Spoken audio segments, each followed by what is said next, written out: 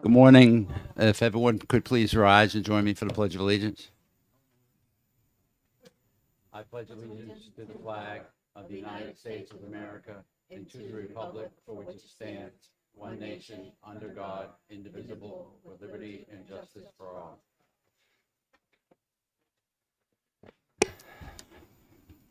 Thank you.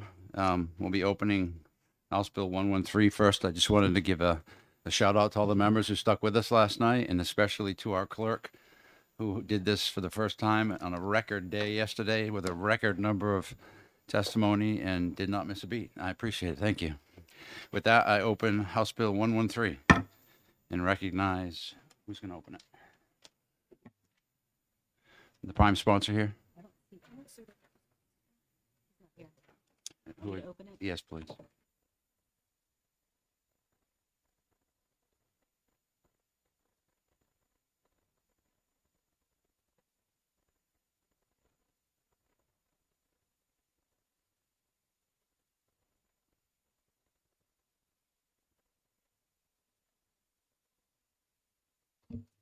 Good morning, Mr. Chairman. For the record, I am Representative Jennifer Rhodes. I represent Cheshire County District 17, which is Winchester, Richmond, Swansea, Troy, and Fitzwilliam. Our prime sponsor is not here this morning, so I am just introducing House Bill 113 relative to the physical fitness performance requirements for law enforcement officers. And I am assuming that there are probably some great people behind me that can testify to the reasons for this and what their expectations are for it.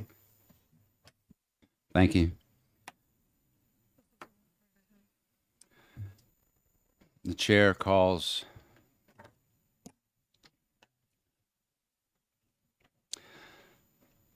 Cheryl Charles, sorry.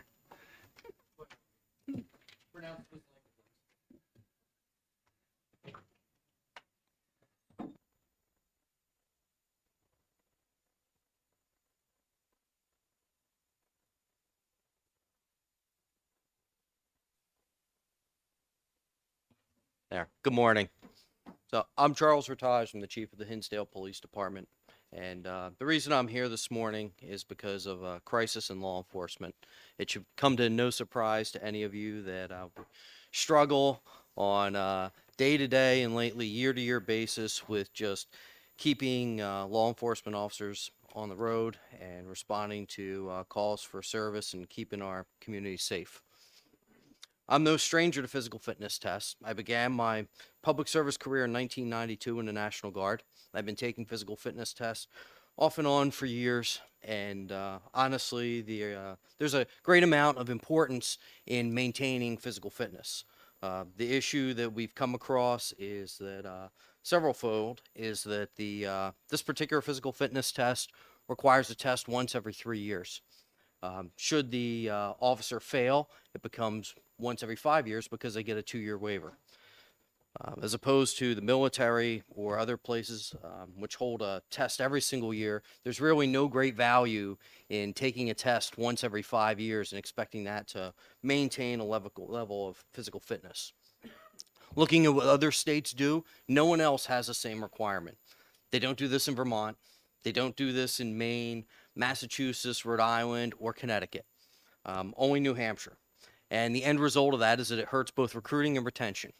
It hurts retention because we have outstanding fine police officers, and this is usually the ones that are more senior with the most experience, that just can't do their sit-ups fast enough, or they just can't run the 1.5 miles fast enough.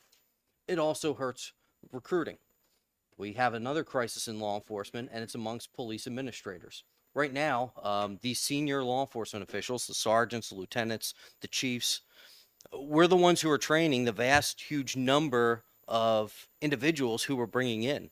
And the problem is that us older and more seasoned officers, some of us are struggling with a PT test. And I worry a little bit about who's going to train all these new people who we're trying to recruit to fill out all of our ranks if we're chasing them out because they just can't run fast enough or they're a couple push-ups short. and it doesn't seem to be affecting any of the other states. And in fact, it hurts us. We can't reach out to a retired officer in Connecticut with 20 years and say, hey, why don't you come to New Hampshire and be a chief of police? Because they look at the PT requirement and say, well, why do that when I can go to Vermont or I can go to Maine and start a second career and a second pension? Frankly, it hurts us. It's a detriment. And I guess just overall, what it really comes down to is that on a daily basis, we struggle. And it's not just Hinsdale, it's not just Cheshire County, it's statewide. We're struggling to just answer basic calls for service. And we're struggling to give the communities the level of safety and performance that they need. And I would rather have a large, strong cop with me on a midnight shift. I just covered one last night. I've been working a lot of 12 to 12 and 10 to 10, even as a chief, because we don't have enough people to work. And I would rather have a large, strong officer who just can't do 20 sit-ups with me as opposed to no officer at all. Or I would rather have a detective lieutenant who's outstanding at investigating sex offenses and who is in her mid to late 40s and just can't run a mile and a half without hurting her hip. You know, and I look at that and I say, you know, this is a PT test is a luxury. And it's something that I feel that has value, but I feel that it's something that's detrimental to our overall mission is in law enforcement. Thank you. If you could, a few questions. How would this affect the disability retirement system? I'm surprised they actually didn't come today, because if an officer becomes so unfit, they're more liable to an injury and on-the-job disability versus one who isn't. Do you have any opinion on that or thoughts on that? My thoughts and opinion on that, it should be up to the individual department. It should be up to the individual agency. I think that individual agencies could have standards that require yearly medical screenings, or if individual agencies are at a point where they could run and manage their own physical fitness tests, I think that's a great idea. You know, I remember a time where we could have 20 applicants for one job and the hiring board would be arguing about hiring the top 3. Mm-hmm. Now we're lucky if we get 3. Unfortunately. My second question is there a sliding scale as an officer ages where the like in the military, when you're 17, it's 50 push-ups in 2 minutes and 50 sit-ups. What about as it ages, does it get less? There's a sliding scale. But even with a sliding scale, I mean, I don't think that it takes into account injuries, or it doesn't take into account the overall fitness level. I recently had a 71-year-old school resource officer who retired. Mm-hmm.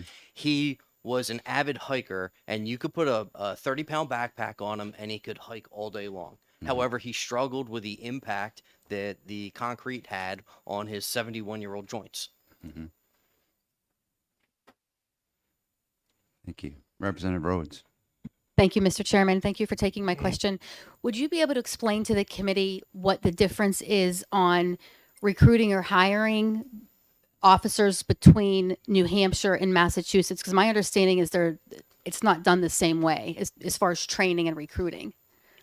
No, training and recruiting are 2 separate things. If they're recruited by the agency, that's just the beginning of the hiring process. They still need to go to the police academy where they have to undergo a physical fitness test. There's medical requirements and a legal package that they would have to either test out of or attend classes. Just for clarity, do you know how Massachusetts does it? I am unaware of how Massachusetts does their system. Okay. Just for the committee, it's Massachusetts has a civil service system where you have to take an exam and they have to choose from the exam. Other questions from the committee? Representative Prue. So are you looking to do away with it all or replace it with something else? Just kind of. I'm looking to do away with the entire thing and place the responsibility back on the individual agencies. Okay, thank you. Representative Muse.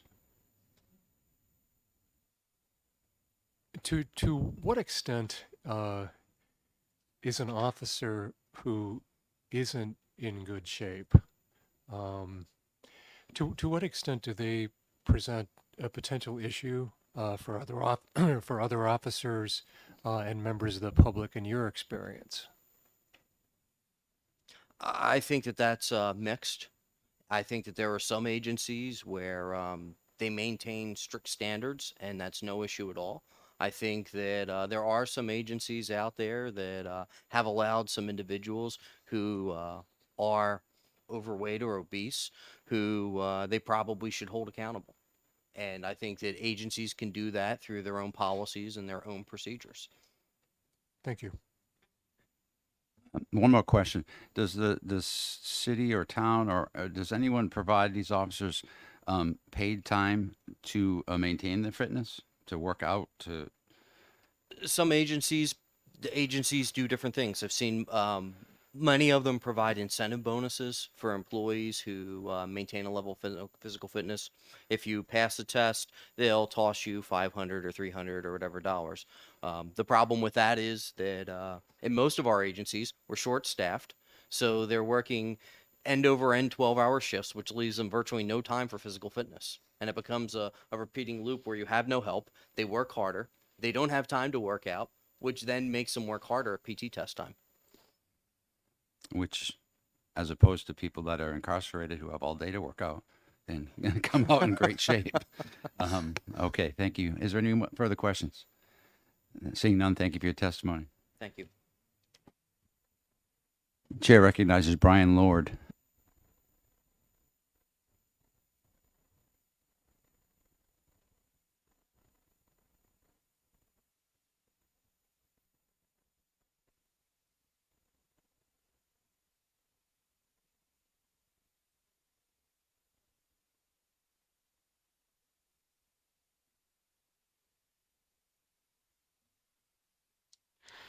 Good morning, Chairman Roy, members of the committee. Thank you for letting me speak with you here today. My name is Brian Lord, and I am the civilian manager of the Antrim Police Department. And I submit this testimony in support of HB 133 on behalf of myself. I have been in law enforcement for 15 years. I began my career with the Antrim Police Department in 2008. Have risen up through the ranks, worked hard, and reached the rank of Chief of Police. In that time, in 2019, while training for the PT test, I injured my knee, which required surgery to repair. Because I wasn't going to meet the deadline, the 3-year deadline, I opted for a medical waiver from the academy, which was accepted. This allowed me to keep my certification while I recovered from surgery and then began training again for the PT test. Once I began training again after the knee surgery and recovery, I developed another medical condition. Basically, after many, many visits to the doctor and many, many tests, I was diagnosed with a defective aortic heart valve, which needed to be repaired via open heart surgery. Having to do that at that time, I was again not to meet the deadline from my medical waiver extension. My certification was suspended, and there were no other options for me at that time. I was able to work with the town. They agreed to keep me on as the chief in a different title, civilian manager, administrator. And since that time, I have been running the police department day to day, managing the police department, everything that a certified uniformed police chief would do. The only difference is I can't wear the uniform and I can't perform any law enforcement action because I am not certified.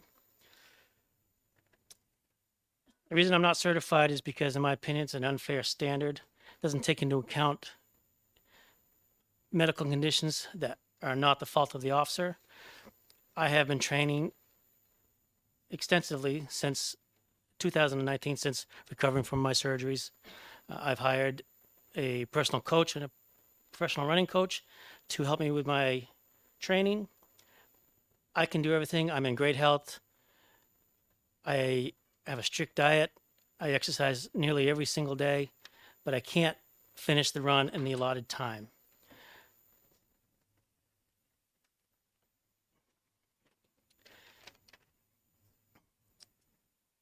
The current PT requirement is proven to be a hardship for me and many other law enforcement. I am in danger of losing my job because I can't pass this one portion of this test.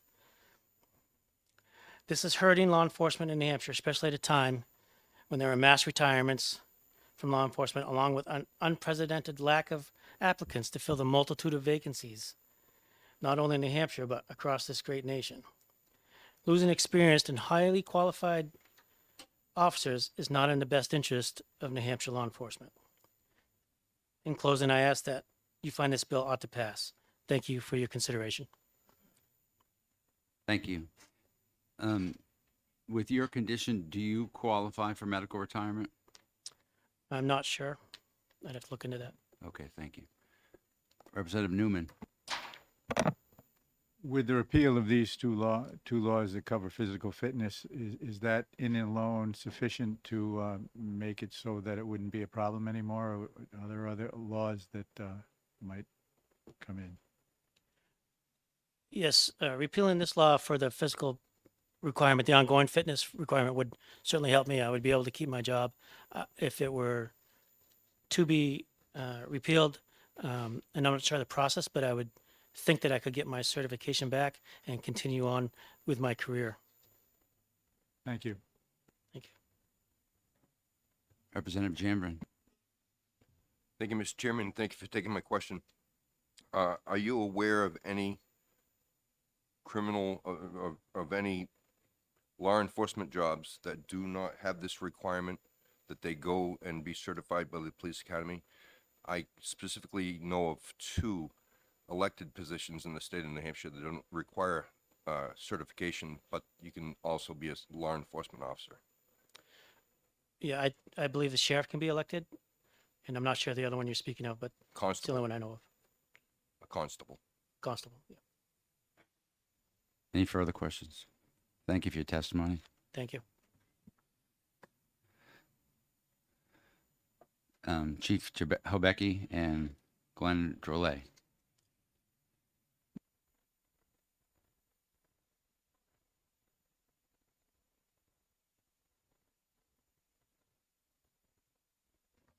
Morning, Mr. Chair. Is it okay if we testify together? Thank you. I'll introduce myself. My name is Joseph Hobecki, Chief of Police in Hollis, and also the immediate past president of the New Hampshire Association of Chiefs of Police. Good morning, Glenn Drolet. I'm the police chief in Northwood, also past president of the Chiefs Association. We're present here before you today, Mr. Chair, and members of the committee to testify on House Bill 113. The association will not take a position. However, we just want to provide you with some information that might help you make a better informed decision on this legislation. At a December meeting of the New Hampshire Association of Chiefs of Police, we discussed at length this legislation with the intent of trying to determine the association's stance and position. I can tell you the discussions were very lengthy. They were spirited in a good way, and the points of view ranged from supporting the legislation to not supporting the elimination of these standards to modifying the current physical fitness testing battery so it's more job specific to the role of a police officer and matches the functions of the position. Given the differing points of view in the overall lack of consensus, what we determined is it would be best to form a subcommittee to discuss these issues in further detail with the purpose of presenting information to our executive board and general membership, some of the points of view relative to the legislation. And so, in fact, on January 4th, we did do that. We met as a subcommittee, which included myself, Chief Drolet, Director Skipper from PSTC, who's present today, Chief Aldenberg from Manchester, Chief LeVake from Merrimack, Chief Profonsky from Bedford, and then, of course, Captain Hawkins from PSTC. Some of the key points and takeaways of our meeting, of our work, are as follows. I'll just read a few. That there's some concern that current fitness test requirements could be challenged under the Federal Civil Rights Act.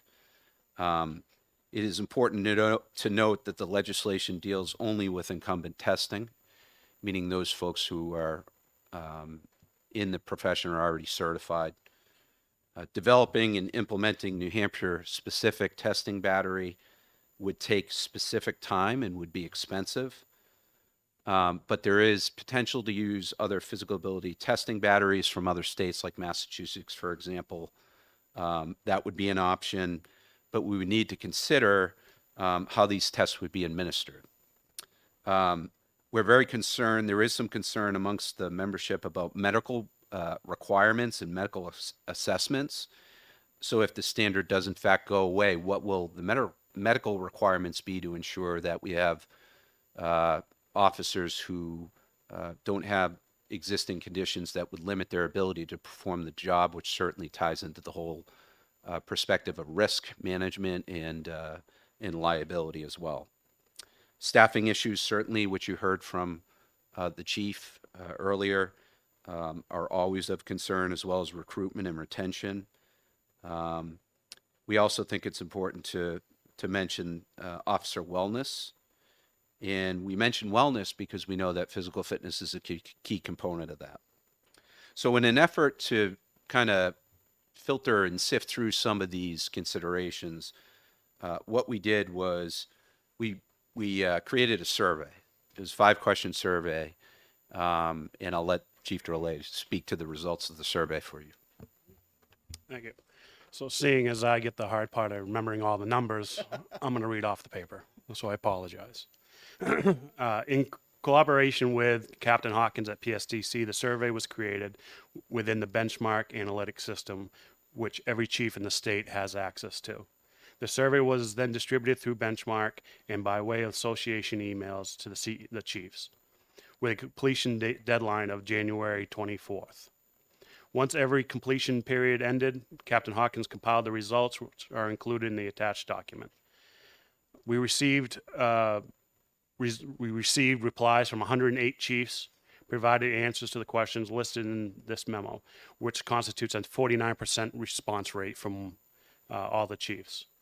In regards to the questions as to whether the CEOs or the chiefs support the elimination of the ongoing PT test requirement, 62% of the chiefs polled were in agreement with the course of action to eliminate the PT standard. 29% of those polled answer they did not support the elimination of the PT standard, while 9% were unsure. The results also indicated that should this standard remain in place, an overwhelming percentage of those polled would support the modification of current fitness standards reflected in a battery of tests that were more closely aligned to job function of a police officer.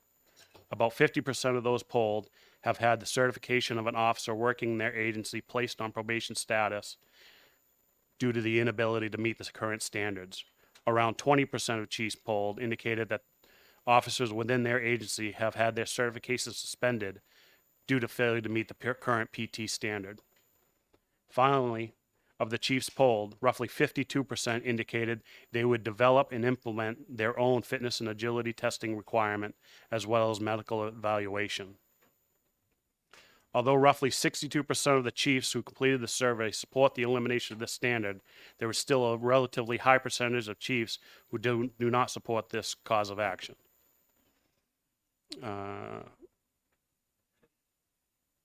With the 50% response rate, which means that less than 25% of the association body has indicated that they desired to eliminate the physical fitness standard for the 3-year PT. Does that complete your testimony? That completes. We'd be happy to answer any questions, Thank you. Mr. Chair. Could you explain to the committee how it works if an officer is injured on duty with regard to disability retirement? Glenn, do you want to take that, or do you want me to handle that one? If one of your officers breaks their knee and they can't work anymore, what are they entitled to? What are they able to receive, and who pays for it? So they would be covered under workers' compensation, and then they would have to work with the New Hampshire retirement system to qualify for a medical retirement.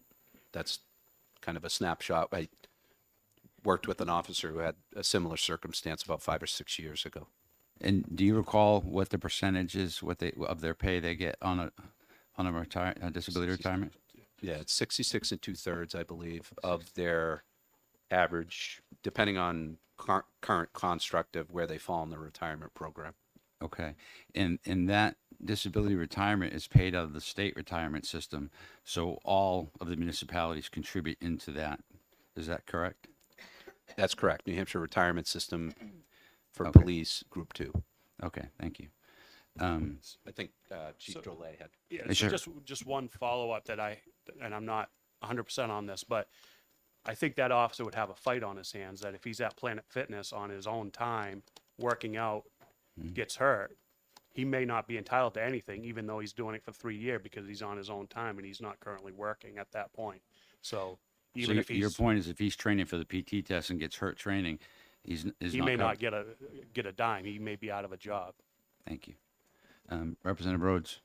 Thank you, Mr. Chairman. Thank you for taking my question. I think that you might have said this in your testimony, so I just wanted to clarify. Did you say that this test is only for incumbent officers? So if you were 22 graduating out of high school and wanted to become a police officer, you don't have to do this physical fitness test? You do.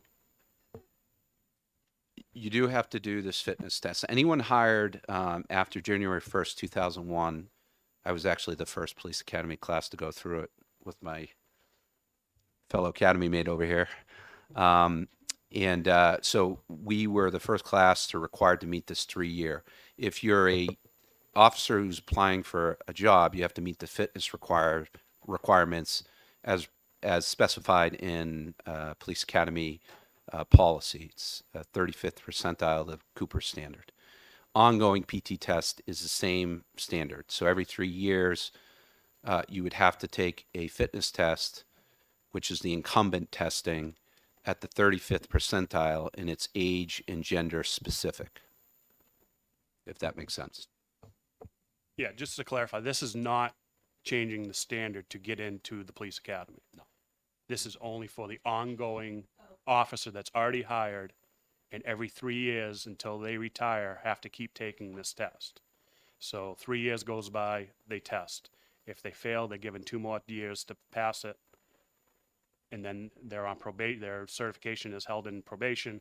If they don't pass it after that, then their certification goes under suspension. So it does not change the standards for an officer getting hired brand new.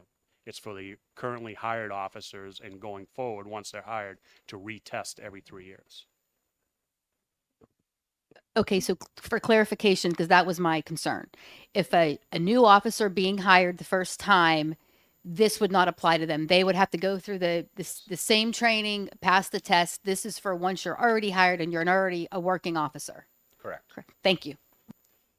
I'm sorry I confused you. Representative Murray. Thank you, Mr. Chair, and thank you for taking my question. I was just going to ask if you would be able to send the survey data that you were reading to the committee. Thank you. Yes, ma'am. I'll do that today. I have one more question. Earlier, I heard testimony that there's a waiver system. You get one waiver possibly with regard to if you're having surgery or something like that.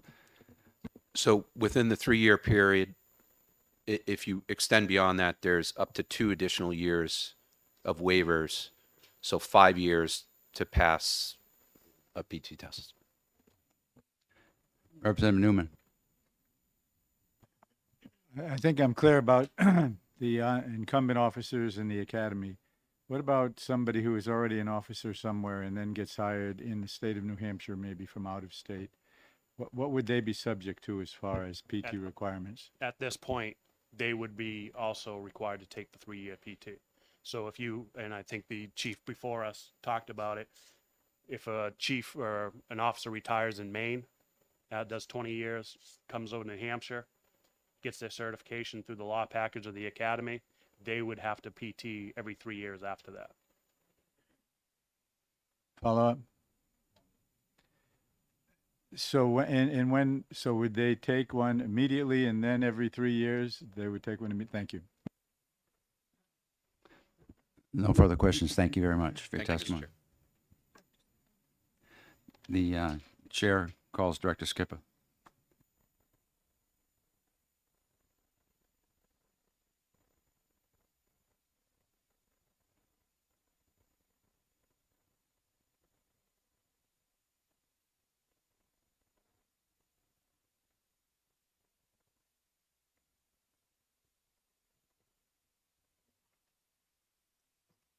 Good morning, Mr. Chair. Good morning, committee members. For the record, my name is John Skippa. I'm the Director of New Hampshire Police Standards and Training. And I have with me here today Captain Adam Hawkins of our agency who oversees the fitness program. We appear here today to really be a source to answer any questions that anyone might have. For some historical background, this test that is now mandatory to incumbent officers started in 2001. It was brought to fruition in an effort to establish a level of fitness across New Hampshire law enforcement to reduce workers' comp claims and to make sure that police officers were able to meet the challenges of their jobs. We are the only state in the country that requires ongoing fitness testing for all certified officers within our state. I can tell you that we are the envy of some other states. I have the opportunity to speak to a number of my peers at different conferences, and I've been approached a number of times by other states to ask how we do this program and how they want to establish the same thing. But it is important to recognize that we are the only state that requires this. The Police Academy's position is that we really want to encourage and build out a program that's going to help officers stay well and be resilient across their entire career. Part of that resiliency is based on their level of fitness, and it's been demonstrated time and time again how important it is for those officers to have a level of fitness that will help them get through their careers, very challenging career. With that said, we also recognize that this fitness test that we use now, which comes from the Cooper Institute of Anaerobic Research, is a test that's been in play for 20 plus years. And most states use the Cooper test battery for police officer training. But there is a trend right now to revisit the use of these tests, this test battery, and move to a more job-related, job-specific test. To that end, one of the things that we're trying to accomplish through this committee is to look at some of the other available tests that are out there that would be more job-specific with a single cut regardless of age or gender. As other people have testified to, the test we use now is age and gender normed. And that means that there are different standards for different age groups and different genders as they move through their careers. Really, we, at this point, we take no position on this, but we do think that the notion of wellness over the course of the officer's career is important. How we get there, certainly there's many avenues that we can take to get there. The only other thing that I would point out is that this bill as proposed does not address some sections of this bill that speaks to the medical exam requirement prior to the incumbent officer taking this 3-year fitness test. There is a number of sections that refers to an officer having to be cleared medically by their medical provider to demonstrate that they're either able to or not able to take this particular exam. We don't ask for medical information. We just ask the doctor to sign off saying that they can either take it or not take it. And so if this bill were to move forward, I would certainly ask that this committee look at kind of those other sections to make sure that they're in line. I certainly stand ready to answer any questions that anyone might have. Thank you. And here in the testimony, I understand that it's possible for individual agencies to put their own, were this bill to pass, to put their own incentive programs in place for officers to maintain fitness. But my sticking point still seems to be that the state is on the hook for paying for retirement for injured officers, regardless of what individual agencies do. The whole state has to pick up the tab. Could you speak to that in any way? You know, certainly that's an excellent question. Certainly, sir, a lot of agencies have their own in-house fitness program. Many agencies have no fitness program at all. And some agencies use incentives. So if the officer is able to pass their 3-year fitness test at a higher level than what the state requires, they're given maybe a bonus or extra time off, a better parking spot. I mean, they're very creative on how they recognize these officers. If an officer is injured during the course of their duty, then as testified to already, certainly the officer may be available to a disability retirement. And I don't know, I don't know that it's been tested yet or not, but Chief Drolet did speak to the notion that if an officer is off duty working towards taking their PT test, they're at Planet Fitness or they're out for a run and they get injured, is there some kind of nexus between this injury being a job-related injury? I will say that under the law, as it presently exists, the relationship to maintain the officer's certification is between the officer and police standards and training right now. So it does not involve the agency per se. It would be a lot like, and a long time ago, I worked as a paramedic, and it was the paramedic's responsibility to maintain their paramedic license. And generally speaking, it was not the agency that you worked for, although a lot of agencies helped out.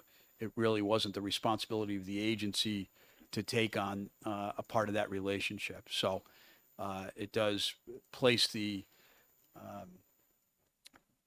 kind of the responsibility on each individual officer for them to maintain their level of fitness so that they can maintain their license or certification to work as a police officer. So it sounds like to me that there's a different responsibility chain with different people responsible at the end, but at the end of the day, it's still the retirement system that would bear the burden if an officer is injured on duty. So the officer reports to or deals with your agency to pass their physical fitness test. The department may incentivize it, may not. But at the end of the day, if there's an injury because an officer isn't fit and gets hurt, it's the state retirement board that has to pick that up. So I guess my question is, has anyone studied the difference since this law went into effect in the number of people who put in for disability retirement versus before that? That is an excellent question, sir, and that is a question that we keep coming back to. When this law was put into place in 2001, there was no data collection that helped demonstrate over the period of time as to whether this law prevented, reduced, mitigated any type of worker comp claims. Further, I cannot with any veracity speak to how many officers we actually lose because they can't pass a fitness test. And the reason that we cannot speak to that is because I can tell you that anecdotally we lose about 4 a year that actually come in front of the council and they say, hey, I can't pass. I've already gotten my 4 waivers or 3 waivers at 6-month increments to get me to 5 years and I still can't pass this test. What we don't know is we have a number of people who retire and they retire having made their age and their time in service. So it's a normal retirement. We recognize it as a normal retirement. But what we don't know and what we don't ask is, are you retiring because you've gotten to that place where you can't pass your fitness test any longer? And so it's a moving target. I cannot tell you how effective this program has been over the last 23 years. I cannot tell you how many times this program has helped identify an underlying medical issue that an officer had that they didn't know they had until they got a medical exam.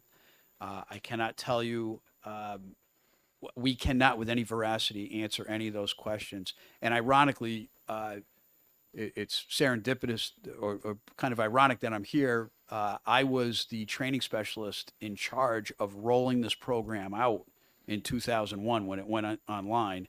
And Chief Obecki was part of that first group that kind of fell under these new requirements. So I literally have been here since the inception of this program.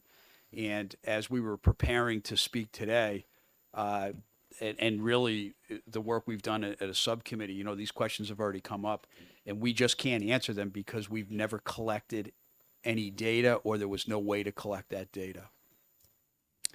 It sounds like you may be passing the subcommittee part here. Any questions? Representative Newman. Representative Muse. Thank you.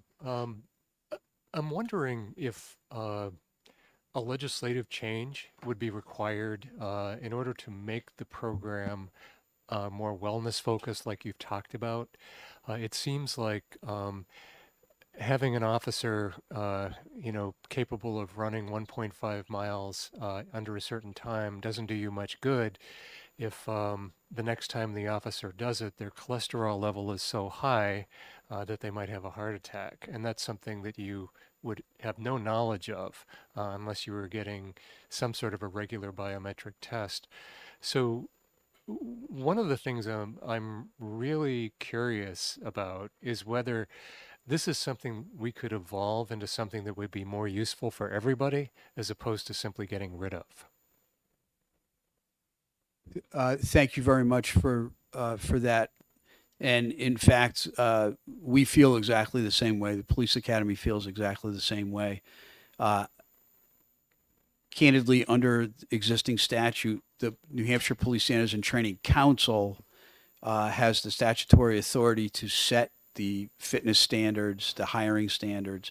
And so really, if given the opportunity to continue working with the stakeholders, New Hampshire Chiefs, New Hampshire Police Association, those folks that are going to be involved, I believe that we would have the ability to work towards something that is certainly more job related, would more greatly support, to your point, officer wellness and build officer resiliency to help them throughout their career. But I do concur with that statement, Representative. Representative Murray. Thank you, Mr. Chair, and thank you for taking my question. I was just going to ask, I know you didn't come in with an official recommendation, but based on that last question, would it be more amenable to retain the bill or study it further or just ITL it and let you guys kind of come next year with a better idea of what you would want to change the testing standards to? Thank you very much for the opportunity to weigh in on that. I don't know. I don't want to speak. There's a number of stakeholders here in the room, and I don't want to speak unilaterally to that. I think given the opportunity, however this committee sees fit to provide that opportunity, might be the best approach. And we may be able to do this, as Representative Muse mentioned, without legislation, but instead working with the stakeholders and the council to come to some kind of a better system. Representative Janvin. Thank you, Mr. Chairman, and thank you for taking the question. If a police officer who's working with the agency reaches that 3-year time period, does the council or the academy offer workout time with a personal trainer? And if they've failed, do they offer that as an option to come to the academy for, say, a resident period of 1 week to work on remedial physical training? Thank you very much for that question. Presently, we do not. We do not offer any type of remedial or support training for those folks who do not pass the test. I will say that the captain who's sitting next to me has advocated for trying to create that kind of a program, again, with the notion of supporting wellness. So that has been part of the discussion, but presently that does not exist. Representative Newman. Is there any ability to hire retired officers in police departments? And if so, how does that apply, and how does physical fitness apply to that? And I'm just thinking about staffing kind of things. Yes. Thank you for the question. There are a small group of police officers that were grandfathered and are not required to take this test. And those officers had 10 years of service, vested continuous service prior to 2001.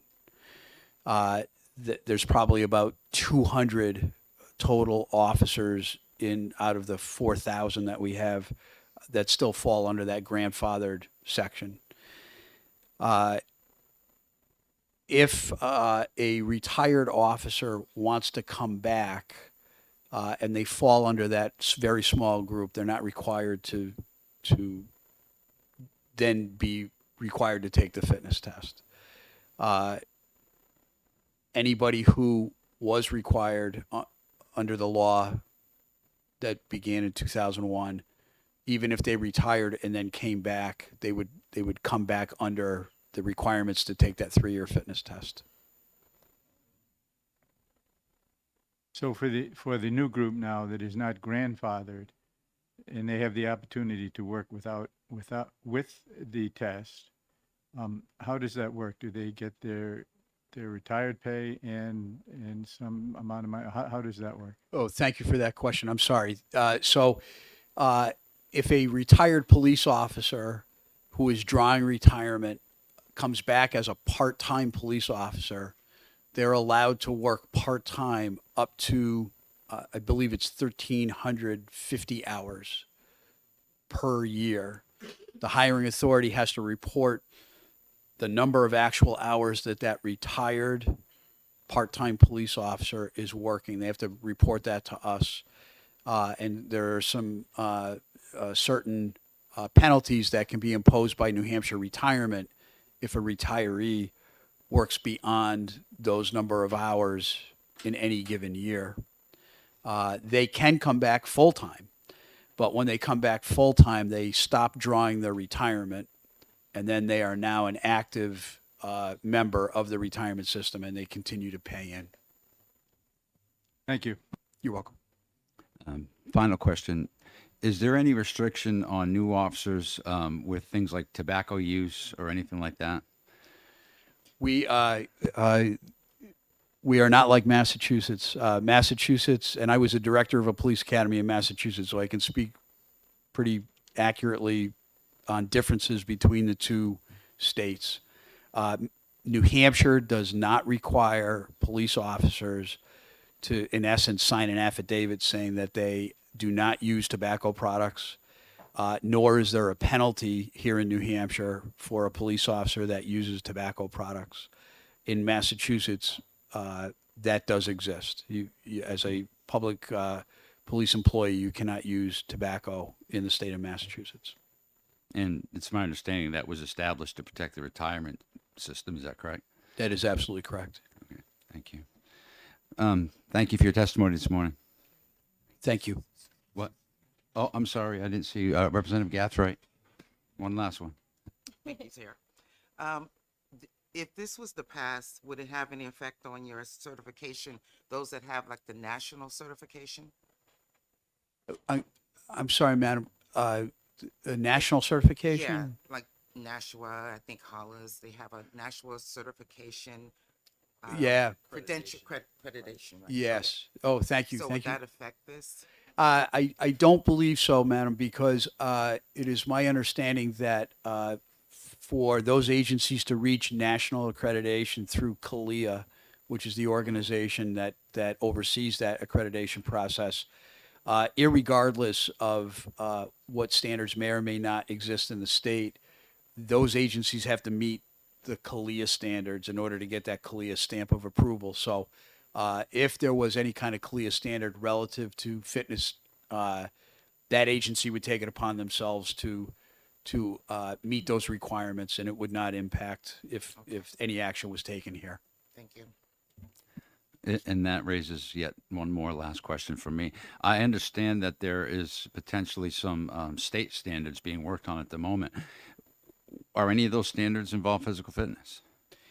I thank you for the question. I did not see any. I know that there's a Chief Obecki. Yeah, Chief Obecki sits on that committee as well, and there are no fitness standards within a state level accreditation as we're building it. Thank you, and thank you for the testimony. I stand corrected. There is a wellness piece, but not specific to a fitness test. So that the agency has to demonstrate that they have a wellness policy in place and a wellness program. And that may or may not include a physical fitness aspect. That is correct, sir. Okay, thank you. Thank you for your testimony. Thank you. The chair recognizes Michael Abbott.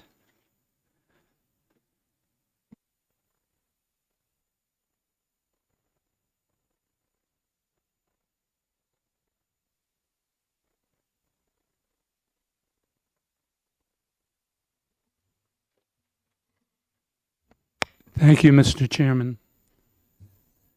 I and members of the committee, I apologize for my tardiness, it's tough when you get stuck behind a truck on Route 9 coming from Hinsdale to Concord. And I apologize in advance for if I'm being redundant and testimony that was given before my arrival.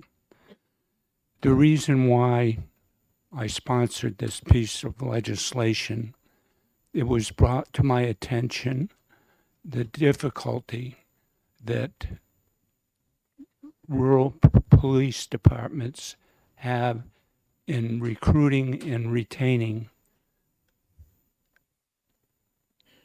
officers under this physical requirement. As you might have heard, it's police officers are the only ones who are required to take this physical examination. We don't require it of firemen. So I think you can imagine the state we would be in if the rural, small area fire departments were to require this type of physical exam. And I don't think that based on the nature of their work, that a fireman has a less strenuous type of position. And I think you can well imagine what the state of our volunteer fire departments would be if we had such a requirement.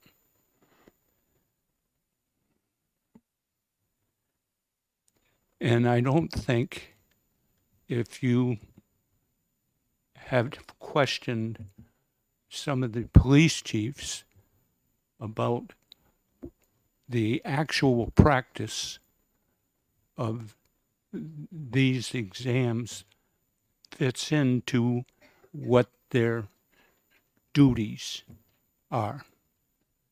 I don't think you would find many police officers who in their entire career have had to run 1.5 miles.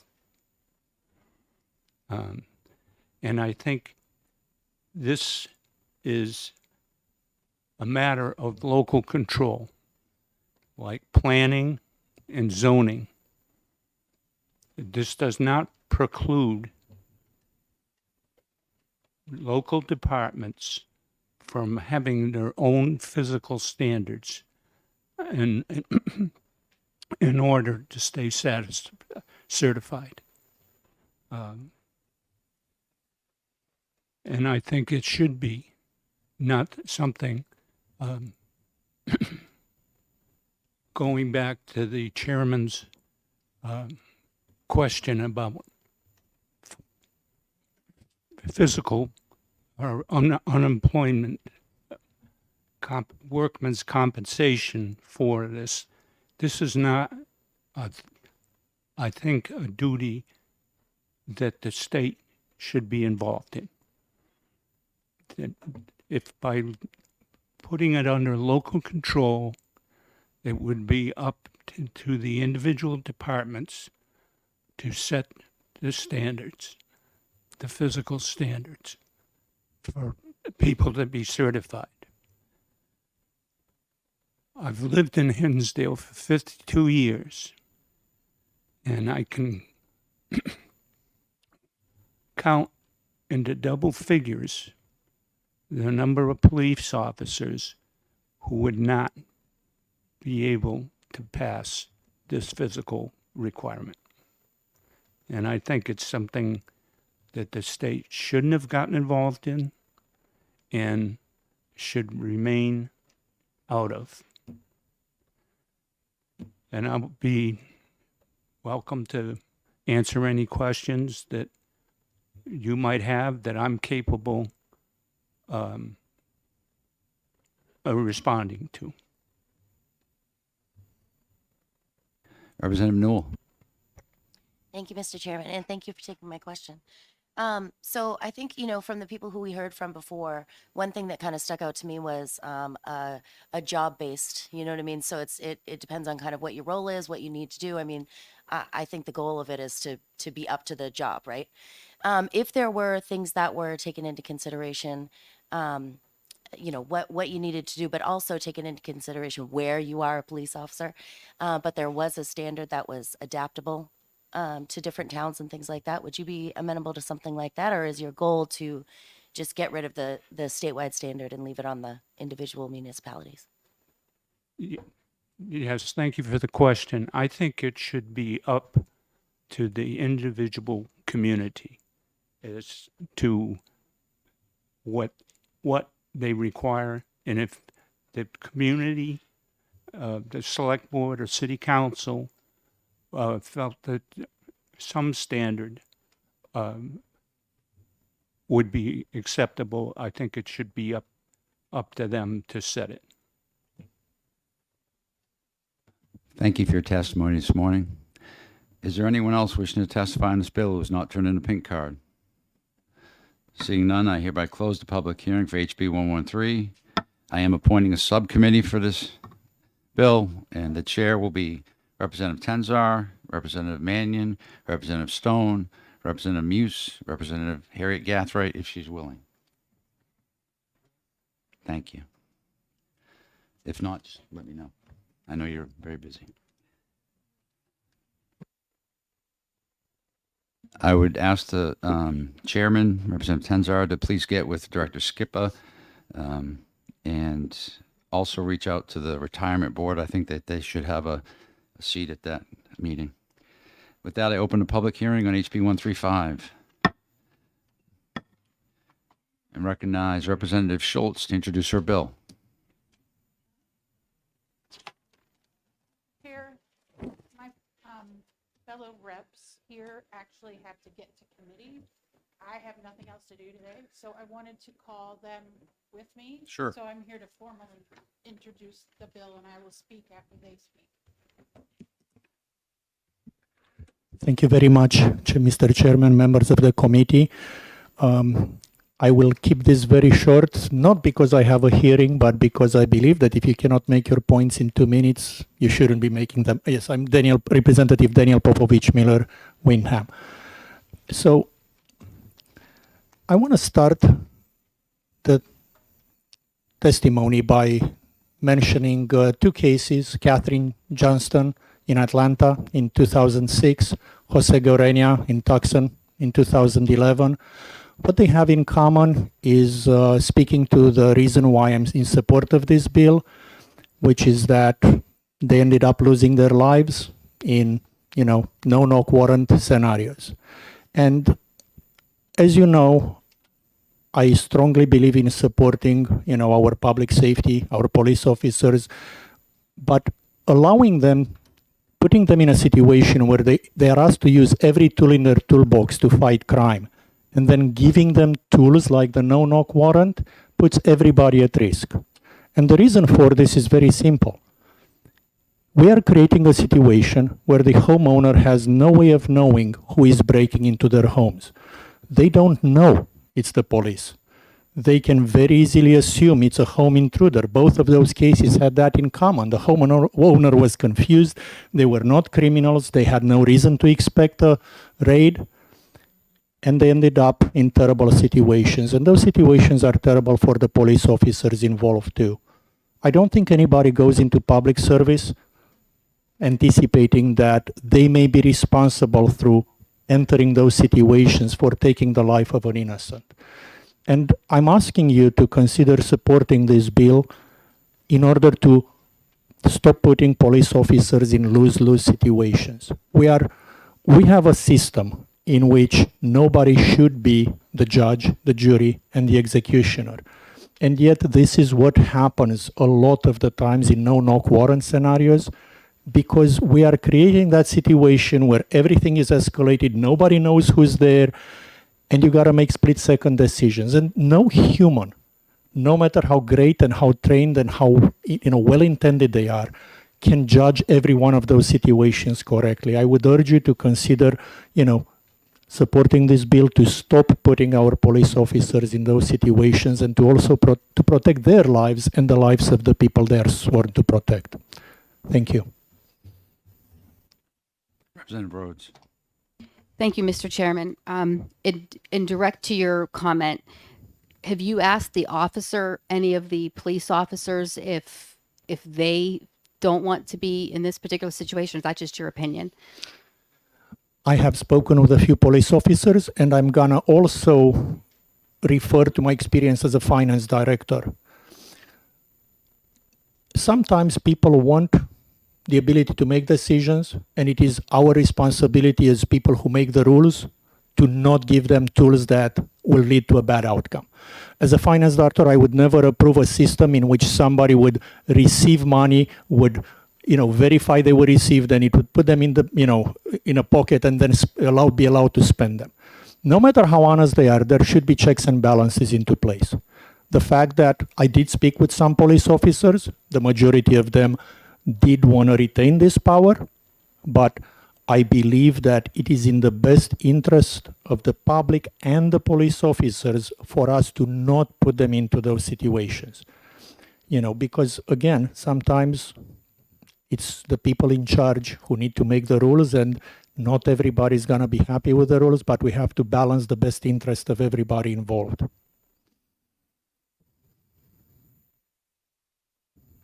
Representative Janvin. Thank you, Mr. Chairman. Thank you for taking my question. I'd like to note that the bill affects search warrants only and not arrest warrants. So the police would still have the authority and ability to do a no-knock arrest warrant. Is that my understanding correct?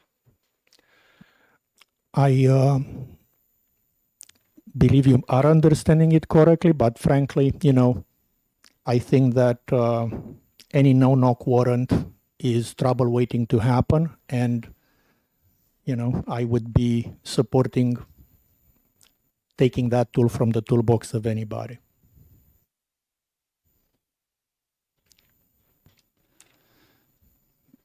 Thank you for your testimony. Oh, I'm sorry, Representative Sitek. Thank you. Doesn't a judge issue this? Doesn't he know the circumstances under which this is being done? Are we going to substitute public policy for the judgment of a judge? I very much respect everybody involved in those decisions, and I believe that they all do everything in their power to get to the right situations. But the fact is that there is a large number of situations when in hindsight those warrants should have never been issued and yet they were issued by a judge. Mistakes happen, people provide incorrect information and so on. And I would also argue that even when a judge okays that, because the law says that under the circumstances that is an option in their toolbox, the horrific outcomes of those types of raids on everybody involved, again, police officers and citizens, are a place where absolutely it is the responsibility of the legislature to say that, you know, we don't want to put anybody in that situation. Frankly, I wouldn't want to be the judge that issued the warrant in the two cases I mentioned, especially the case of Catherine Johnston in Georgia. If you review it, I'm sure it's a well-known case.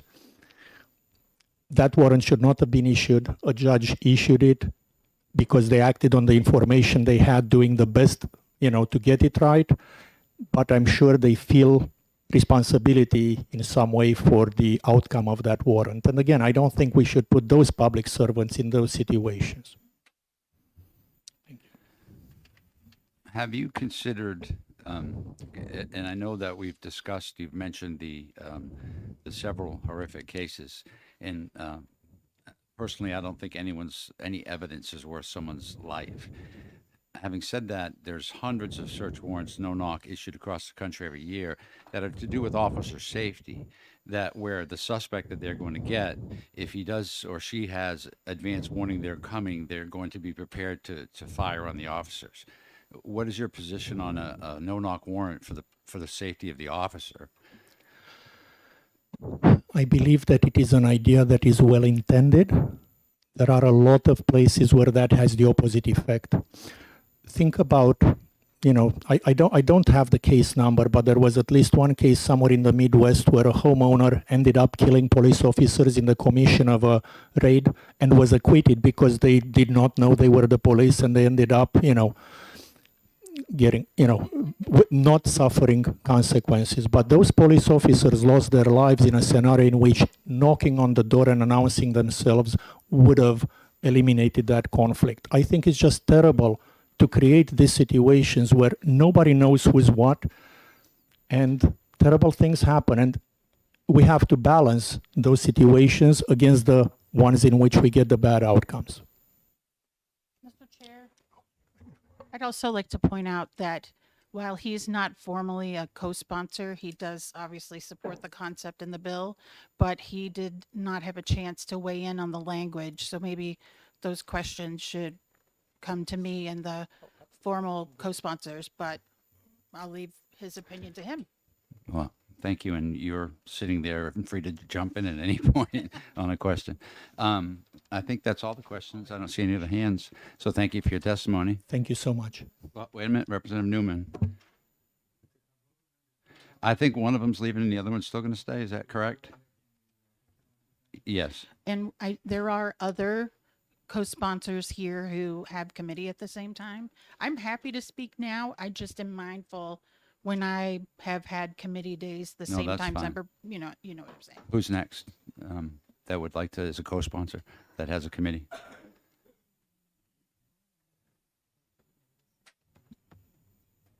Good morning, Representative Santanastasso, Fringe, Jaffrey, Dublin. I'd like to address your question about the officer safety. A lot of times these no-knock raids, the individual in question, they can arrest these guys in the city, you know, anytime. They don't need to do these no-knock raid things. Just like a couple examples of David Koresh, they could have arrested that guy in the city at any time. They didn't have to seize the property. And locally, we had Ian Freeman. They did a no-knock raid on, I think in 2020. Same thing. They could have just, why did they need to do a no-knock raid? They could have just waited till he was in the city and just arrested him. Or they could have just, you know, anyway. But as a perspective of state policy, we can't have no-knock raids because we have, you know, it's legal and it's a very large culture of gun ownership in this state. And when you have a no-knock raid going on, you know, the police are doing what they're supposed to be doing, and the individual getting his house raided by the police is going to do what he believes is correct to do to defend his family and his property. And so we got two people acting appropriately, and it can cause this violent conflict. So just because of the way we have firearms in the state and the way people believe that they have a right to use them, we can't have this policy of no-knock raids. And that's basically the point I wanted to make. Thank you. Just a question. The Koresh and Freeman cases, those were federal, were they not? Well, the Koresh case was a long time ago, so I don't remember who was It was involved. But the FBI, ATF, if I recall. the Ian Freeman, it was a collaboration between state, federal, and local. Okay. Thank you. And no further questions. Thank you for your testimony. Thank you.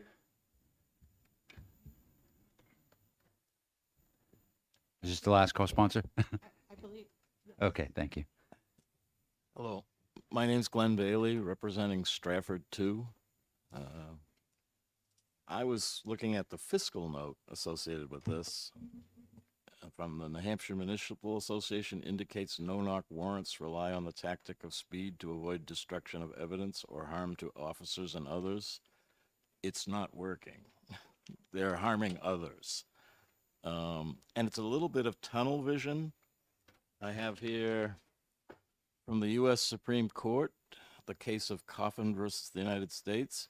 It is better to let the crime of a guilty person go unpunished than to condemn, or I'll add, to harm the innocent.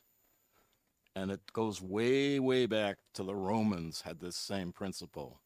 It's in Blackstone, you know. Yeah, so we're going to bust in, and they seem to do it on very little evidence. That, I mean, I've looked and it's very easy to find thousands of articles about this, and there was one that was somewhat amusing where they arrested the mayor they broke in the house of the mayor of their own city by mistake. And there's of course that horrific one where they fired the flashbang into the crib of the little child who was horribly disfigured for life, having barely lived. And so I would remind you that it's better to let the guilty go unpunished than to do these things. I guess that's all. Thank you for your testimony. Oh, Representative Newell. I know, and I'm sure many of us have heard examples of, you know, how this has happened anecdotally. I'm wondering if is there any place where there's actually statistics aggregated about, you know, Not that I know of, but I just spent half an hour and literally thousands of faulty no-knock raids.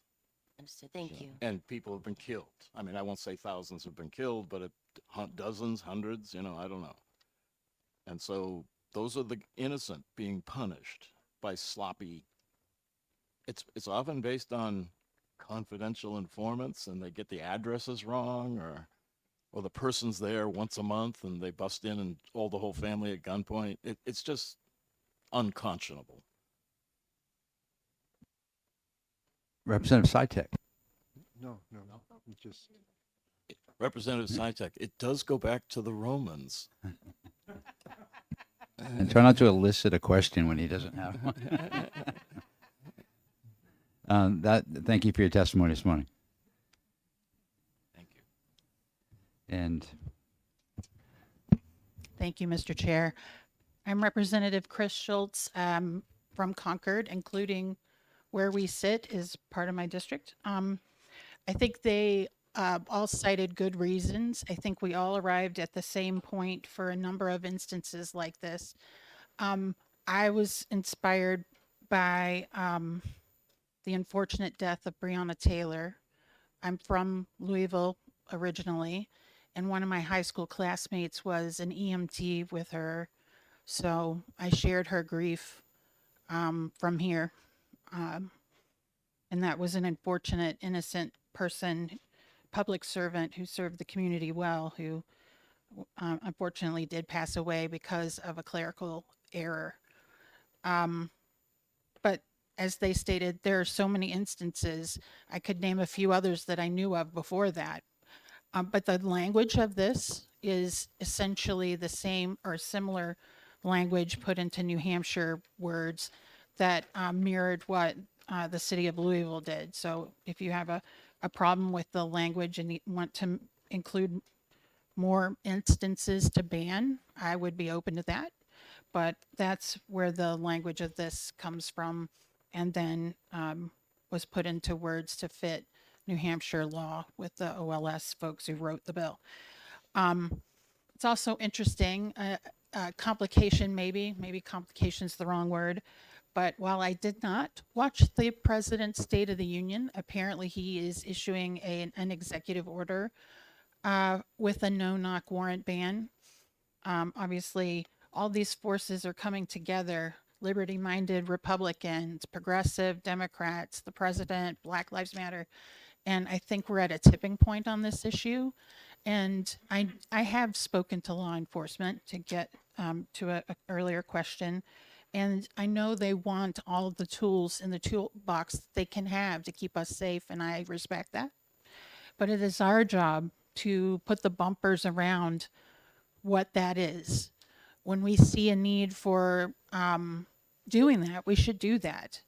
And I would not be shocked if they say, if any of them choose to speak today, or you may hear from your own law enforcement, that it's not a problem here. Well, I'm a big fan of, should we wait until it's a problem here when there have been enough instances of this across the country?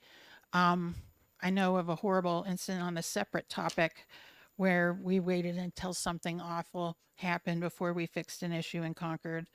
And so I don't want to wait for this to be a problem. So for that, oh, and the other big point I wanted to make is we are a state that encourages gun ownership. I know you heard about that quite a bit yesterday. I admire your tenacity and resilience on the topic. And while we may disagree on some of the issues surrounding that, I'm mindful that that actually puts police officers at risk potentially, that if someone, for whatever reason, is law enforcement does the no-knock warrant thing in their home, and someone has a gun for safety purposes, that puts them at risk. I don't buy the point that this would be better in that instance to do it unannounced. I actually believe that's the opposite. I think that's common sense, but again, I respect the fact that folks want all the tools in the toolbox, but this is a tipping point on this issue to address, and that so many disparate forces in New Hampshire have come together. And just in general with the tipping point issue, like I pointed out, I feel like it's time to prevent this from becoming a problem here. And I'm happy to answer all the questions you may have had unanswered as best to my ability. Thank you for your testimony. So based on what you're saying, you wouldn't mind if we just retain this because the president has it covered, or? I actually did think about suggesting that. I mean, my issue with that is I don't know which would take precedence quicker. Honestly, I have mixed feelings about that. I mean, I think an executive order comes and goes depending on the president. I think we would need to address it in New Hampshire law regardless.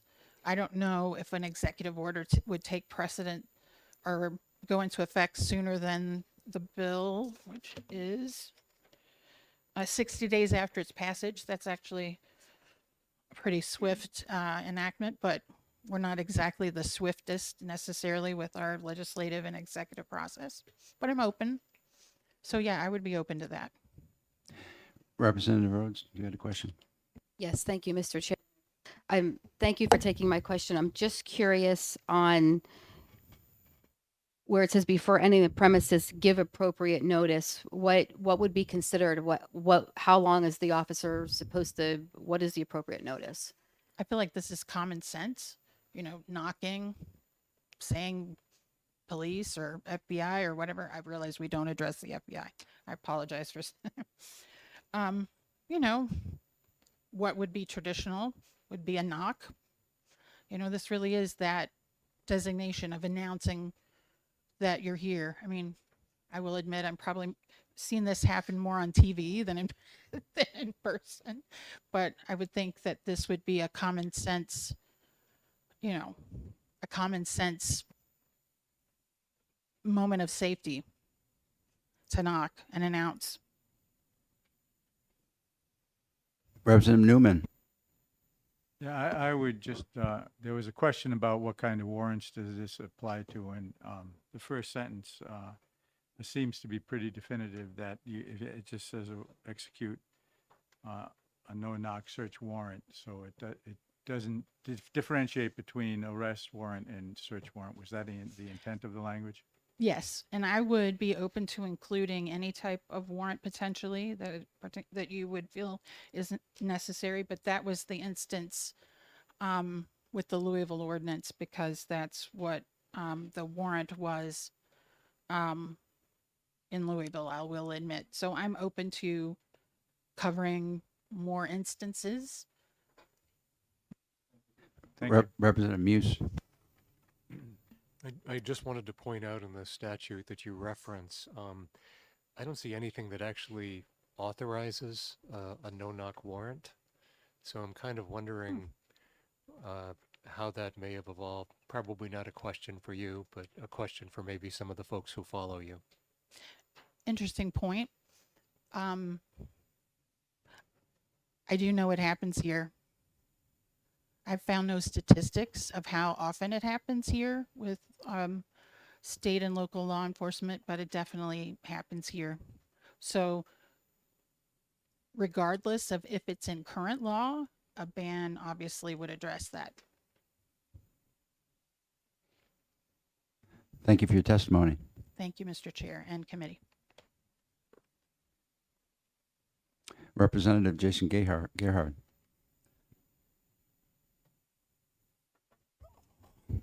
Thank you, Chairman, members of the committee.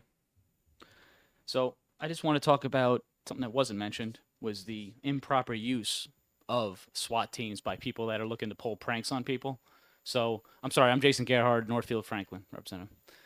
So swatting is when you call the police on, this actually happens numerous times with video game people because they're playing live on the feed. So it's funny to have the SWAT team running on your friend while he's playing a game. But there's been deaths that have occurred. And so that kind of goes back to the previous questions where we talked about why would we restrain these tools or keep these tools away from people's disposal. And I think the reason is that if you have a tool, you're going to use it. So just because they exist, so there has to be a justification of why you have what you have. So then I was doing a little bit of quick research, and I came across from Worcester, Massachusetts, the Worcester magazine just has an article about the history, which I thought was kind of interesting. It's very quick. The SWAT concept dates back to the 1960s when urban riots and a mass shooting at the University of Texas demonstrated that law enforcement needed to prepare to respond to emergency situations involving hostages, terrorists, or crazed gunmen. The following decade saw the development of the first tactical teams in New England. By the 1980s, the war on drugs led the federal government to start channeling more resources to local and state law enforcement agencies, leading to a major expansion of SWAT raids and a drift away from the original purpose of SWAT. For example, the Massachusetts State Police Special Tactics and Operations Team was rarely activated during the 1970s, and then only for extreme incidences like airplane hijackings. So the number of operations has since increased from around 17 per year in the mid-1970s to 180 to 200 times per year today. So I think New Hampshire and the rest of, well, New England obviously got swept up in the drug war, and this is just another byproduct of it. And I think it's a dangerous trend, and it discourages trust between regular people and the police unnecessarily. I think it's just personal experience and seeing that it's very rare that you need to go bust down somebody's door when people are so intermingled with society. There's a way and a place and a time to do it, and I trust that our law enforcement has the capability to do it, especially with all the surveillance equipment nowadays. You can pretty much know when somebody's going to the bathroom, literally. So that's my testimony. Thank you. Representative Newell. Thank you, Mr. Chairman. Thank you for taking my question. Thank you. So that's interesting. I was thinking about that as well, but I'm not sure is swatting or are these things synonymous, right? Is a no-knock warrant the same thing as what happens when someone swats another person? True, the warrant process does add a layer of safeness to it, admittedly. But at the same time, I just wonder if we've not made this now a cultural thing. I mean, were kids doing this in the 1970s? Yeah, I wonder too. I mean, especially with swatting, the idea of just having very flimsy evidence. Somebody called up and said, Used so that the standards for using said tool decrease so we can get usage out of it and say, hey, there's a reason we have this armored personnel carrier sitting next to the fire truck. I mean, so. Thank you. Thank you for your testimony. Thank you.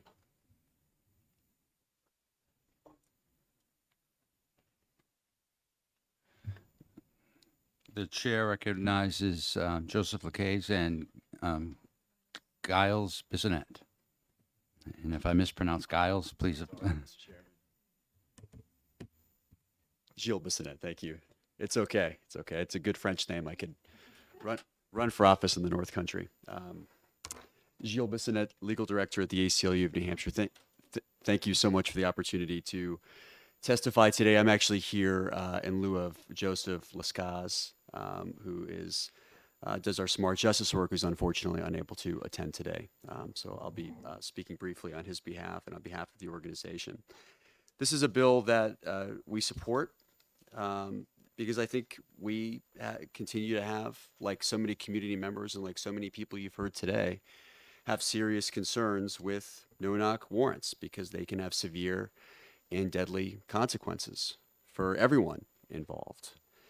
So under a no-knock warrant, as you know, police can barrage into a person's home. They can do it in the dead of night without any notice, without clearly identifying themselves even as law enforcement.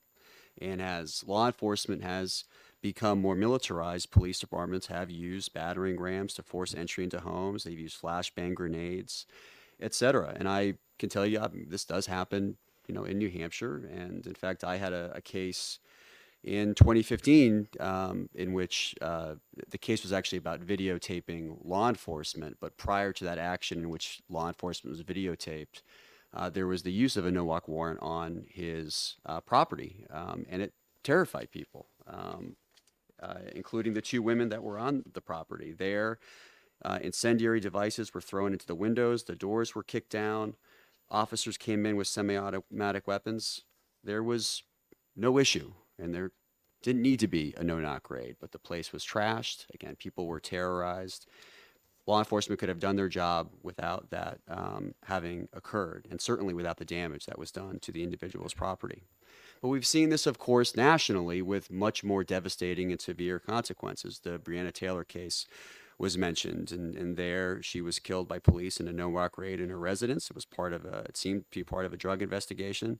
She herself was not suspected of any crime or any drug involvement.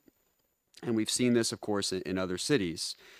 New Hampshire, for example, New York has come under scrutiny for no-knock raids that have subjected families to being awakened at gunpoint, including in a case where officers had the wrong address, and another in which only evidence was found of a small amount of marijuana. So I think that the point of this bill is really to get legislators, to us as a community, to think about the countervailing civil liberties interests that come with no-knock raids. Because I have no doubt that you'll hear testimony from law enforcement today that these are a vital tool. They're incredibly important. They're designed to ensure that individuals don't destroy evidence before law enforcement come. I think, though, that there are real harms that we just really need to think about as a state and as a community. I think we see this with respect to some concerns about racial disparities. I don't have data in New Hampshire, unfortunately, about whether there's disparate impact as to how these no-knock warrants are used here. That would be great to have that data. But nationally, there have been those concerns raised. And so I really think that we should be looking at that other side of the equation because, again, has been testified before, in New Hampshire, there's high rate of gun ownership. People have guns. They have guns lawfully. It's consistent with their Second Amendment rights. And when you allow law enforcement to barrage in someone's property, it is reasonable for anyone to think someone's breaking into my property. And it creates, I think, a needless risk of confrontation for all involved. And I think that is a real cost that needs to be part of the analysis in assessing whether or not, as a state, we should have these warrants allowed. Other states have been doing some reform efforts as well, including Oregon, I understand. Florida, I know the courts have gotten involved in looking at this. So, you know, our hope is that New Hampshire becomes one of the states that goes down that path as well. Thank you. Thank you for your testimony. Oh, Representative Prue. So all I've heard is the negative effects. Do you have any data on how many of these were successfully carried out and maybe prevented officers' deaths? I don't have that data. It's also incredibly hard to prove a negative, right? It's hard to evaluate and demonstrate, I think, statistically, well, but for this no-knock raid, someone would have fled, or but for this no-knock raid, evidence would have been destroyed. I don't think that actually can be proven because you're proving a negative. What I can prove are the instances in which no-knock raids have led to real harm, real loss of life. And that's really what I think is so critical as part of this analysis as this committee evaluates the pluses and minuses of this particular policy. I see. Do you have any information on whether or not the Supreme Court, the United States Supreme Court, has weighed in on this issue of no-knock warrants? I don't, and I actually haven't looked at that. So I'm happy to take a look at it if the committee wants, but I don't, sitting before the committee. My apologies. It would be appreciated if you could. Thanks. Of course. Representative Muse. And just a quick question, I'll ask you the same question I asked the sponsor of the legislation. Do we have a statute in New Hampshire that allows no-knock warrants? And would you consider the absence of a statute like that to be a problem, given the fact that we seem to be doing them? That's a great question, and I don't know. So is the idea that you're contemplating is that because there's no statutory recognition of this policy, is it otherwise permitted? Is that the question? Would it be? That's basically the question. You know, I don't know, and I haven't given a significant amount of thought to that. I mean, it is true, of course, that these no-knock raids they go to a court, right? A court signs off on any search warrant, including, of course, a no-knock search warrant. I mean, I think I want to say this without being overly critical, but I think we know that most search warrants are granted. It's not clear to me. I'm not, and maybe I'll be corrected by law enforcement in the room. I don't know what precise and exacting standards exist with respect to how these are implemented or how they are sought. That certainly hasn't been formalized by the legislature, and maybe again that's something that's worth considering for the legislature. You know, given some of the concerns we've seen with this practice nationally. And as you were answering the question, I did see a gentleman in the back of the room waving his arm, going. I hope they put a pink card in. We'll get an answer to that question soon. Representative Newman.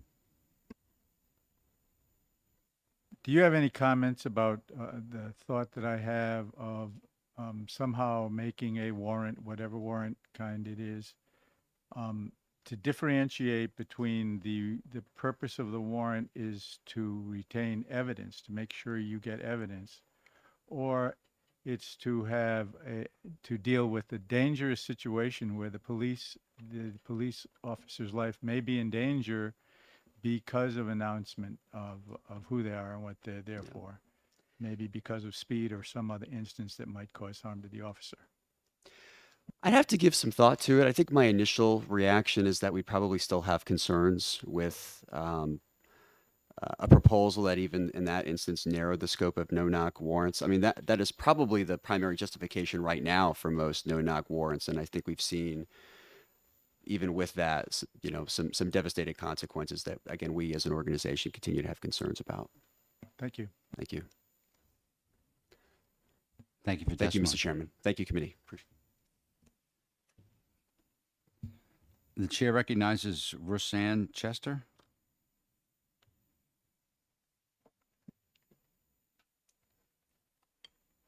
Thank you, committee chair. Thank you, committee members. My name is Roseanne Chester.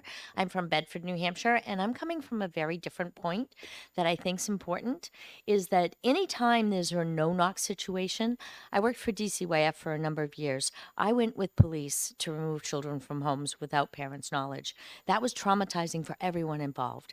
It was traumatizing for the case manager, for the children, for the parents, and the officers that accompanied us. Whenever we're dealing with a high emotional situation, the risk of danger for everyone involved, both physically and emotionally, is much greater. So my concerns with the no-knock warrants is primarily is that all of us are looking at the physical aspects of the trauma, but there's an emotional aspect too that needs to be considered during this process. The bottom line is when an officer kills someone in duty, they live with that for the rest of their life. Whether it was justified or not, they still took the life of another human being. And on the other coin, when someone feels that they're protecting their family or their home or their children, and they take someone's life, in most cases, they live with that for the rest of their lives. I just wanted to bring that up to you folks as a point of order. Representative Newell. Thank you, Mr. Chair, and thank you so much for taking my question. Appreciate you being here today. I'm wondering, especially to the trauma factor, as you're describing, do you think that, or I guess my question for you is, in your experience, what was the threshold for doing something like that, for approaching it in that way, where you needed to go in this type of way and to take a child, you know what I mean, intervene in a situation?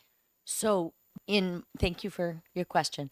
In most of those cases, someone made the determination that the family was either a high risk for running, the child was in immediate danger, and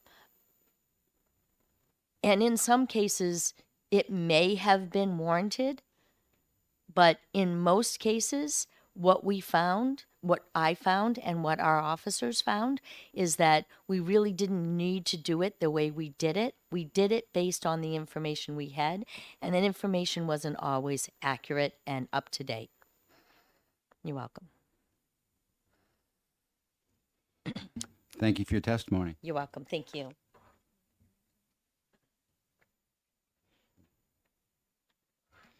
The chair recognizes Mark Harrington from the Manchester PD.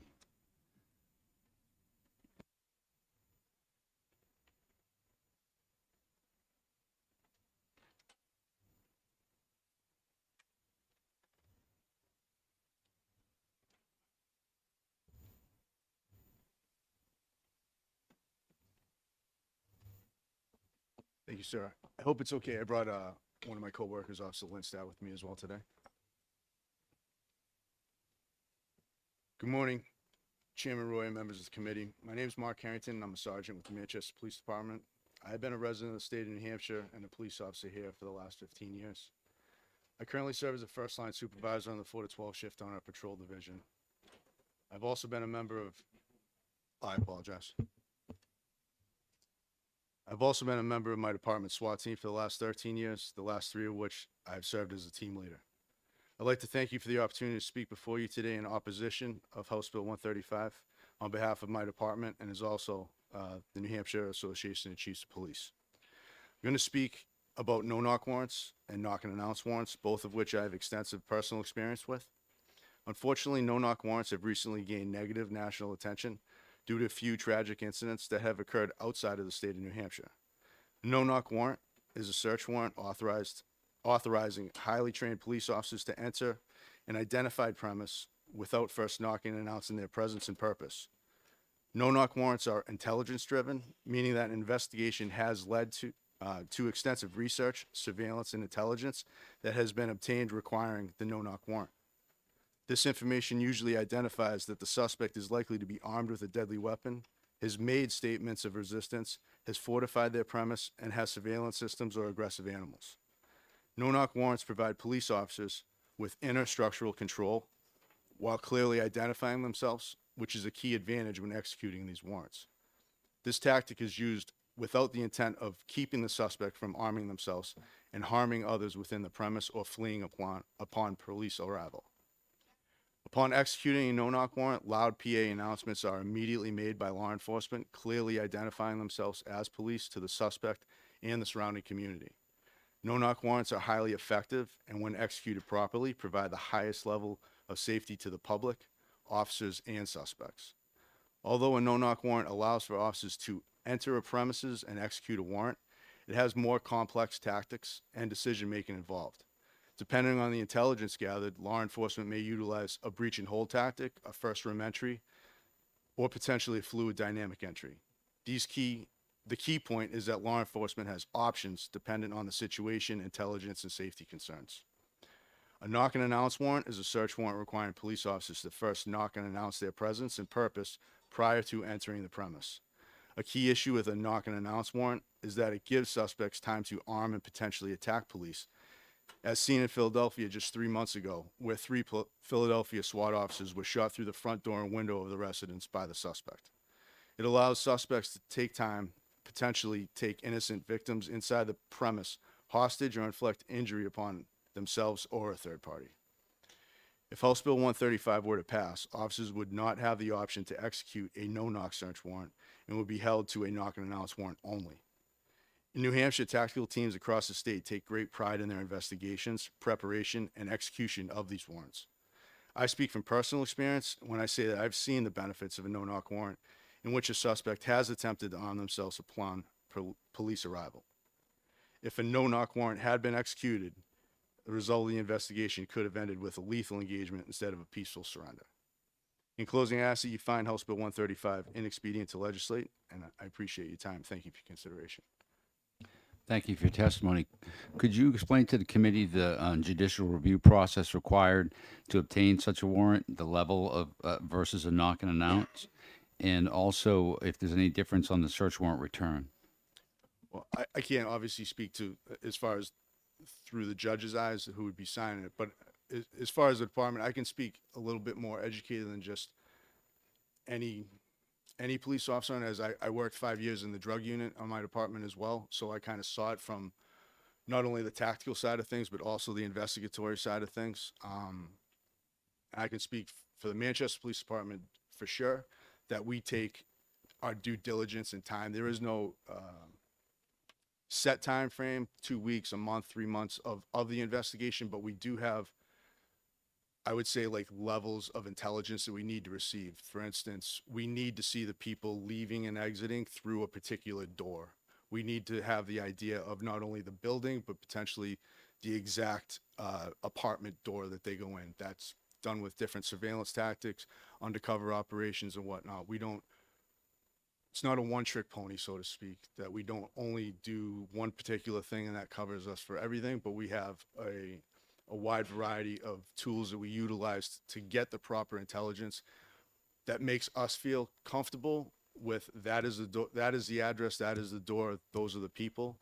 And in that intelligence gathering, we gather the other information such as children, animals, other people that are coming and going, to the point where we have got it down. If there are children involved, what time do they leave to go to school, and we can tailor our timing around that particular situation. We do a threat assessment as well prior to anything, which a person needs to score into a certain level based on their prior criminal history, the intelligence driven through the investigation. Are they armed? Do they have a history of having weapons? Is their premise fortified? There's a list of that we go through on that, and the person necessitates a particular score where the SWAT team would be utilized for that. As far as the no-knock situation, the rationale behind it, like I said, is we're not going to utilize a SWAT team unless the threat matrix is there, and we feel that it's necessary that we utilize that tactic. I guess what I'm asking, though, is in the search warrant application, does the court require a higher standard from you to get a no-knock versus a standard knock and announce warrant? No, I mean, it could be offered back if it was necessary. In my experience, when we apply for the search warrant, it comes back as that way. So you apply specifically for a no-knock warrant, not just a search warrant. You have to. No, we apply for the search warrant, and it's granted unless the judge comes back in his questioning and feels, is it necessary to do this? If he has a question on the rationale behind the search warrant, I guess is the best answer to it. Okay, thank you. Representative Pratt. In one of these no-knock situations, you knock on the door, you break the door down, you walk in, there's a German Shepherd or a dog inside the door. How do you handle that? How would you handle that? I know my dog protects my house from gray squirrels, so if somebody's Well, kicking the front door down, Just they're to gonna, back down, sir, to back up, I apologize. Yes. And it's kind of a archaic way of putting it that way, that we walk up, we knock on the door, we break the door down, and then we walk in. Okay. And like I testified to, it depends on the situation. We would have normally the intelligence of whether it's a dog, because if you have a large shepherd, you have been taking that dog outside to use the bathroom during surveillance, Right. or the intelligence driven, we would have that. And we would prepare for that. Often we use fire extinguishers, which work very well if the dog becomes aggressive. We also have 2 animal control officers in the city, and if we feel it's a situation like that, we have brought them out, not necessarily right with us up to the house, but had them back in case we needed to utilize a snare or something like that to make it a more safe situation for the animal, for the people inside, for us as well. But there are options that we have. It's not just any type of a lethal situation. We truly do try to prepare for every scenario and have contingencies for as many issues as we can think of going into a situation. I'd like to apologize. I didn't mean to insult anybody by saying you'd kick the door down, but a no-knock entry, somebody's not opening the door for you to come in, right? Well, correct. We're not knocking on a no-knock, right? So the door gets opened, I guess my point is the tactic of us just going into the house isn't a 100% standard. The true tactic that we utilize more often than not is a breach and hold, where the door will get opened, and at that point we get to see inside the structure. We get to make our announcements as far as who we are, what we're there for, and now we can see whether we are utilizing solely the door. Have we breached a window as well and rake and break the window to get proper control over what we can inside the house without putting people in harm's way unnecessarily by rushing into the house. And we can control a lot from the outside of the structure, but the key point is to get that breach point where we can see the movements, or stop the movements, control what's going on the best of our ability, which creates a much more safe environment for everyone involved. Thank you. Representative Newman. Just a clarification on your last statement. If you get an open door, how do you get in that circumstances if you don't knock or announce yourself? If we were to open the door. You mean if you could just open, is that what you mean? You just could open the door if the door was unlocked and you did that? I mean, We do that in breaching. If we have a no-knock search warrant, we still always try the door handle because it facilitates things. You don't have to break and damage everything. That's not the goal. The goal is to get the door open. The easiest way to open a door is to turn the knob and push it open if we can. just to follow up. So is that the only situation where you get the door open? You were just able to do that without damage, and then you could surveil? No, I mean, obviously it's terrific if all the doors are left wide open, but the doors are often locked, and if they are, we would utilize some type of breaching technique to get the door open. Thank you. Representative Muse. Yes, and excuse me, I have a little bit of a hearing issue, and sometimes you're a little bit far away from the mic. But I just want to make sure I heard something that I thought you said, that I got it correctly. I thought I heard you say that when you apply for a search warrant, there is no special process or additional evidentiary requirement that you have in order to turn this from just a regular search process into a no-knock search. It sounds like you have the discretion to make that decision yourself. We can make if it's not required, but as I said, when the SWAT team gets utilized on warrant services, they're bringing us in because there are special circumstances, and more so those circumstances are the potential violence or guns, illegal guns, and situations that could be facing law enforcement to go to that residence. So the requirement of the no-knock is something that it has to rise to that level for us, not, number one, just to be utilized as a SWAT team. Thank you. Representative Mannion. Thank you for taking my question. Thank you, Mr. Chairman. A judge would still have to approve a no-knock warrant. That's not something you do on your own, correct? Correct, sir. Okay, thank you. Representative Wheeler. Mr. Chairman, I'd like you to elaborate on what type of criminal, what crime most often warrants a no-knock search in your experience. More often than not, we see gun and drug crimes in the city of Manchester where we're going to these addresses and being utilized. And to also fall back on the threat assessment, like those are the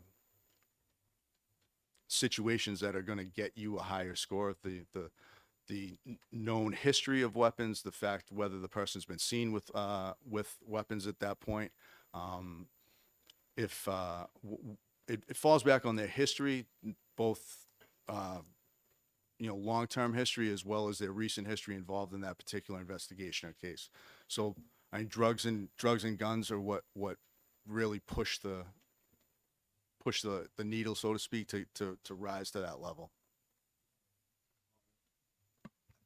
Has there ever been a case in New Hampshire, as far as you're aware of, a human trafficking case of no-knock warranting where they had gone in regards to human trafficking or something other than drug or violent? Well, we have had human trafficking cases in the city of Manchester that I can speak of firsthand. But what I will say, in those cases, it wasn't just the human trafficking involved. There was also a drug aspect, drug sales, as well as firearm purchasing illegally. So it was an intertwined situation. It wasn't just like broken up. As I recall, I believe it was multiple addresses, multiple people involved in it. So it was kind of a fluid situation, but they were no-knock, yes, sir. Representative Newell. Real quick one. I'm just really curious when you say in here, you talk about a PA announcement, and I'm wondering, when we're talking about no knock, the point is it's the element of surprise. You know what I mean? It's like the element of not knowing. So when does the PA announcement happen? The PA announcement occurs right after we get, right after we basically are announcing our presence. So first by opening the door, breaching the door, the window, whatever it is we're doing. And we're following that up with immediate PA announcements. And to better clarify, the PA is not like a school PA or something that even just comes from one of our police cruisers. It's actually called an LRAD, and it's something that's utilized by the military, which is like mounted on battleships and stuff like that. So if utilized, we obviously don't use it at a tone, at a level that could be heard for miles, but it's done in a way so that it's very obvious and clear who we are and what we're there for. And that has been a progression for us, because originally it was just the verbal announcements, and it has progressed to the point where it made more sense and it was more safe to go to a more abrupt voice like that, and we could get it better from this tool, and that's what we have gone to as a team. So we have them mounted on our vehicles, and we also have a couple portable ones as well that we can utilize if it's, say, like a apartment structure that has a bigger hallway or something like that, or if it makes sense, we have the ability to adjust to it. Okay, thank you very much. Sure. Thank you for your testimony. You're good. The chair recognizes Jeff Streltson from the Attorney General's office.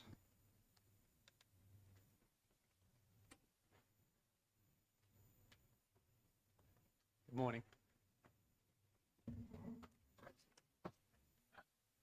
Good morning. I'm Jeff Streltson, Associate Attorney General from the Hampshire Attorney General's office. I'm here to answer questions, any questions that you have about this, and also just to point out a couple of issues that we saw with the bill, just to bring to your attention to consider. Maybe the first thing I'll say is that, so New Hampshire has what's called a knock and announce rule. That rule was recognized in New Hampshire in 1985 by a New Hampshire Supreme Court case. And so it's not by statute, it's not by rule. The New Hampshire Supreme Court recognized it as part of our common law, meaning our legal history. And they recognized exceptions to that rule that are the same exceptions that the U.S. Supreme Court has recognized essentially an exception for the preservation of evidence and essentially a life and safety exception. And so the New Hampshire Supreme Court rule is consistent with what the U.S. Supreme Court has recognized. So again, as far as I can tell, there's no statute, no rule in New Hampshire. What there is there's case law from our New Hampshire Supreme Court that said that New Hampshire, as a requirement of our common law, would require police to knock and announce themselves prior to using force to make an entry, and then recognized that there were exceptions. And obviously this bill talks about doing away with all the exceptions. So happy to answer more questions about the legal piece of it. I just want to tell you about a couple observations that we have with the bill to bring to your attention. The first issue is that the bill does not contain an exception for the life and safety piece. So that means in certain situations, and these are typically high-risk situations involving a hostage or a high-risk arrestee, law enforcement would not be able to get permission to enter without announcing themselves. And obviously that would potentially endanger their lives or the people inside if they're trying to rescue somebody, if there are other people inside. We would suggest that if you're going to consider passing this bill, you consider using the same exception that the U.S. Department of Justice has put in place. And I think there was a reference earlier about what the feds were doing. The federal government actually put in place a limitation on no-knock warrants. Essentially, what they did is there was an executive order, a directive issued by the U.S. Department of Justice that did away with the property exception, meaning law enforcement could no longer ask for a no-knock warrant and say we want to use it to protect the destruction of property. The Fed said no more of that, but they still kept the life safety exception, and believe that at the time the warrant is sought, knocking and announcing the officers present would create an imminent threat of physical violence to the officer or another person. They could get the no-knock warrant. So that's my understanding of what the federal government has done, and that was talked about was an expansion to other federal agencies. Originally, it was issued to the U.S. Department of Justice, I think to the FBI. Now, my understanding is it's going to be implemented across the board to other federal agencies. But again, my understanding is that what the feds have done is kept the life safety exemption for no-knock warrants, but they have eliminated the one for preserving property. So we would suggest that if you're going to consider this bill, that you consider keeping that life safety exemption in place. Because again, I will tell you in my experience as a prosecutor, there have certainly been times where we have discussions with the police that we're working with about making an arrest and about whether or not, and you heard the term threat matrix. There's a series of factors that the police use to determine whether or not SWAT is appropriate, looking at different factors like the type of crime, the history of the arrestee, things like that, to determine whether or not it's appropriate to use a high-risk entry or SWAT entry. And it would seem to make sense, based on my experience, to keep that exception in some limited circumstances so they'd have that ability. One of the other things that was mentioned was about the issue of, why do you need to go into someone's home? And, I get involved with tactics only because as a prosecutor, we are part of the decision on our cases about arrests. I do not profess to be an expert in tactics. However, I will tell you what I've learned from law enforcement officers, because early on I would say, well, why can't you just arrest that person when they're over here at work or out in public? And the answer is, it's much more difficult for the police to control that situation out in public.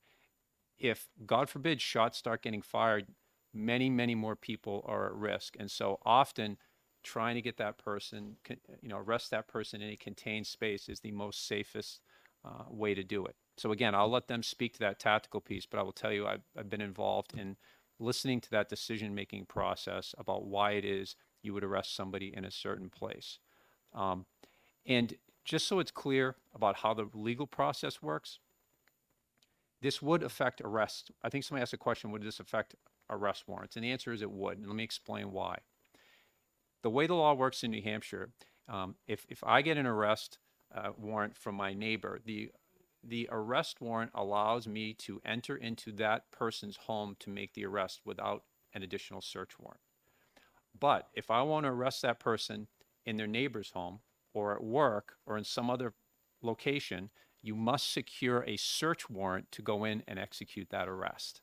So that's why arrest warrants could very well be implicated in a lot of these cases. If you have to go somewhere else, I have to make an entry that is not the person's home, even if it's just for an arrest. So the two are linked together in New Hampshire by that requirement in law. So one would impact the other.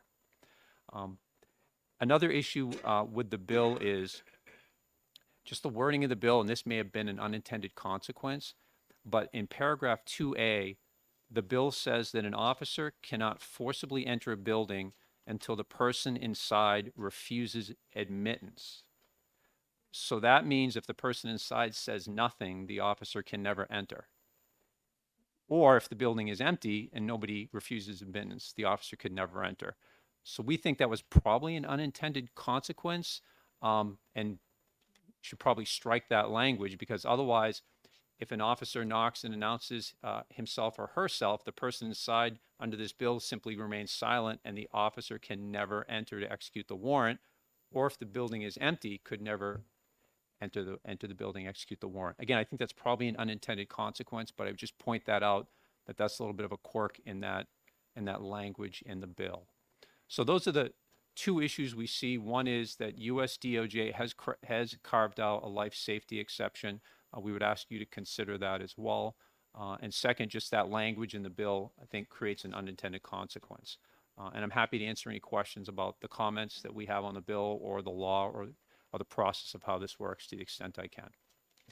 Thank you for that testimony. Could you, and I tried to get at it earlier, I don't think I got it. Is there any different process to get a no-knock warrant when you're applying to the court versus a regular warrant? Do you have to tell the court you're seeking a no-knock warrant, or can the police officer just decide, you know what, we're going to do this no-knock? So let me just start with saying I've been a prosecutor a little over 26 years. I can't specifically tell you about a case where I've had these, but I know I've had them. That's how rare they are. My understanding is that you obtain a no-knock warrant by establishing probable cause for it, just like when you go in for your search warrant, that it's part of that process. Because in New Hampshire, our Supreme Court has said we have a rule, and the rule says you, police officer, must knock and announce. So the way I read that, the way I've interpreted it, and the way I advise police about these types of things is you have to lay that out in your application for the search warrant and establish the probable cause to be able to do that.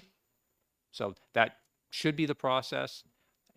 Again, these are so incredibly rare. I could not come up with a written example for you. Thank you for your testimony. You're welcome. Thank you. The chair recognizes Major Joseph Ebert from the New Hampshire State Police.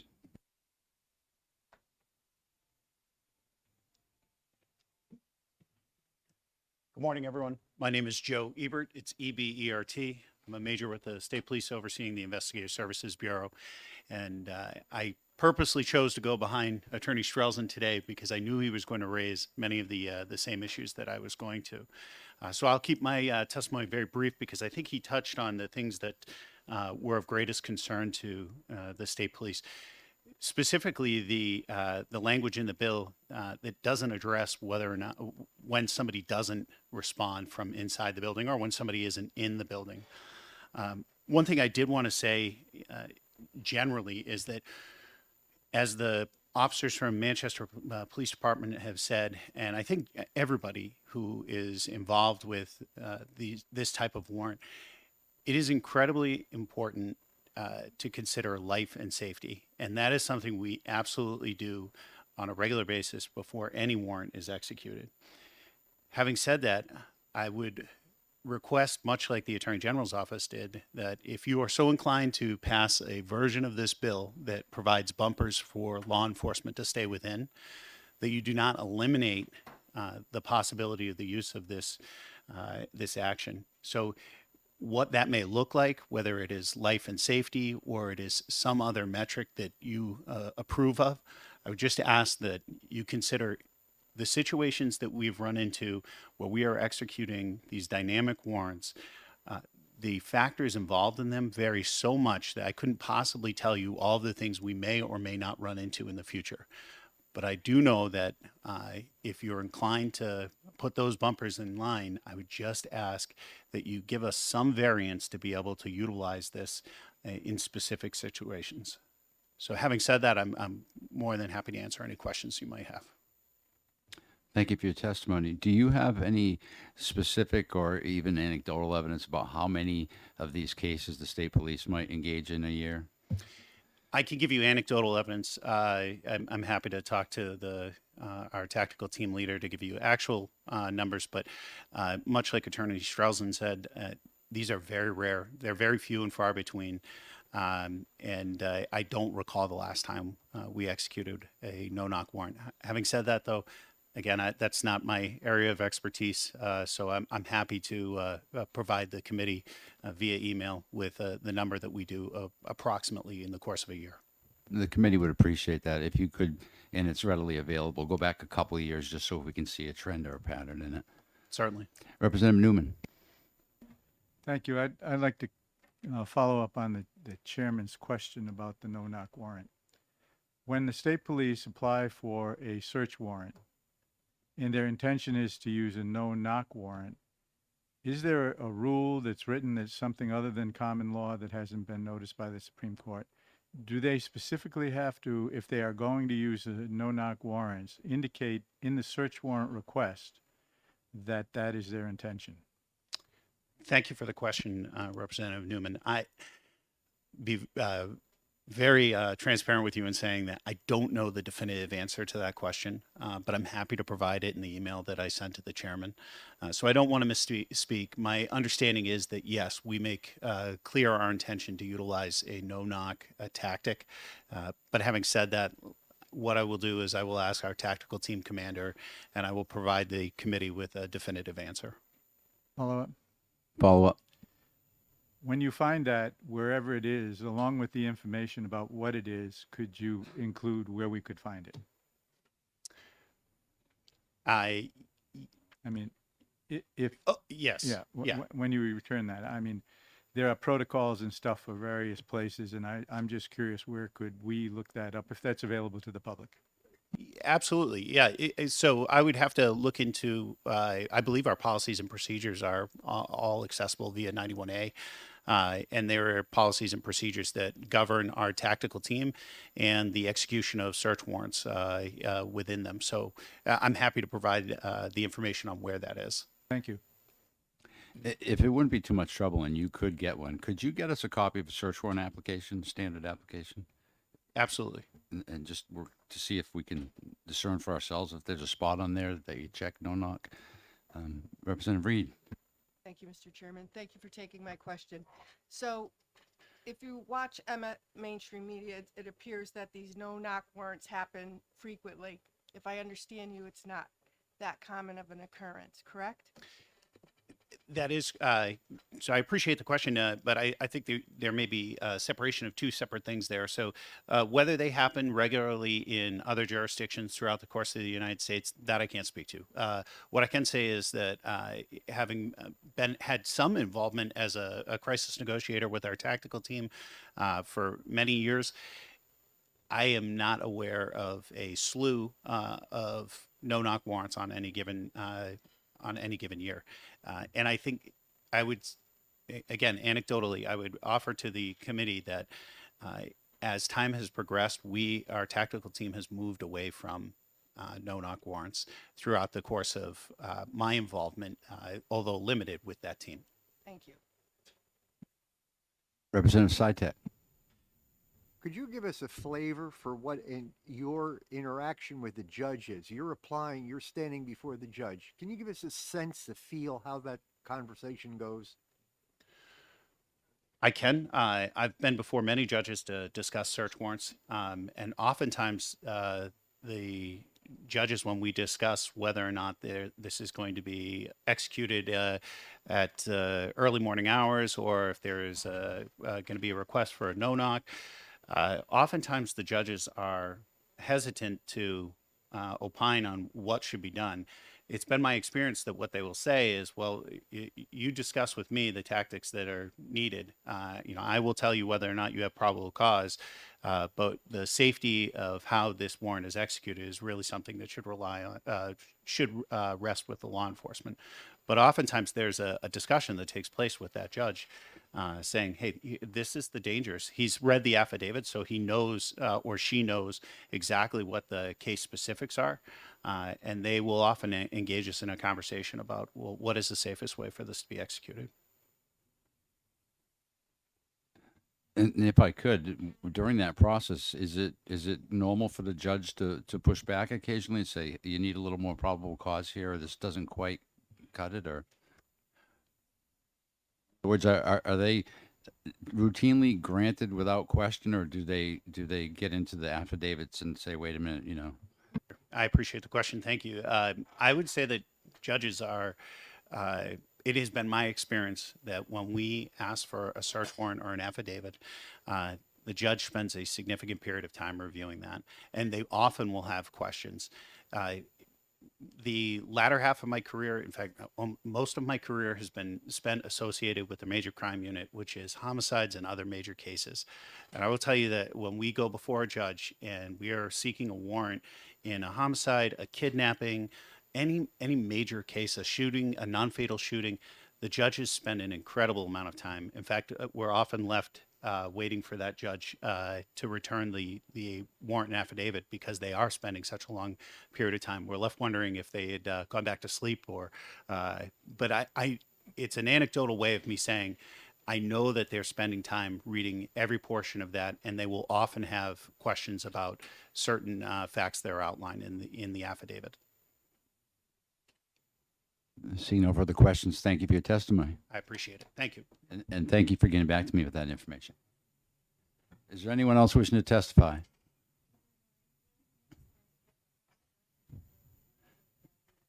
Sure, you filled out a pink card the first time, right? Okay, thanks.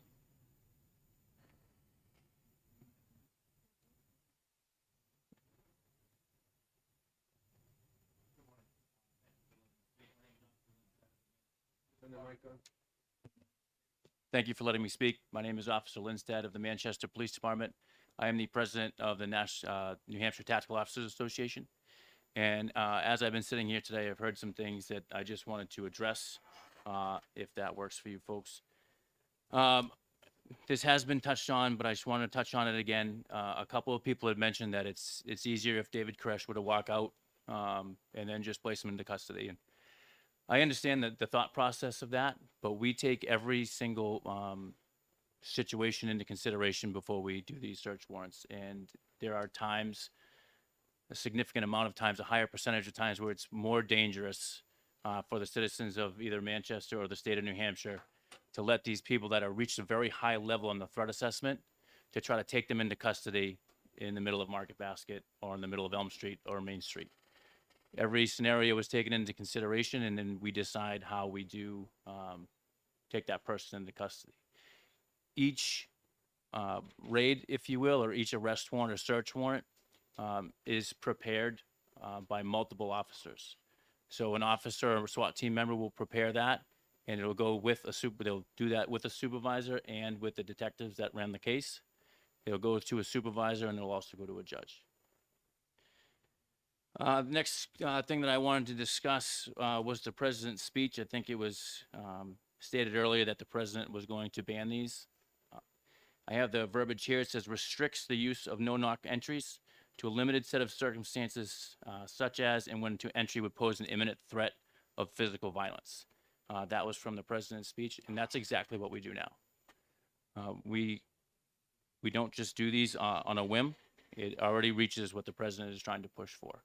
That's the way we do it in the state of New Hampshire. Again, as the president of the NHTOA, these no-knock search warrants are very rare. They're very rare throughout the whole state. But again, for the safety of the citizens, for the safety of the accused, right? Because we are not the judge, jury, and executioner. We understand the places we're going for people that are accused of something, not necessarily always guilty of something. So we understand they're the accused. We create these plans for their safety, not just our own. The swatting, the thing that was mentioned about the swatting, there would not be a circumstance in swatting where it's a no-knock search warrant. The swatting scenarios that are happening around the country, they're calling up and saying someone's actively being killed or someone's actively being stabbed. Under those circumstances, we have the exemption. We're not going to go back to the station, call some detectives, have them write up a search warrant, go to a judge, have the judge sign that while someone's being stabbed. If there's a swatting incident, our police officers are going to respond immediately and deal with that threat immediately.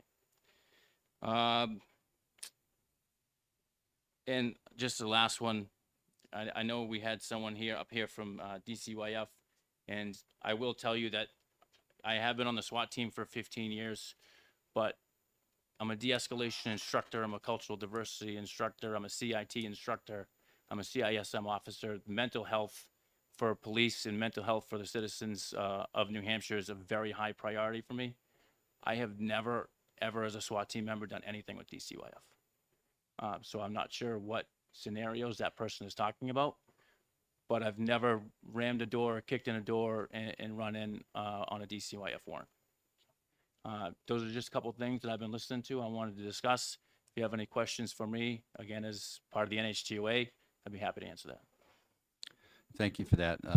I think the former DCYF employee was saying that she had accompanied officers where they knew children were going to be there so that the DCYF could take custody. Is that something that you've dealt with possibly? I can't remember a specific instance where even that happened, but if there was an instance where we knew that we were going to take the children, I think that would be very responsible of us to make sure that we had juvenile officers there, we had CIT officers there, and we had members of outside organizations that could help us. Okay, thank you. And for the committee's edification, so you no longer do no-knock search warrants for evidence preservation. In other words, they have so much fentanyl, if we knock on the door, they're going to flush it, that type of reason? No, and like I said, I've been on the team for about 15 years. And 15 years ago, we would flow into a house. I was talking to my team leader, Sergeant Harrington, in the back. And in the last over 2 years, I can only say that maybe once that we could both recall together that we even entered the first room. We don't flow through the houses anymore. You know, I understand that folks, you folks and the citizens, they look at these things. I think the first instance was 2006 that was brought up today. The second instance that was brought up today was 2011, where police officers did things that were inappropriate. And that happens because we're human. I understand that. But we take those, we do the after action reports, and we learn from those, and we make sure those things don't happen anymore. That's why we have the LRAD, the long range acoustical device, to announce who we are. That's why we don't flood through the house or flow through the house anymore. But if you take this bill away, we're not going to be able to breach and announce. We're not going to be able to rake and break that window to look in to see if that person is grabbing a gun or to see if that person is running to a child's room to grab a child and take a hostage. You're putting ourselves, anyone on the opposite walls, at danger, and you're almost creating an environment where you're trapping that person. And human beings don't like to be trapped. They don't like to be backed into a corner. We're trying to make sure that that doesn't happen. We're trying to gain control of them immediately, respectfully. Look, I'll be honest with you, we're not even allowed to swear. All right, we're not even allowed to curse. We're a very professional organization, and that goes throughout the whole state of New Hampshire. We're professional. We do our jobs properly, and I would hate to see, that tool, as some people have called it, being taken away from us because there are instances where it could put innocent civilians, kids, in danger. Thank you. And one more question for me. Has the law enforcement in New Hampshire been able to utilize new technology to help them avoid situations like that? For example, thermal imaging to see what's going on inside of an apartment before they breach or anything like that? So, yeah, I teach and I get to travel the country to teach other police officers. And I will say this, and you could never convince me otherwise, we're a very well-trained state. And our team has, I think, 10 drones. We have an I-Core robot, and we have 2, we call them Throwbots. And a lot of times on these no-knock warrants, when we breach that door, we actually drop a robot. And that robot can look up a set of stairs to make sure that even though we're still recessed outside, we can see if somebody's coming down those stairs with a firearm. We can talk to them through the robot. We'll drive a robot in and say, sir, if you could just show me your hands, we have a warrant for your arrest, and they can talk to us back. So we have all those things. We are looking into currently something that looks through a wall. We have to check the legalities of it. We have to check all that stuff. But other states in this country already have those items. So we're working on it. We do use technology quite a bit. Thank you. Representative Murphy. Thank you, Mr. Chair, and thank you for taking my question. I too worked at DCYF when the woman came in and offered some testimony, and I do not recall ever a SWAT. Yeah, well, I do recall SWAT, but not a no-knock warrant incident. I think maybe she was trying to suggest, which we did see, because I too went to homes, and sometimes I was a nurse coordinator in the Manchester, Nashua, Salem, and Concord district offices, and what she suggested around the level of emotional and mental health impact of those incidences involving children were important to acknowledge, but I would agree. I don't know that. Not in my recollection either was there a situation that involved a no-knock. Yeah, and we wouldn't hesitate to call DCYF if we knew going in there that that person was going to go away for a really long time and they needed to be placed. We would bring our juvenile division in. And like I said, I'm a CIT instructor, a CICM officer. The mental health aspect is very important to me. Maybe I misheard her from the back. It almost seemed like we were doing a raid for them, and that is not something I could ever recall. But we'll absolutely call in outside resources without hesitation. Thank you. Thank you for your testimony. Thank you.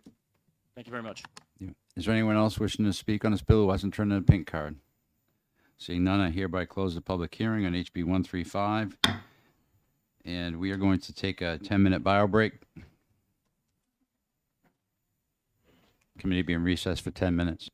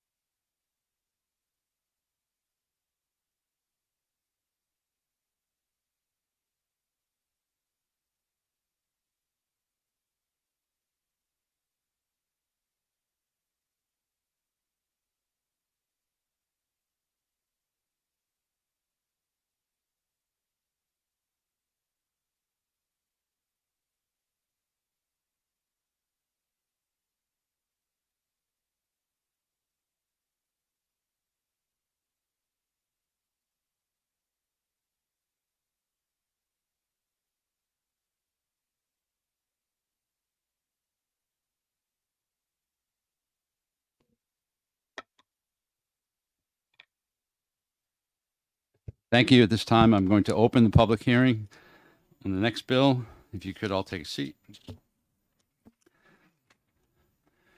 I am now opening the public hearing on, which one are we on? On HB 156, relative to misconduct by a law enforcement officer.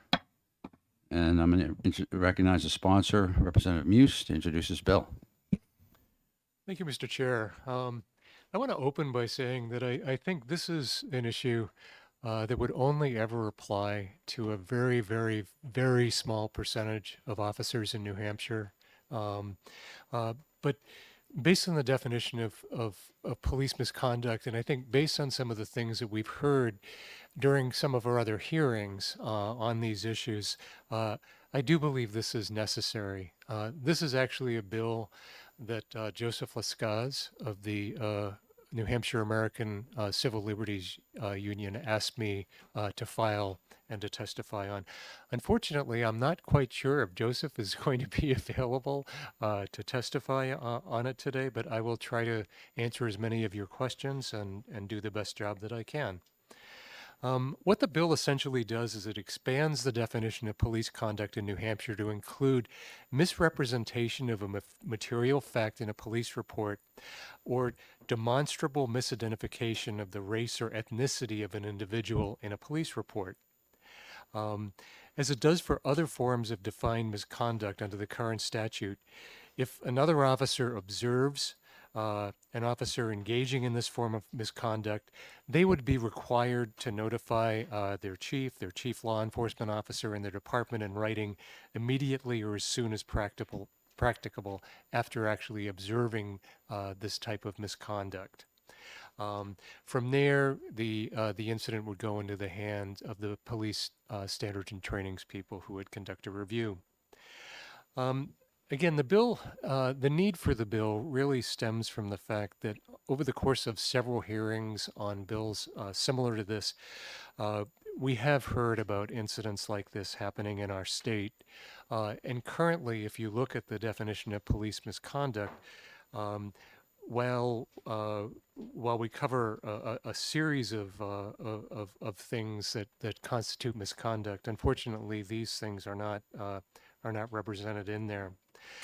Misrepresentation of facts and provable misidentification of a person in a police report may not seem like a very big deal when you compare it to things like assault and tampering with evidence and witness tampering and things like that.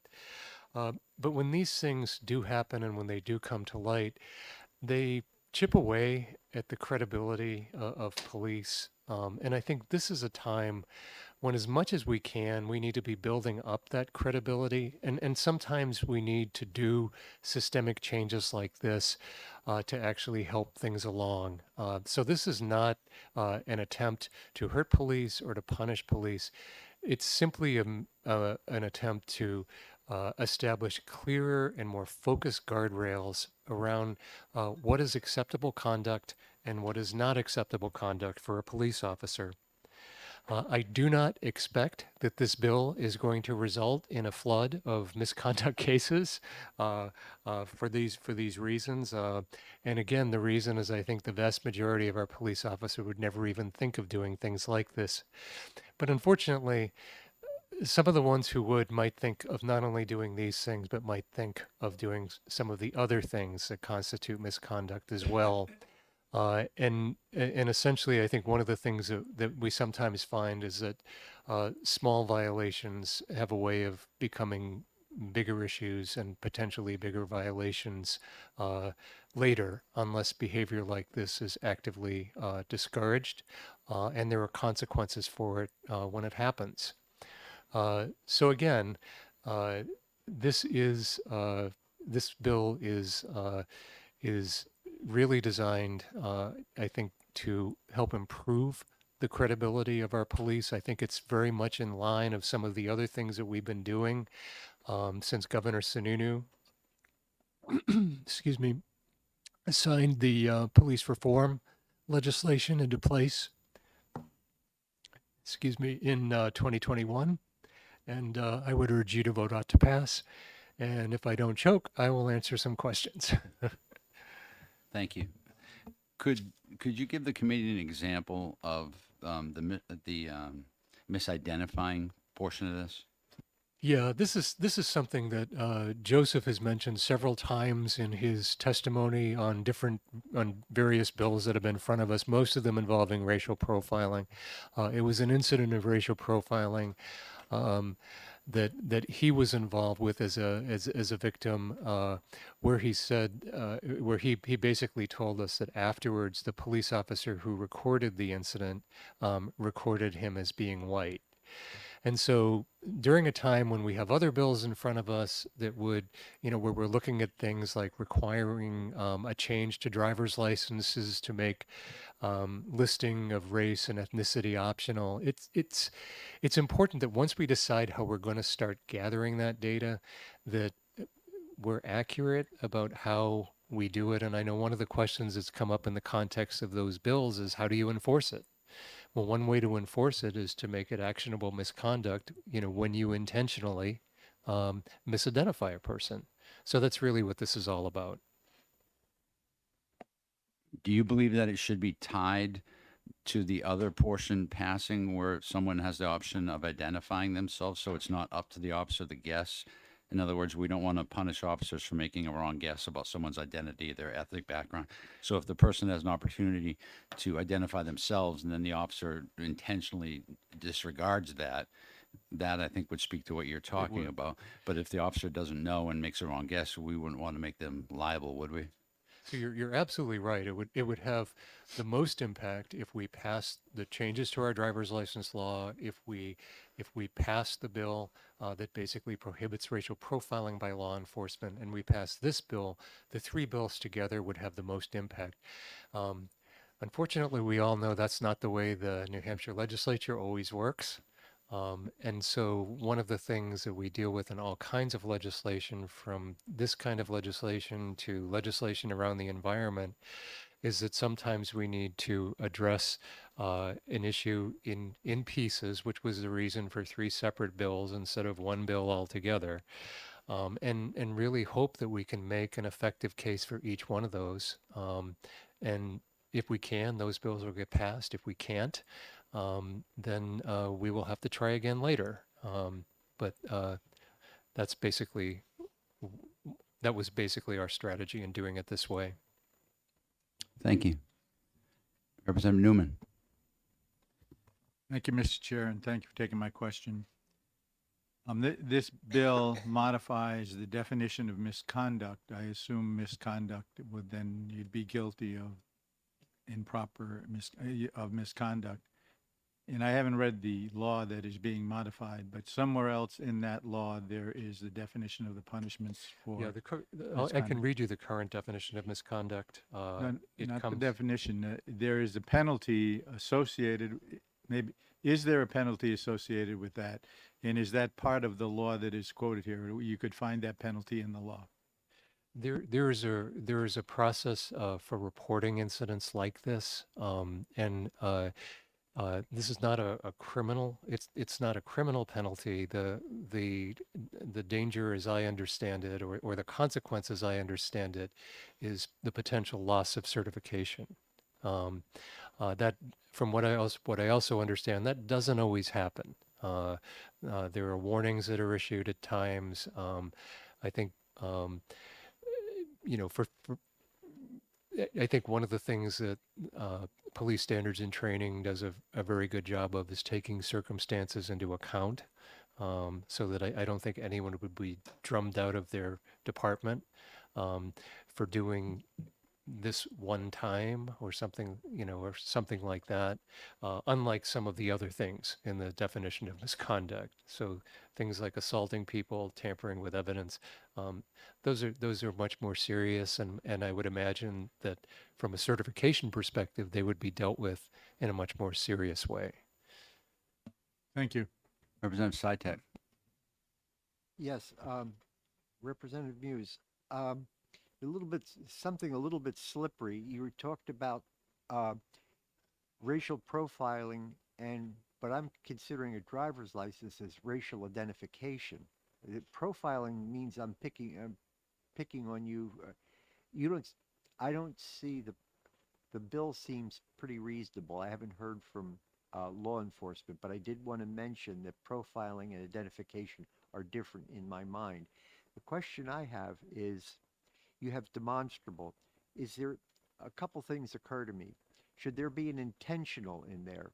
Because look, I write CBPOs, and I saw a guy, I don't know how to identify him. I wound up writing medium. I didn't Yes. know what to say, but I wasn't trying to be. The other thing is, what happens, what recourse do the police have if the guy wants to be difficult and I identify as being something else, and he's clearly not there? Does the police have an opportunity to, this is the situation, I don't know how to ask my question. Thanks. I think what you're kind of getting at is, and the way I would answer your question is if kind of in the way that we tell people, if you see something, say something. That's basically what we're telling other law enforcement officers to do. If they notice this kind of contact in a colleague, like other forms of misconduct, this would be something that they have a duty to report up the chain. In terms of the use of the word demonstrable, and it's interesting, before my testimony, I actually kind of was looking through the bill saying, gee, are there any words in there that may prove a little problematic?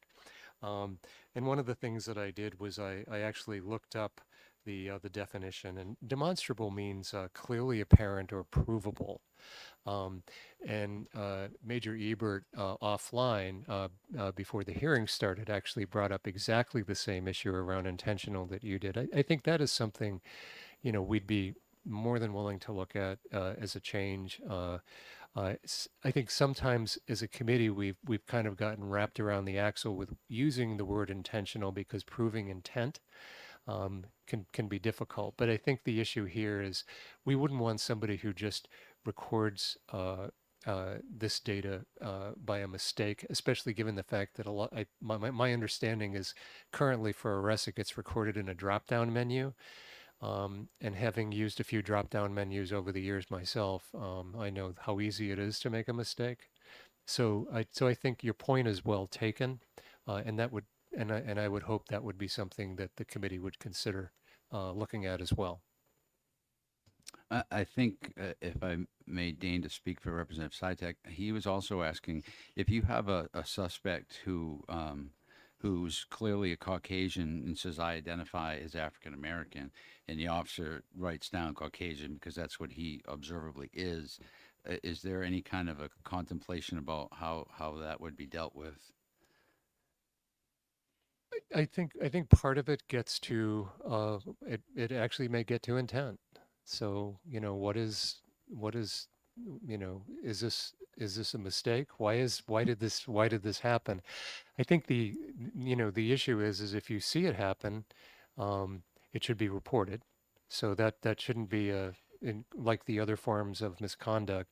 The expectation would be that if this is something that another police officer observes or someone else in the department, it would be reported.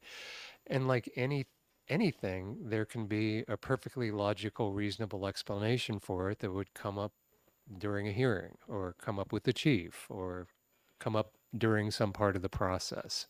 So again, what we're really trying to do here is to do a couple of things.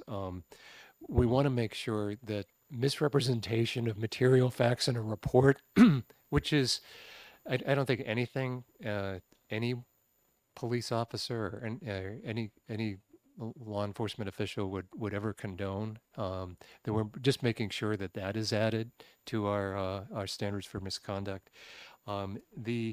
The misidentification of race or ethnicity may be a little bit of a stretch for now, given the fact that we actually don't have an approved data gathering mechanism for that in place when it comes to stops. However, I do believe that for arrests we do, but that's also something where there's a lot less incentive to put in information that wouldn't be accurate. Representative Reed. Thank you, Mr. Chairman. So you mentioned a few times about if you see something, say something, but the bill makes no mention of that. If you see something, say something. So if I reading this, my understanding is if there is a question about misidentification of race or ethnicity, it would be from the person, the defendant themselves. So what you're saying is this bill is expecting police officers to assume intent of another police officer and file a complaint. Am I correct? This is part of the issue with the bills, the way that we get them. So my bill only makes a material change to Part 1 of the statute. There's also a Part 2, a Part 3, and a Part 4. And the Part 2 gets into what I've discussed about the duty of other law enforcement officers to report this when they see it. So this is Section 105 colon 19. In other words, it's already in statute that an officer has Yes. to report. Representative Mannion? Thank you, Mr. Chairman. Thank you for taking my question. Do you know if this would trigger the officer being added to the lorry list? I'm sorry, could you speak into your mic?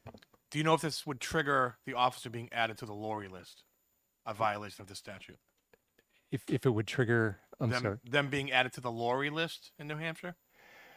Added to the lorry list. If it is a form of police misconduct, my understanding of the way that that list works is it could be. That actually isn't an issue that I have thought through probably as well as I should, but I would say it's distinct possibility given the way the statute is written. Thank you for your testimony. The chair recognizes John Bryfonski. Chief John Bryfonski. Sorry, Chief. Don't be sorry, it comes out a lot worse in a lot of other places. Well, good afternoon, Mr. Chair and members of the committee. My name is John Bryfonski. I'm the current Chief of Police in Bedford, New Hampshire. For more than 11 years, I've been continuously serving in law enforcement throughout the country for almost 45 years. Part of that duty involved being an inspector and deputy chief inspector and in charge of internal affairs for DEA worldwide for a number of years, which means that I have a lot of experience in misconduct cases. I'm here representing the New Hampshire Association of Chiefs of Police who are opposed to this bill. But we're not opposed to honesty, integrity, and ethical conduct of law enforcement officers. That is, in fact, the bedrock upon which law enforcement here in the Granite State and everywhere actually is based. Honesty, integrity is critical to maintaining the public trust and confidence in law enforcement and you, members of the legislature. So it is odd that we would be opposed to this particular language, but we're opposed to it simply because it's duplicative in our view, and it is vague and would cast a wide net, if you will, and it's ill-defined. So for those reasons, we're opposed to the bill. So let's take it apart piece by piece. First of all, currently under state law, RSA 641:1, perjury 641:2, which is falsification, sworn falsification, 641:3 is unsworn falsification. Now, with respect to police reports, 641:3, which is a misdemeanor if found guilty of that particular crime, would cover falsification of information on a police report. Misrepresentation is language that, if it were defined as intentional misrepresentation of a material misstatement of fact, which would fall under 641:3, there already is currently in law a prohibition and a crime that makes it a misdemeanor to commit that act. In addition, the policies and procedures of the New Hampshire Police Training Council, which governs the certification of law enforcement officers here in the Granite State, also makes making a false statement, which includes a material misstatement of fact, which is defined as making a statement knowing that it is not true. So essentially, false statement is in fact sworn and unsworn falsification of information. If the bill were to define an intentional material misrepresentation of fact, we would not be opposed to that particular language, because an intentional is clearly defined as the act that the law enforcement officer made was intentional, that there's culpability, culpable state of mind to deceive an official in connection with filing a false report. With respect to the misidentification of an individual for race and ethnicity, the first and foremost problem is that oftentimes, unless the individual, him or herself, self-identifies to the officer, there are many, many cases which you can, I'm sure, conjure up in your mind, whether it's respect to people that you know, celebrities, athletes, and so forth, in which an individual's race and ethnicity is not always clearly identifiable. Currently, if there were to be a requirement for individuals to self-identify on their New Hampshire driver's license, that particular mystery would be solved. But currently, that is not the case. So therefore, there would be a number of cases in which an officer may make a guess based on his or her worldly experience, right? There's no class in the police academy that helps officers identify race and ethnicity, right? And it's not clear to people, to you and I. So that would wrap police officers into a misconduct matter for which they did nothing outside of their scope of their duties and responsibilities, and would not be in violation of their ethical conduct. They simply made an informed decision and guess, and it was wrong. So we would be opposed to this bill for these and many reasons. I have written testimony that I will give to the members of the committee after I'm done. But again, those are the major tenets and issues that we face in this particular bill, given the language. Thank you for taking my testimony. Representative Gathright. Okay. On a traffic stop, let's say you were not given a ticket, but on a traffic stop, today, officers can put whether they're black, white, or whatever on their ticket when they file their report, you know, as law enforcement. So if that's the case and someone says, let's say they stop me and I'm obviously identified as a black female, but on that report, it says I'm a white female. So today, do you have anything in place that deals with that type of situation? Yes, that would be misconduct. In Bedford Police Department, when officers stop someone, they have to issue, even if it's a warning, they issue a written warning. And on that written warning is demographic information with respect to the operator of the motor vehicle.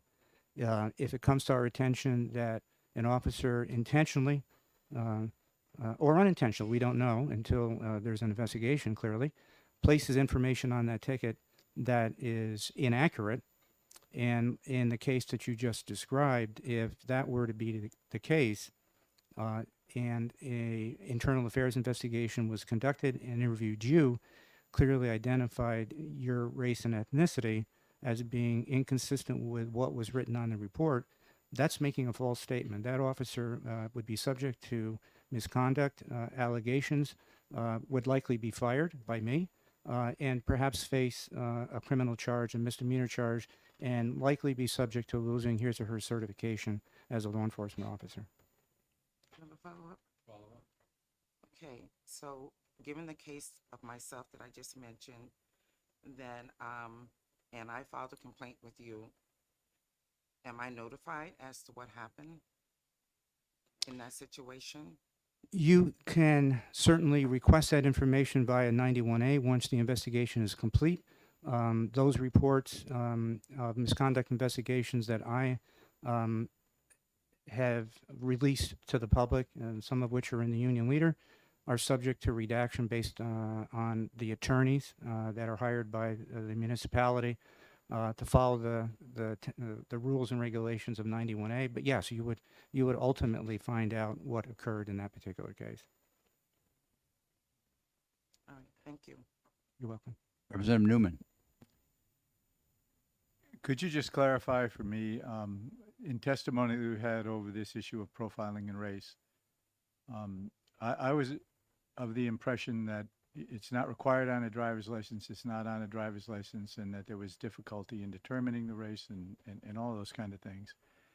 Is there a requirement? Like it sounded to me like your testimony was that in that example, even if they got a warning, there was somewhere on what they report for warnings and traffic stops that the race has to be recorded. Is that, or am I misunderstanding that? There's demographic information that our records and management system requires the officer to input so that we obtain demographic data on motor vehicle stops, including warnings, right? So that demographic information is there. We run those reports on a routine basis, consistent with accreditation standards to ensure that the department is following its policies and procedures. Thank you. Representative Murphy.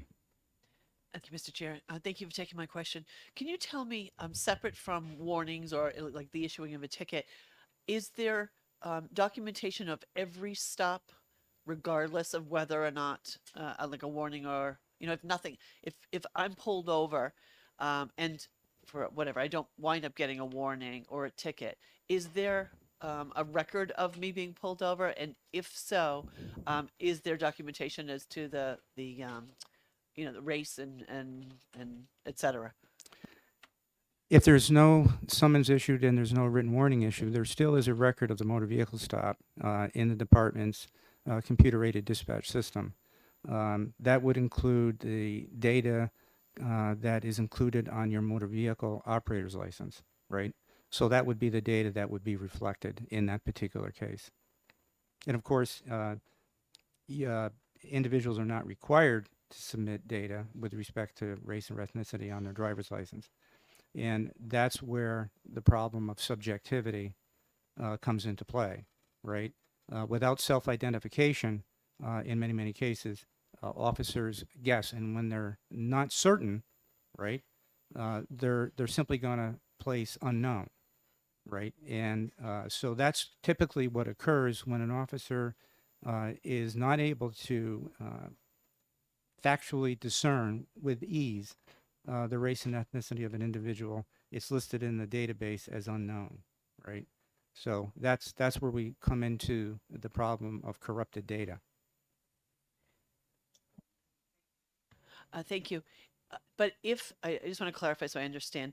So on in the instance where I was pulled over and not given a ticket or a warning, and there is a record made with the whatever information is on my driver's license, there is no as there's no race designation on my license. That's not part of the record.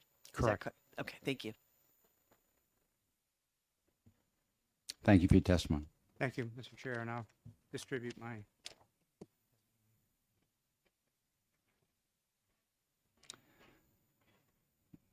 The chair recognizes Mark Bedoin of the New Hampshire Troopers Association and New Hampshire Police Association.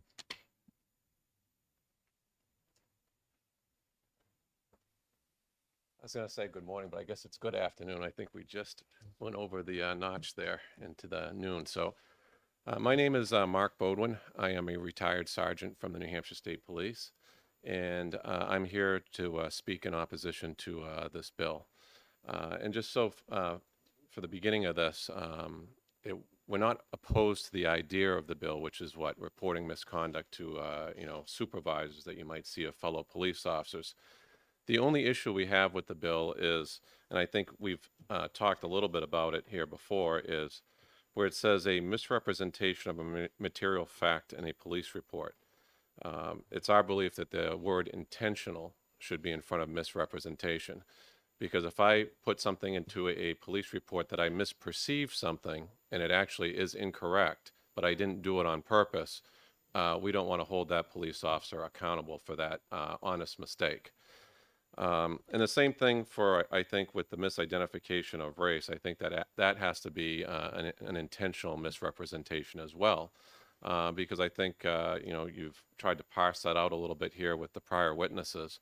But again, a lot of these are now going to more computerized warnings. When I first started, it was handwritten, and there wasn't any place per state police anywhere to put, what the race of the person was on the handwritten warnings.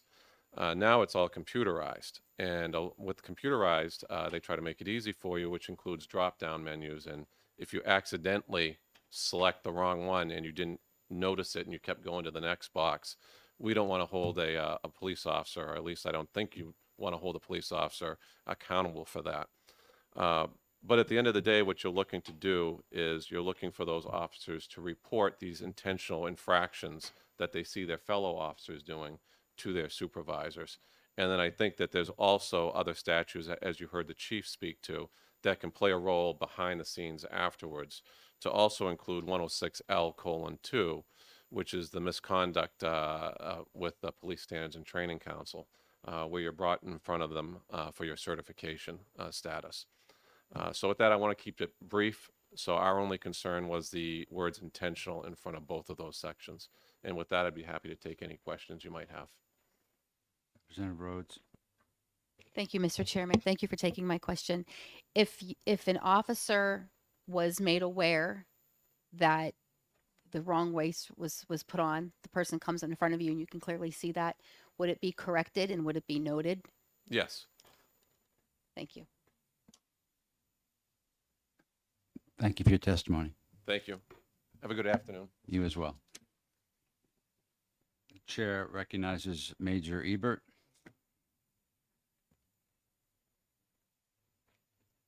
I feel as though I'm at a disadvantage anytime I'm testifying afternoon. So I will keep this very brief. My name is Joe Ebert. It's E-B-E-R-T. I am a major with the State Police overseeing the Investigative Services Bureau. Chief Brofonsky, retired Sergeant Bowden, brought up the same issues that I was going to address with the committee. So I will keep this very brief. But I think the bill itself, very well intentioned. In speaking with Representative Muse, there's no doubt in my mind that he is looking to address an issue that he sees, and he's looking to do that with the best intentions in mind. The concern I had was the term demonstrable. I like the representative, I looked that up. It's not a term that we typically see in legal jargon. So clearly apparent or capable of being logically proved. And my concern with that is if you look at a report in which somebody does select the wrong dropdown, is it clearly apparent? It is clearly apparent. Is it readily provable? Absolutely. You can prove that the person chose that because you can see that they filed that report. So I think that sets up a scenario where that's an administrative error that should be dealt with and internally in that police department. And it is on a regular basis. We deal with our troopers and we say, hey, listen, we've reviewed your report. We see that you have made an error in that report. You need to be more keenly aware of what it is that you're doing. Having said that, I think that changing, if the committee were open to the possibility of changing this this RSA or this bill to read intentional misrepresentation of a fact in a police report. There's no doubt in our mind that intentionally misrepresenting a fact in a police report is misconduct. That's not something we would tolerate. I think the chief addressed that that is already in statute as a prosecutable crime. And we wanted to come out in significant support of that notion. And we didn't want to leave, I left on my my card, I left it as no position. No position because I did not want to come in opposition to a bill such as this, where I know it's very, very, very well intentioned, but we would have trouble supporting it were it not were to move forward with the demonstrable terminology in there. As it relates to the race and ethnicity, I think that that was addressed by the chief. I think that is likely best left not identified in this particular bill until the credentialing of race is determined, whether it's in this committee or by the legislative body as a whole. But again, I think it's covered by the notion that if you intentionally misrepresent a fact in a police report that covers the race and ethnicity of that person as well. With that, I'm happy to answer any questions. Representative Newell. Thank you, Mr. Chair, and thank you for taking my question. I just am wondering, we're talking about like a clerical error, right? A drop-down menu, that example has been used. And I'm hoping this is just because I haven't gotten a ticket in a while, but I don't remember those. A ticket that's being written on the spot is actually being written, not entered into a computer. Am I right? Or has it been a while? Thank you very much for the question, and congratulations on not making the acquaintance of troopers lately. It has been a long time since I've written a summons, but what I can tell you is that there is a change to a computerized system where the license is actually scanned at this point. The information populates, and a summons is printed with that information that comes from the scanned license. So are there still departments that are handwriting the information in? Yes, there are. But I know for the vast majority of troopers, that is done in a computerized mechanism. Thank you. Representative Newman. I just have a question about the RSA and the intention of the RSA. I think we're spending a lot of time on the first section that changes the definition and tries to define misconduct. And we might be ignoring the rest of the bill. And it's in the section that it says reports of misconduct by law enforcement officers. And I'll just read the first sentence of section number 2. It says, it shall be the duty of any law enforcement officer who observes misconduct by another law enforcement officer to notify the chief law enforcement officer of his or her department in writing immediately or as soon as practicable after observing such misconduct. Then the rest of the law talks about what happens after that. So I think that even if the definition is not quite understood, if the person perceives to have seen misconduct, I think this law is just trying to get people to report that misconduct within their department without any penalty. It's civil. So I'm not sure that we're approaching this from the right direction. And if you have any comment about that. Well, so I wanted to take a second to collect my thoughts there because I want to make sure that I address this in the best possible way. I think I don't think this was your intention, but by saying that this is a civil process, that it's just a review process, I think that's downplaying what is being alleged in a misconduct allegation. So I don't think that any allegation of misconduct, it was discussed earlier that, well, there is a remedy by which you go through a process and you would be able to say, listen, this was an honest mistake, and maybe that's borne out, and the hearing has found that you didn't intentionally do something. I would submit to you that going through that process for what could be a clerical error or anything other than intentionally done would be, I think, a detriment to the morale of law enforcement. We want to hold law enforcement absolutely accountable for actions that they're intentionally doing. For actions that are them being human beings, that should be, in our opinion, that should be dealt with within the agency that they work for. Thank you. Thank you for your testimony. Thank you very much. Anyone else wishing to testify who has not submitted a pink card? Seeing none, I hereby close the public hearing on HB 156 and open the public hearing on HB 376. And recognize the prime sponsor to introduce the bill. Who is it? Anyone? Okay. Representative Pratt will do it for Representative Trottier.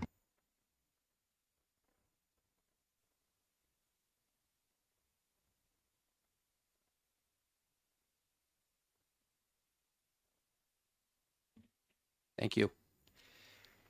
Representative Trottier is not only a representative, but he's also a police officer, and he's in court today. So I'm going to present his bill. I have some knowledge on it, but not complete knowledge. But I do know there's people behind us that represent larger communication centers in the state that will have a lot more information for us. So this bill is establishes a committee and they study the current education training requirements for personnel employed as emergency dispatchers, 911 telecommunicators for police, fire, and emergency medical organizations. Lines 3 through 10 is the makeup of the membership of the committee. You can read that. And then lines 11 through 20 is committee duties and what they're going to be doing when they're put together. And they have to start within 45 days. And at the end, they have to report. So lines 21 through 24, they're going to report to the Speaker of the House before November 1st, 2023. Any questions? Can you tell us the impetus for this bill? What? This is brought forth by, he's a police officer, and the other fellow is also in emergency services. Basically, across the state of New Hampshire, the training of dispatchers and communications people is different in almost every community or every dispatch area. There is some things like PowerPhone that is a training organization that most of them use, but not all of them. So it's kind of looking at all the training that all these people use to see if there's some way of having a standardized type of training that all of them would be using the same thing, and to see what level of training everybody's doing. And of course, the communication is different for police, fire, and ambulance service. So there's medical training. Some dispatchers get medical training and do medical over the phone. Some don't. So I think they're trying to find some uniformity or some standard. The policemen, the firemen, they have standardized training through the state of New Hampshire. But dispatch and communications is kind of open right now. So. Thank you. Yep. Representative Newell. I'm wondering if, I'm sorry, thank you, Mr. Chair, and thank you for taking my question. I'm wondering if there is a concern with the current standard, or what is the status of the standards that we have now? I think most of the communications do a great job. It's just a little bit different, and I think they may be looking for a certification, or they may be looking for a standardization in the training they get. Okay, so just to clarify, currently there is not a standard for that is for the entire state. What we're trying to do is just make sure that we have uniformity in that. Correct. Okay, Yes. thanks. Yep. Police and fire, they have their standards through both of their academies, and dispatch doesn't even have an academy, so it's Okay, great. Thank you for taking my question.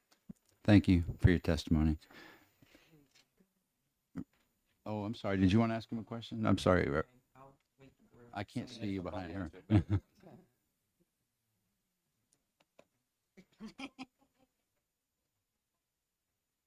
Is anyone here who has to testify who hasn't filled out a pink card? If you want to testify, you have to fill out one of those pink. Oh yeah, you got to give that to us. Otherwise, I have no idea that you have it.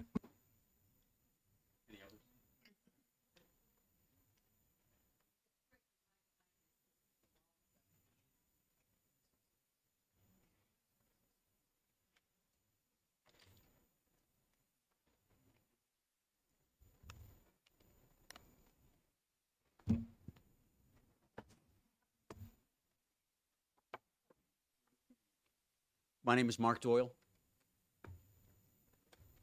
Thank you. The chair recognizes Mark Doyle from the DOS. Thank you, Mr. Chairman and members of the committee. I appreciate you giving us the opportunity to speak with you briefly, I hope, this afternoon, to talk a little bit about the bill which is in front of you to establish a committee to study the standards and training and certifications at all associated with public safety dispatchers and telecommunicators across the state. It was already alluded to that there's a lack of consistency when it comes to acceptable and mandatory trainings and certifications for our public safety dispatch communications personnel. I've been in the public safety field going on 39 years now, both as a police chief on the law enforcement side of the house, and as well as my current position as the director of the Division of Emergency Services and Communications here with the New Hampshire Department of Safety. In my current role, I oversee the 911 system in the state of New Hampshire. Now, having worked in that role currently and in my previous life, I've had the opportunity to see an evolution of training when it comes to standardization in both the fire, EMS, and as well as the law enforcement world, and that continues. There's a number of standards that law enforcement officers, that fire service personnel, emergency medical services personnel have to continually meet to maintain their certifications and credentials, as well as to get their foot in the door to become certified in those respective professions. And that's what we're talking about today. Our personnel as public safety dispatchers and public safety telecommunicators are no different when it comes to the profession that they represent. And in terms of that profession, we need to make sure that they're as well trained and as well credentialed in many respects when it comes to the life safety services that they render every single day of the week. They are in many respects considered our first responders. They're the first people that you handle with and communicate with, and they conduct warm transfers to our public safety communications center personnel, which are located across the state, who in turn make sure that that information, that those services are rendered to our public safety first responders in the field, whether they're police, fire, or EMS services personnel, to render safety when and where it's needed. Everyone in that communications continuum shares the same mission. That's to locate, communicate, connect people in an emergency with the help that they need when and where they need it. And it's so critical to make sure that we're not skipping a beat. And don't get me wrong when I say that there's a lack of standardization that equates to a lack of training. That's not the case. You will find, should this bill pass, as you conduct your research, that the data you receive will show some marked differences in the level of training across the state, depending upon a number of things. Of course, cost, time involved, standards and requirements associated with those respective agencies that have different scopes and responsibilities. And I bring that up because you might be asking about what is that differentiation. Much of it has to do with the role and scope and responsibility of the communications center that you, as a person, as a citizen, as a resident or visitor to this state, has to interact with or engage with. And I'll give you an example, and I have colleagues behind me that will talk to their respective agencies and what they do. At 911, we are a call reconciliation agency. We are what we consider a transfer agency. Every 911 call that's initiated in this state or hits a cell tower in this state goes to our public safety answering point. It does not go to your local communications center. And a lot of folks don't realize that. The person they're talking with is located in one of two locations here, and those folks have standards that they must meet that are foundationally built into administrative rules so that when they come out of their training, which can last up to 16 weeks, they all have that same level of training, they all have that same level of credentialing, and they have to maintain that training and certification based upon the accreditation standards that we have to comply with because we are an internationally accredited emergency medical dispatch agency. We also comply with, in terms of our training and our recruits when they go through training and complete their training, APCO certification, which is the Association of Public Communications Officials across the country. So we're making sure that our standards, our consistent level of training, is the same level of training that everyone gets in the state, regardless of where they are or when they call 911. What we end up doing when we get that call, whether it's a police, fire, or EMS call, depends on the nature of the call. Those calls are all transferred, but some are held onto our telecommunicators because we also provided a value-added service to that communications piece and to the people in the field who need immediate assistance, first aid, and for people who are on scene to render patient care. We will then conduct an emergency medical dispatch triage based upon established protocol, again, pursuant and compliant with our accreditation standards, to render assistance to folks in the field prior to the arrival of first responders. We stay on the phone with those individuals as long as it takes. Sometimes that could take up to an hour or more before first responders arrive on the scene. During that period of time, that transfer is already made downstream to the local communications center, so those folks can then transfer that valuable information and give first responders in the field time and minute by minute and second by second, in some cases, updates as to what's happening, because we still have a connection with those folks that are in the field. We do not do radio dispatch at 911. We're not dispatching police officers. We're not dispatching firefighters. We're not dispatching emergency medical services personnel or ambulances to a scene. We leave that to the 67 communication centers that we actually have a live connection with 24/7, 365 days a year. And when I talk about the level of standardization and level of consistency, it's based upon the need to make sure that only the highest level and quality of service that our telecommunicators rendered is the same across the board, regardless of where you might be when you make that 911 call.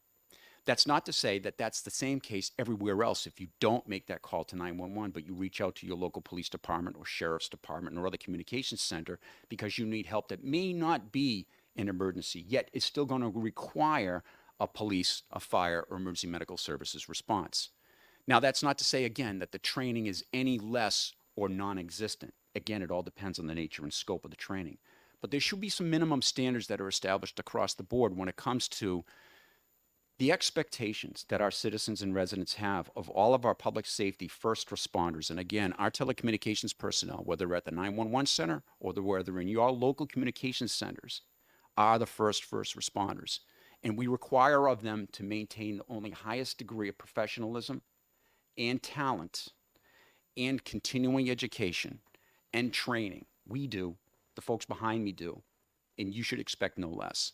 And that's why I'm in support of this bill, because if nothing else comes out of this, it's going to be some transparent look at what it is that we're doing across the state to try to make sure that we're rendering only the highest level and quality of service that not only our citizens expect, but also deserve. I have testimony as well from Cecily McNair that I'll be able to pass out. Cecily is a long-standing 40-year veteran of our public safety dispatch community. And I also have testimony that I'd be more than happy to email because it has some hyperlinks in it that might be helpful to you as you start to do a little bit more research. And I am available for any questions that you might have. Thank you for that in-depth testimony. I noticed that the bill's requesting a study committee. Do you think that this in-depth look is something that could be finished between, now or actually between July and September? Or do you think that it would be better off to be made a commission with a sunset date that would sunset after the study was finished? As I read the bill, there's a lot in the bill that you should be looking into that will take some time. But you do have a lot of folks here in the room and out there in the telecommunicator public safety dispatch consortium that are willing to step up and help and assist in any way that we can. So it's not to say that you won't get that level of cooperation. We're ready to do what it is we need. I don't know if I'm the best person to ask of that because I think it would all depend upon the resource restrictions that you folks would have as well. I just don't want to sell the issue short because when things are committees, we have to have an answer out by the fall. And if we aren't done our work, it's not going to do it justice. Understood. Thank you for the question. Representative Newman, you had a question? Thank you, Mr. Chair, and thank you for taking my question.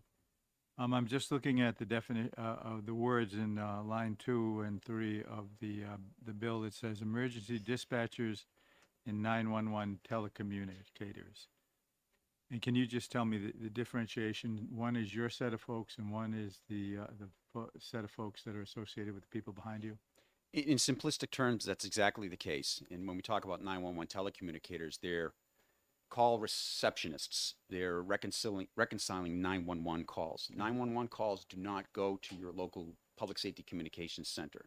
If you are in, I'll use my own example, if you're in the town of Merrimack, and for years I was a law enforcement officer in Merrimack, we have our own public safety communications center that dispatches for police, fire, and emergency medical services. We were also connected by virtue of the larger network that our division currently here at the Division of Emergency Services and Communications had set up so that when we do a transfer, we transfer that call once we receive it at 911 to the local communications center. They do the physical dispatch along with a number of other things that, depending upon the role and scope of that dispatch center, would also do, in addition to receiving the 911 call and all of the data that flows along with it. Follow up. Follow up. And I believe you talked about staying on the phone for an hour and dispatching additional information to the person that made the call. Is that in both of those places, and do they transfer information, or how does that work?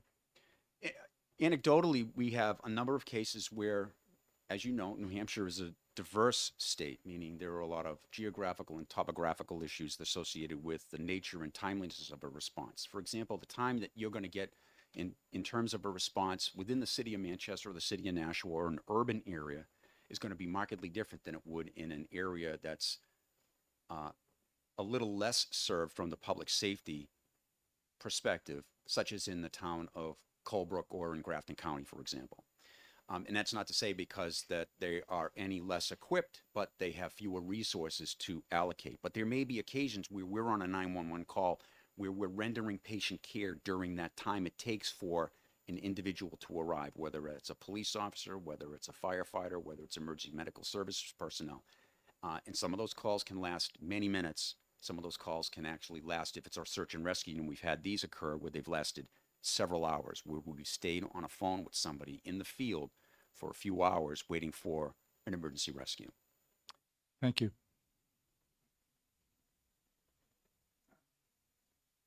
Thank you for your testimony. Thank you. Chair Should I leave- recognizes, Excuse me, John, should I leave the testimony here? or you could bring it up to the chair recognizes Jonathan Goldman.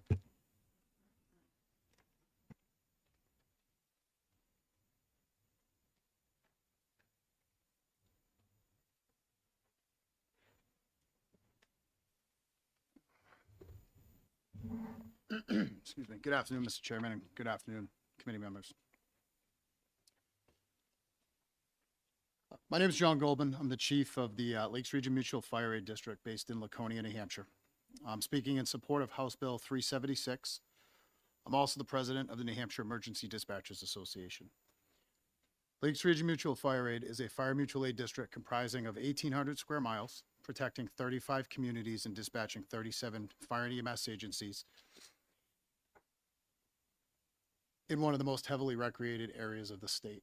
LRMFA is staffed by professionally trained emergency communications personnel because as an agency, we believe in training and developing our team members commensurate with their level of public safety responsibility.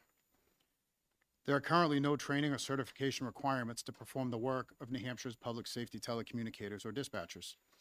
Some agencies, like mine, go above and beyond, and others provide minimal training at best for their personnel. On any given day and at any given time, public safety telecommunicators and dispatchers in New Hampshire, including the team at LRMFA, are making critical, life-saving decisions regarding the safety and response for the public and our state's first responders. They're managing multiple emergency response resources throughout the state, oftentimes simultaneously with multiple life and death emergencies occurring at the same time. There's currently no state standard regarding the level of training or certification that these men and women must undertake to perform these job functions that are vital to New Hampshire's public safety success. Some agencies offer minimal training before their telecommunicators or dispatchers are released from training. Some agencies provide extensive training like mine. In my 27 years of professional public safety communications experience and as a leader in this profession, not only in New Hampshire, the region, and nationally, I believe strongly in national standards and best practices as they relate to emergency dispatching.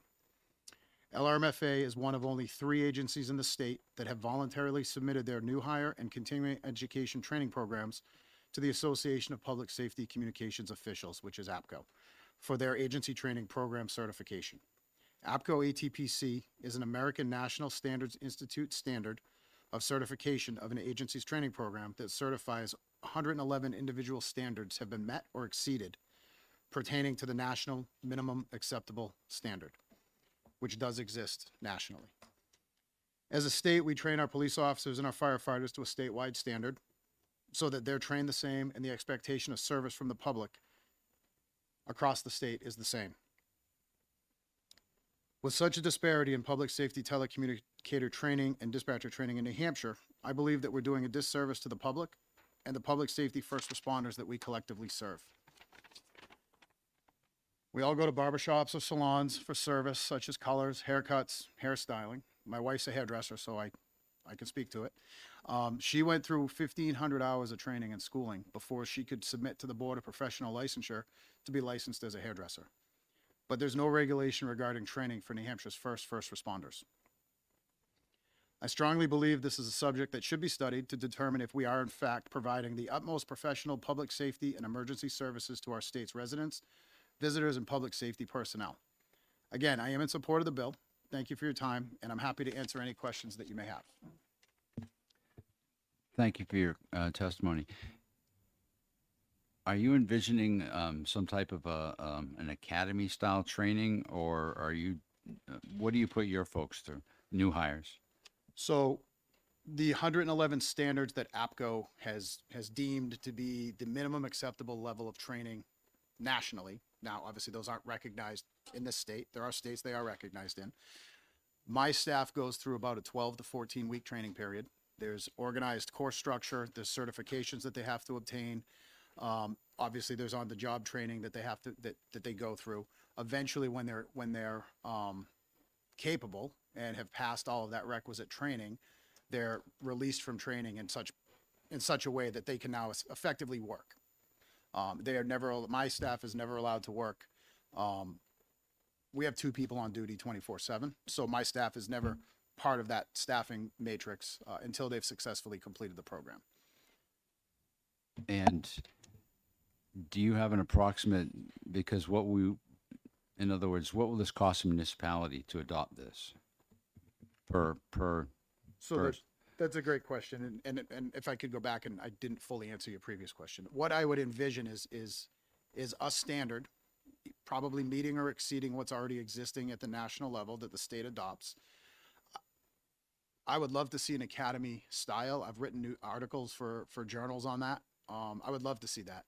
I don't know that we're there. What would probably be more palatable is, here's the standard that your agency needs to meet.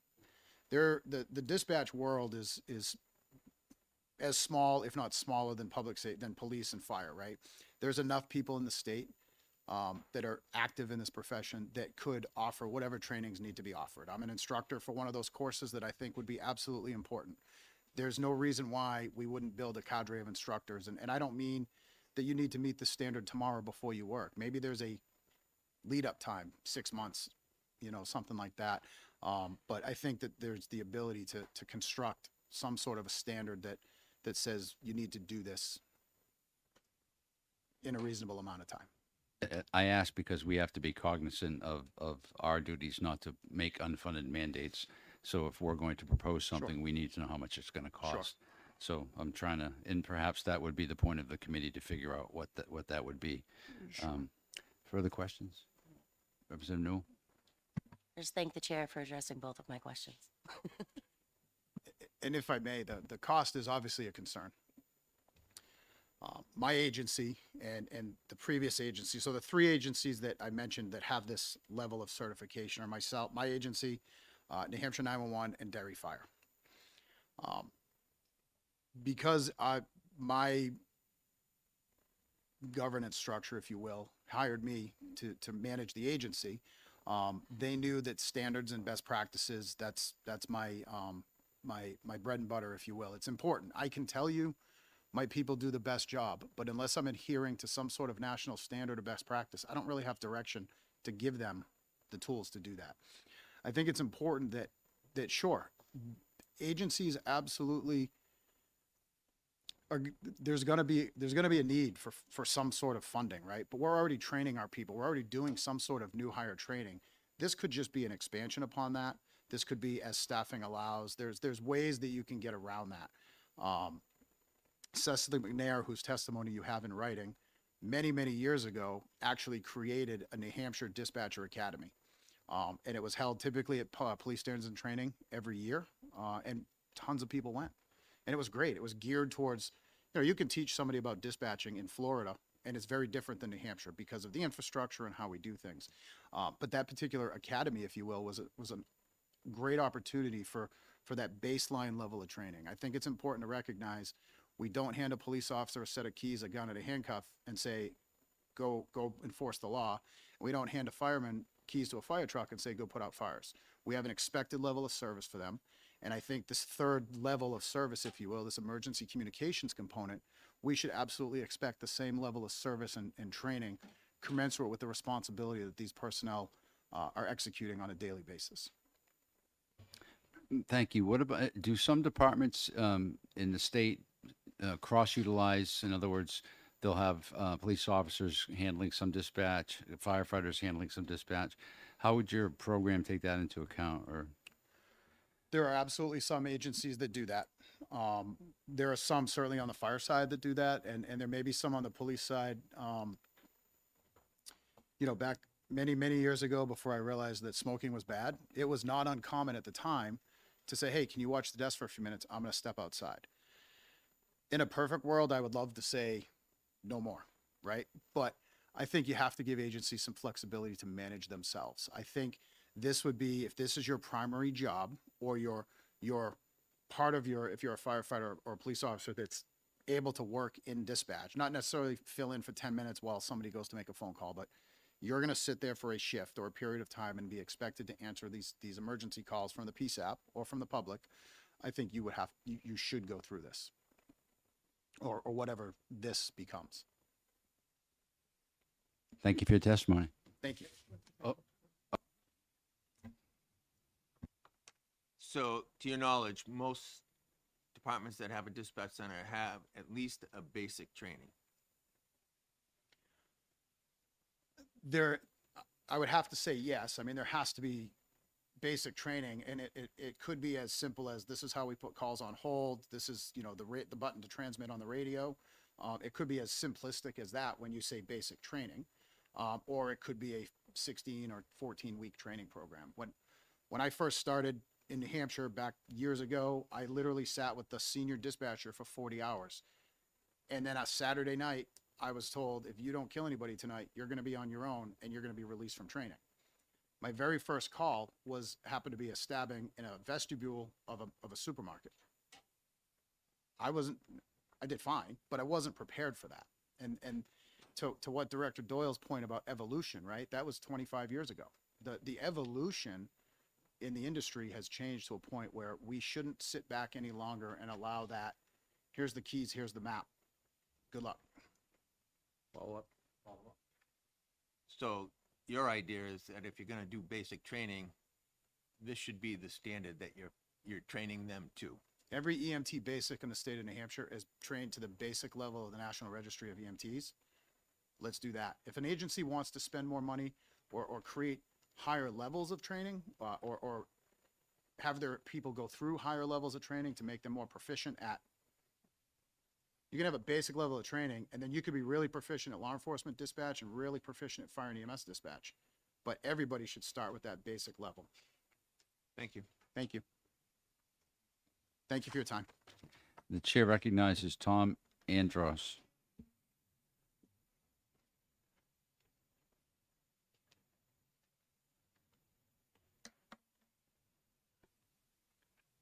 Thank you, Chair and Representatives. I'm Tom Andros. I'm currently the Director of Communications for the Grafton County Sheriff's Department. As Director Doyle referenced, I'm one of those rural folks who have to manage responses a little bit differently than some other more populated places. I don't duplicate a lot of the information you've already heard from the director and the chief. They've done a great job in covering our industry. I am excited to look out to the committee and see public safety folks, because I think you know that what we are asking for here is the right thing, and it could be a good starting point.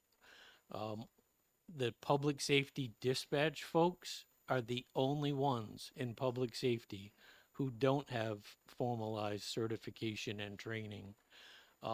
Those that do, police, fire, and EMS, the reality is they don't go anywhere until our people tell them where to go.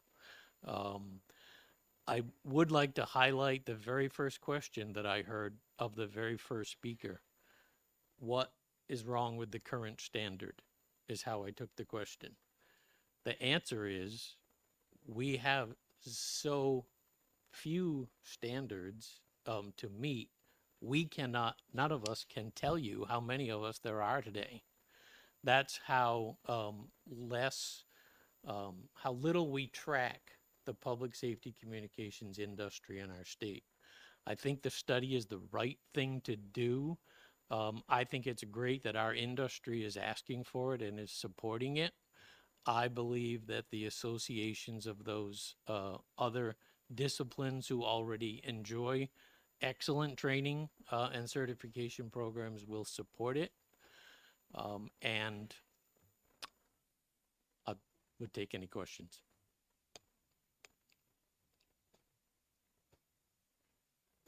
Thank you for your testimony. Thank you.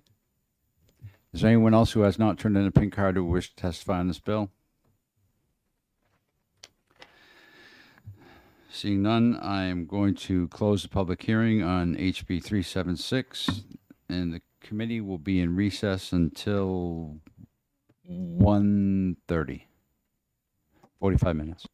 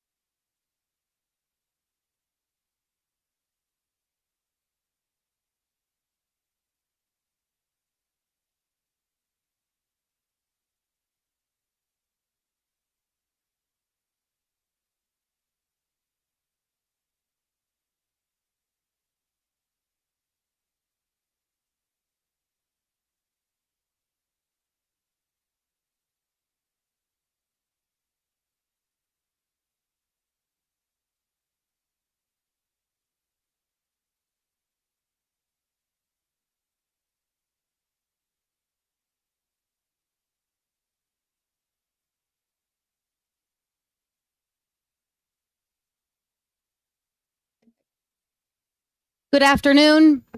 Being 1:30, I will open up the public hearing for House Bill 481 relative to arrest warrants and search warrants. Committee recognizes Representative Yokello. Am I pronouncing it right?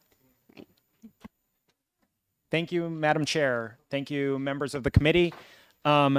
This bill, HB 481, I'm here to present to you today, and the purpose of this is to essentially allow for more clarity to the decision makers on whether or not search warrants and arrest warrants are appropriate, and to not allow judges to be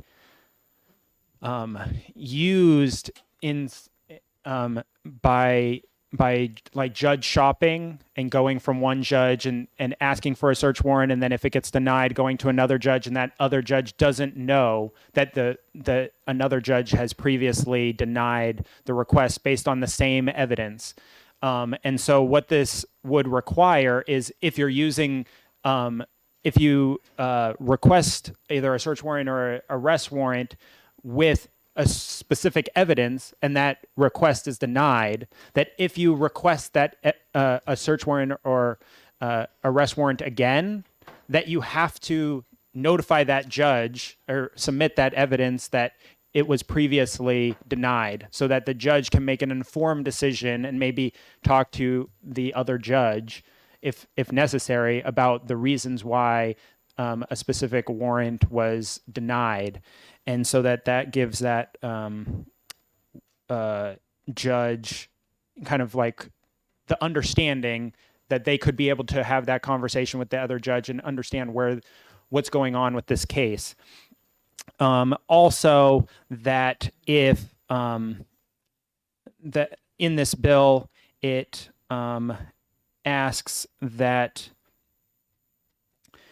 the state shall disclose that same information if they're presenting information to the grand jury. So you can't go to the judge, ask for an arrest warrant, it get denied, and then go to a grand jury and ask for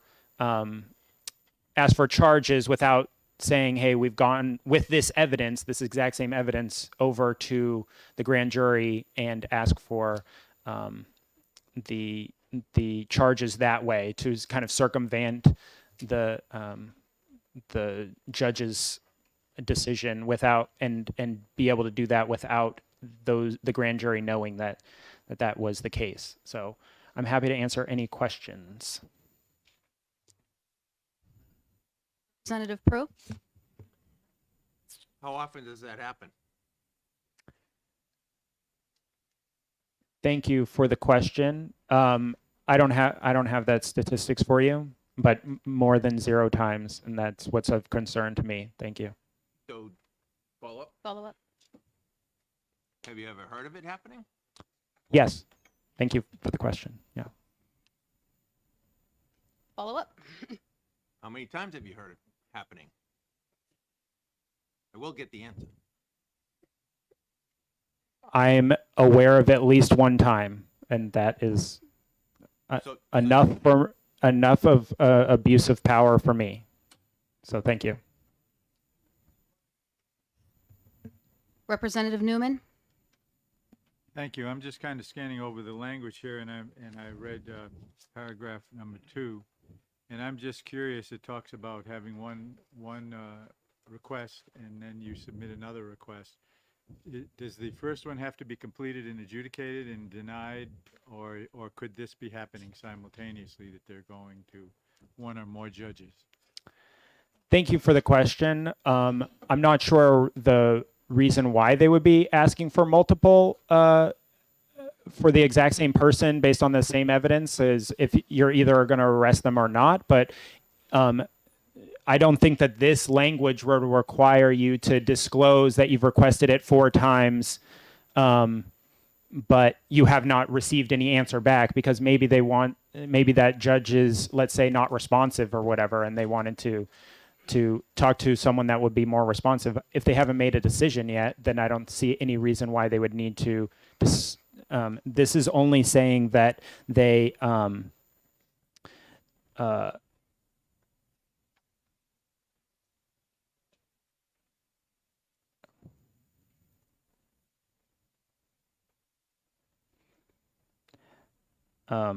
so the name of the judge.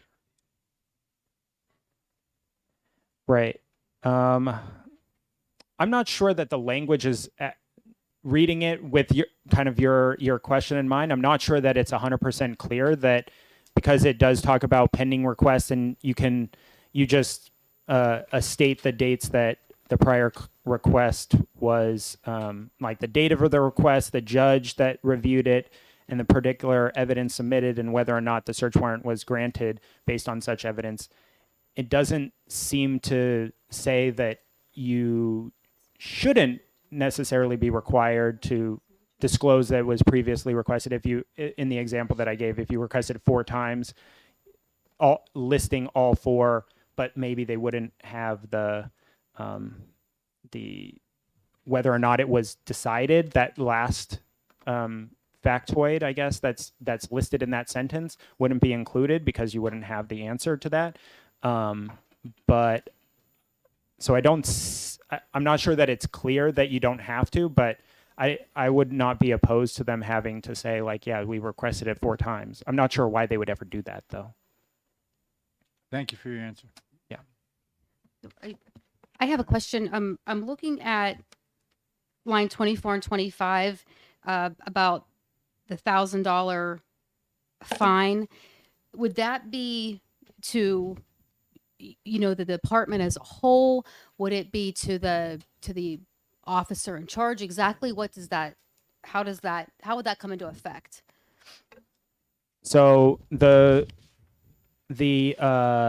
it would be the law enforcement officer that was violating it, right? So if you say like line 11, it's the law enforcement officer or the agency. So whoever is the official, like, requesting it. So if it's coming from the agency, I guess that would be able to be not the actual person. But I don't think that. I think it's more of the officer that's requesting it on behalf of the agency, and not the actual agency requesting it. But I'm sure the officers will be able to tell you as far as that. But my intention is just that if the officer is knowingly violating the law, that they get punished. So if they don't know that the information was previously used, then they shouldn't be held accountable. But if they are knowingly violating the law, it should be held accountable for that. Thank you. Representative Newell? Thank you, Madam Chair, and thank you for taking my question. So I think the way that I'm reading it, and correct me if I'm wrong, this would be using this, if it were using the same information, the judge who would be approving the arrest warrant would know that as well, right? So this wouldn't just be, I mean, I would think that this would be beyond the officer themselves, is what I'm saying. So it's putting all the liability on the officer, but it seems in order for something like this to happen, it would kind of have to go through a few different people at that point. Thank you for the question. So like judge shopping is what is kind of what we're talking about, is like if the law enforcement officers goes to Judge A and the Judge A says this is not appropriate or you don't have enough evidence, go get more evidence, and then they use the exact same information and go to Judge B. I guess maybe this would be a question for somebody else, but I'm sorry, sorry. But I would think that there would be a record of that, right? You would file, the process would be, there would be a record of that process. So judge shopping, I would think, would be pretty difficult because it would be on file that you had brought the same evidence to the same person. What I'm trying to get at is, in order for something like this to actually happen and accomplish what, if someone had ill intent, then in order for them to do that, I feel like there would be checks before that in order for that. I'm sorry, I'm not posing the question right. I- I'm sorry. I mean, Wouldn't these things be on record so that this wouldn't be able to happen? Is my question. thank you for the question.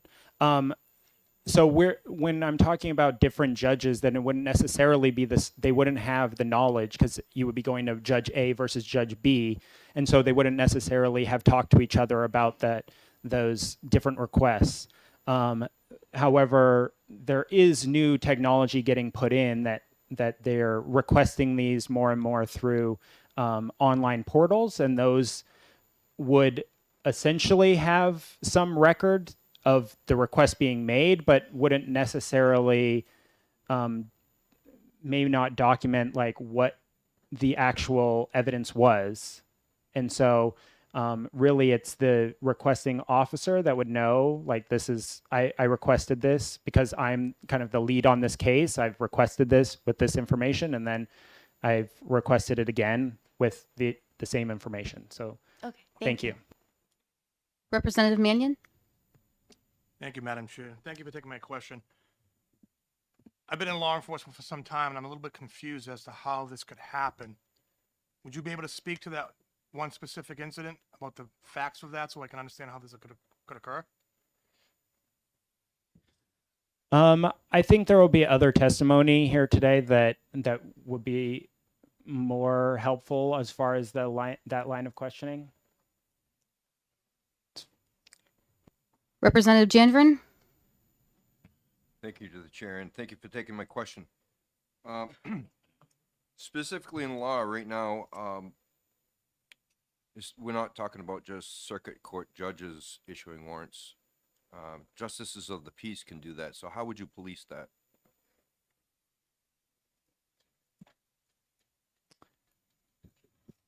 Thank you for the question. I believe that whether they're requesting it from a justice of the peace or they're requesting it through the circuit court, I think the requirement is the same for the law enforcement to notify those people either way. Follow up? Yes, thank you. So I think what I'm driving at is if you're dealing with a police officer interacting with a justice of the peace that is not using electronic means, they're not at the circuit court, they're not circuit court judges that are talking to each other all the time. You're talking about a justice of the peace sitting at home. So how would you know that a police officer had gone to several justices of the peace rather than going to the circuit court judge? I think that, thank you for the question. I think that would be something that would require investigations and may not always become apparent unless someone was doing some research and knew, let's say that they knew the justice of the peace or something like that. There would need to be an investigation. I don't think that you would just know. And so you would have to bring that evidence to the DA to charge, or the DA do the investigation if they're hearing reports of that. Okay. Good. Right. Thank you for your testimony. Thank you. Jason Smith?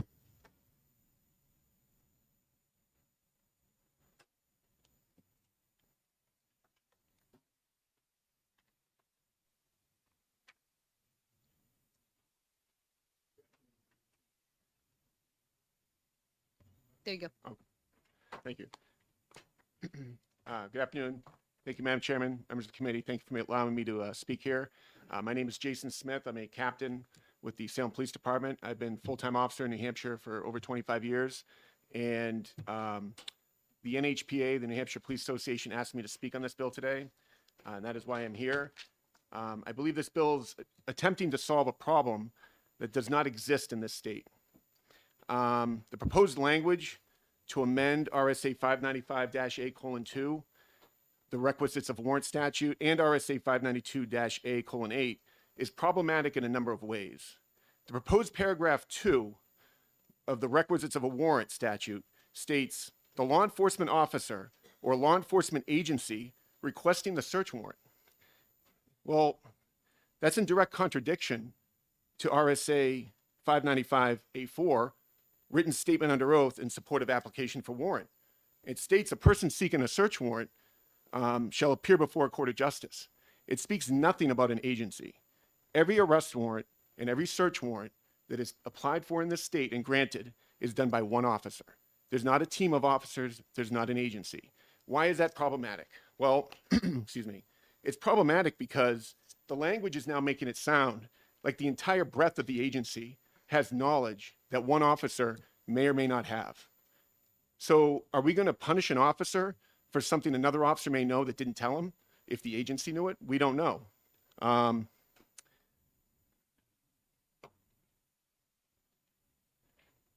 then it talks about they shall disclose exculpatory evidence. Who is they? The agency? How can the agency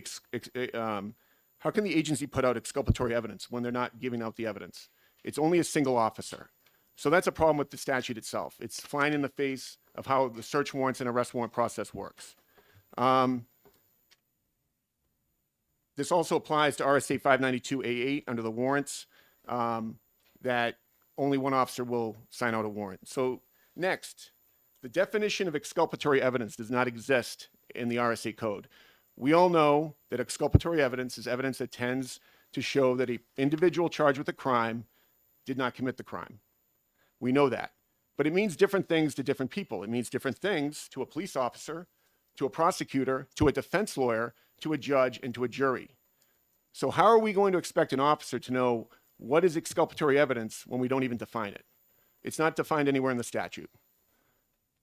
And what I mean by that is I've had to sit through many trials, and I've watched, as a police prosecutor for many years, members on the defense side ask questions of officers or of me while I'm giving testimony in a case that they believe is exculpatory, that I know or I believe is not. So now it's subjective. So now we're going to punish officers for a subjective definition of exculpatory evidence because we haven't bothered to define it in the statute. So will the verbal protestations of a criminal defendant that the pants he was wearing that we seized for a search warrant were not his, is that exculpatory? Do we have to put that in the search warrant? And if we don't, do we face a $1,000 fine? If a person, a witness, victim, or suspect was crying or failed to cry while giving a statement to the police, is that exculpatory? Because a defense lawyer would argue that the lack of or showing of emotion could be exculpatory depending on the facts of each specific case. Is that exculpatory? We don't know. The purpose of an affidavit or a statement of probable cause is simply to outline whether probable cause exists to conduct a search or to arrest a defendant. Everything else that has to do with exculpatory evidence occurs post-arrest. It occurs during the defense counsel's attempt to mitigate or to prove not guilty a criminal defendant. It has nothing to do with law enforcement in the investigation of a crime. I'm not saying we ignore exculpatory evidence. Of course we document it. Of course we make notes of the protestations of a defense. But to say there's going to be a fine is going to have a chilling effect on officers going forward trying to get search warrants and arrest warrants. Because they're going to be, is it worth it? I don't know. Maybe this is exculpatory, maybe it's not. Now I'm going to delay what I'm doing to talk to a supervisor or an attorney before they even go for that warrant. Where in the past, they would just go and get the arrest warrant or the search warrant or apply for the search warrant. Speaking of that,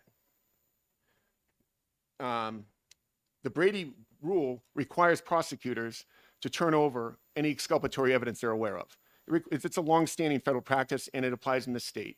Even if that exculpatory evidence is evidence that they're not aware of through the normal discovery process. For example, they get proof that an officer was lying. They're required to provide that evidence. I would argue the same is for a police officer. They're required to give that evidence. There's no provisions in this statute for an emergency.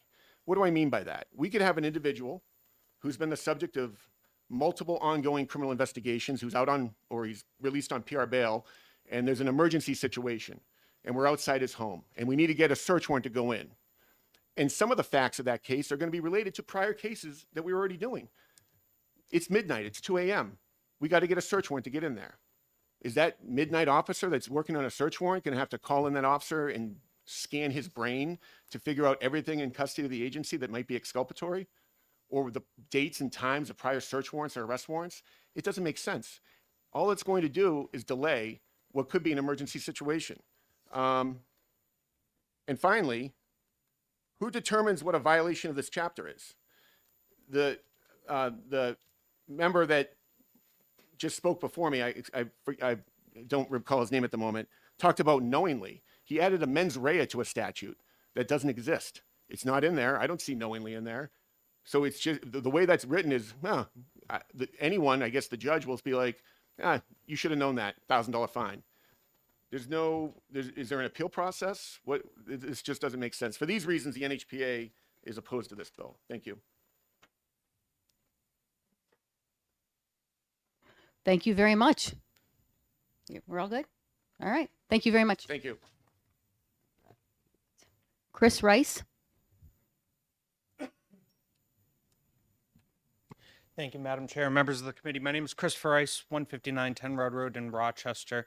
I'm here to speak in approval of this bill. I believe that this bill is a good bill to lay the framework to fair and honest policing and keep our judges and justice of the peace accountable. Myself is a justice of the peace, and in my previous profession before I became a small business owner, was served several times with arrest warrants, misdemeanor arrest warrants, but arrest warrants nonetheless. And in my profession, I had denied throughout the course of my career probably 7 to 10 of those because they didn't have enough evidence that I felt was reasonable enough, or I felt that they committed the crime. And officers have said to me in that moment, well, I'll just drive down the street to the next police department to have a bail commissioner or justice of the peace sign that warrant. I think that the previous testimony that you received about exculpatory evidence, they were mixing the two about what is exculpatory evidence versus this becoming exculpatory evidence.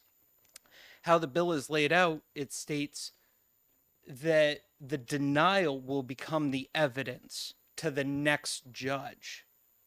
Okay, so that is the evidence that would be exculpatory going forward, past that point of going to the first judge or justice of the peace. In addition, there was a question earlier about how justice of the peaces track this information. Well, I have my own tracker, so that way if I ever get questioned, why did I sign this warrant or who did I sign that paperwork for, I have all that information personally. But there's no state system. There's no system through the courts. There's no system through law enforcement agencies. There's no system through the Secretary of State's office, which I receive my commission from, to track what paperwork I sign for who I sign it for.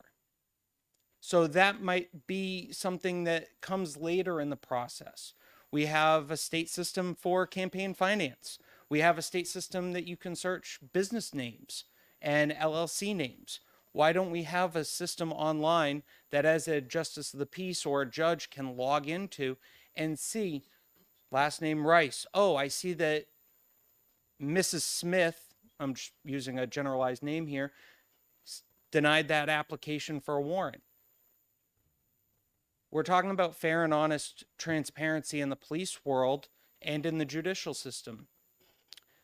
I feel that this bill would start that framework and start that process going forward to making sure that we hold everyone accountable. I'd be happy to take any questions from the committee members. Representative Newman. Thank you, Madam Chair, and thank you for taking my question. And I just want to make sure I understood the testimony that you just gave, and I believe it was that you had denied requests for an arrest warrant, and then you became knowledgeable or able to determine that that arrest warrant was issued then by a justice of the peace, and could not only you be able to use that method that you used, could the justices of the peace could they determine that happened? And just that, thank you. Yeah, thank you for the question, Representative. So, the agency that I worked for specifically, we had 7 justice of the peace's work in the same building. So, if I denied it right then and there, they could go to another justice of the peace just down the hall, or they could go to another agency across town. I knew of justice of the peaces that worked in the same police department as the officer that was applying for the arrest warrant, and I felt that it was a conflict of interest. But that was just hearsay communication. That was me speaking to you and you speaking back to me, or I hear an off-the-cuff remark or comment. That is not a bona fide legitimate system.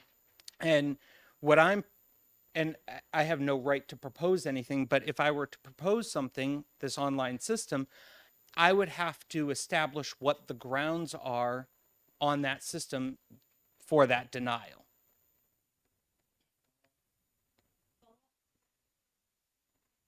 And I haven't completely read all of the bill. This bill does not propose such a system. It's you are just putting That out is what you- that is correct, Representative. The bill does not propose a system. That is just my own internal thought. Reading the bill, this would lay a groundwork to such system later down the line. Thank you.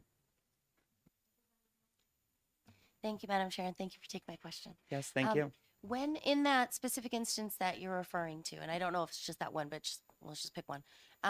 Was there some type of accountability? Because you knew that that officer was going to ask another justice of the peace or something like that. Were you able to report that? And was there some mechanism by which, it was addressed in that instance that you're talking about? So the short answer is no.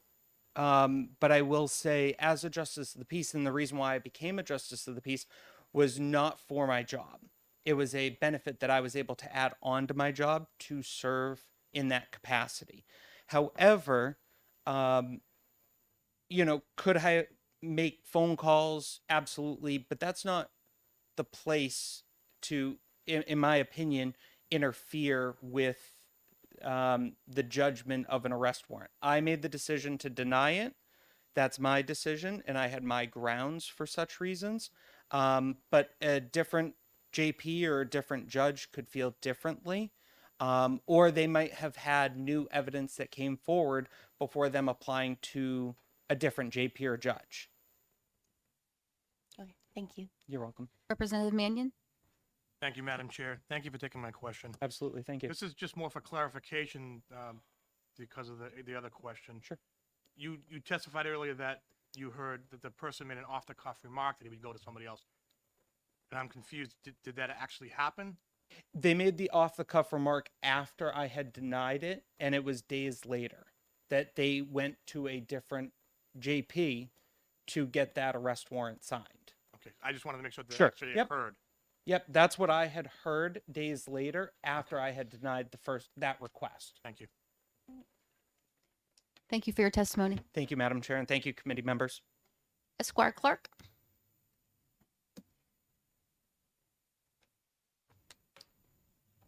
Do I need to push this? I forget. It's already on. You're good. Oh, there you go. My name is Rich Clark. So it is on if it's red, or is it's off? Yep, it's on. Sorry. So It's kind of backwards. Red means go here. Thanks. So my name is Rich Clark. I practiced criminal law for the past 15 years. My experience is primarily in Rockingham County. The state policemen had, and I respect them, but my opinion is quite different from what this state police officer had mentioned earlier. Exculpatory evidence is simply evidence that benefits the defendant. It doesn't matter whether you're a judge, a juror, an attorney, it all means the same thing. He said that it's a problem that doesn't exist. Well, it certainly is a problem. And I can tell you from practicing for 15 years, it's one. And I can also tell you a story that it was a problem for me personally. The only thing that this bill is proposing is just to be transparent. The only thing that we're seeking is that if an arrest warrant is denied, you give notice to the next JP if you present it. That's all. If an arrest warrant is denied and the person is indicted, that you give the grand jury the information, if they're aware of it, that this was denied by a court or a justice of the peace. It's fair and it's honest. That's all we're trying to do, or that's what this bill does, is it creates accountability and honesty. And there was testimony also by the state police officer, and he said, well, what if one person didn't know? Do I got to call the other one at 2 a.m? The way the language is created, it's for the benefit as well for law enforcement, because it creates a standard. And that standard is here mentioned many times, and that's simply that officer has to have knowledge. They have to have knowledge of something. If they don't know, they don't have to pick the phone up and call someone else at 2 a.m. It's if they have knowledge that this has been denied before, simply that they give it to the next person they propose it to. And if they have knowledge, I'll read it, shall disclose whether they know. That's one example. Shall disclose if they have knowledge. If they don't have knowledge, then they don't have any burden to disclose it the way this bill is written. It says, well, does that relate to the entire agency? That was another question posed. It doesn't say anything about agency. It just says if they have knowledge. This is the person that's filing the arrest warrant. In my instance, I was involved in a divorce. In my case, my now ex-wife, who I'm friends with again, had tried to preclude me from any contact with my son. He was 11 years old at the time. So every time there was an allegation against me personally, and it failed in court, she would step it up and there would be something worse and worse. Well, the second to the last worst one is that I allegedly beat my own son, which was ridiculous. When that failed in court, she went to the police in Portsmouth and she said, my husband started molesting my son a month ago when he filed for divorce, which was absolutely ridiculous. And you could see each thing step up. So Portsmouth police went to file an arrest warrant for me, an innocent parent, a father of a son who is also an attorney and well-known and respected in his city. That arrest warrant, a judge makes a determination whether there's probable cause to issue the arrest warrant. A court determined there was no probable cause in my situation and denied the arrest warrant. That police department circumvented the district court order finding no probable cause and indicted me through a grand jury for the same thing, an innocent parent, someone that was innocent of these allegations, which were clearly false.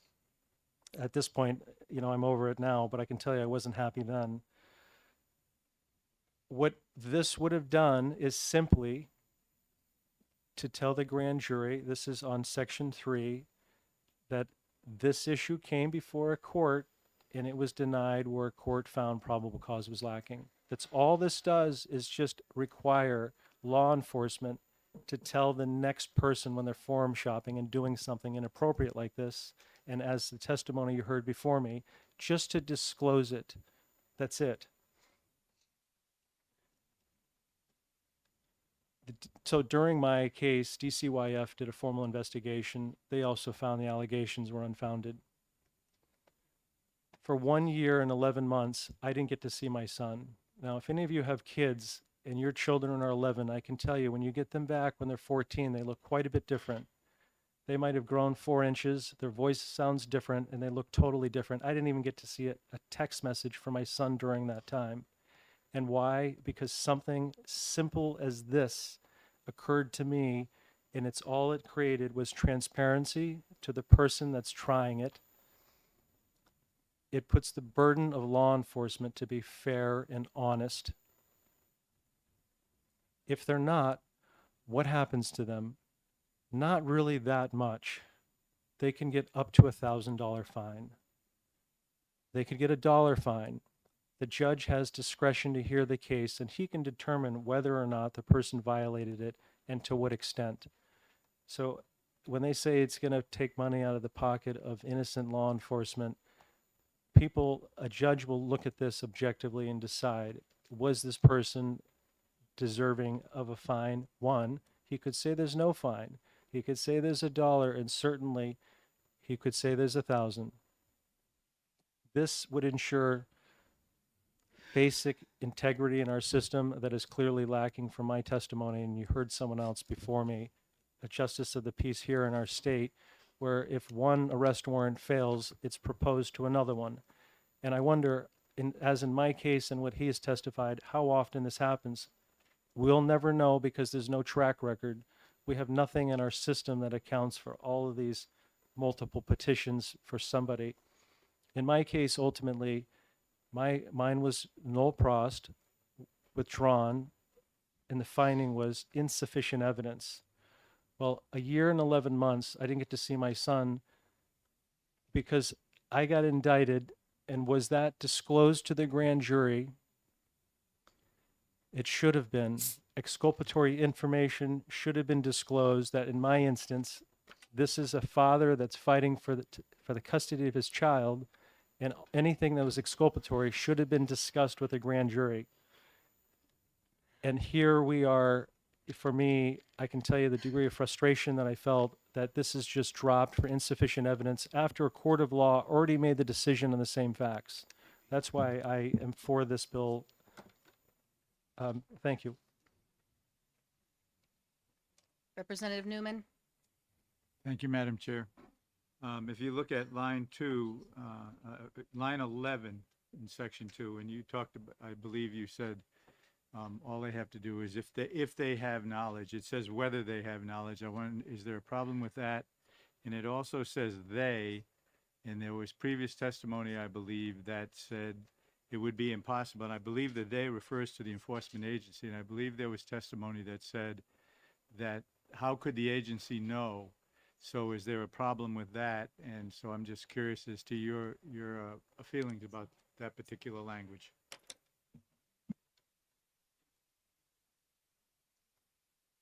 I think the way it's worded is it's discretionary. The first word is the law enforcement officer. And it does say, or law enforcement agency requesting a search warrant shall disclose if they have knowledge. Well, look at what happened to me. If they have knowledge, whether it's one person filing it or there's two, let's say there's 2 detectives,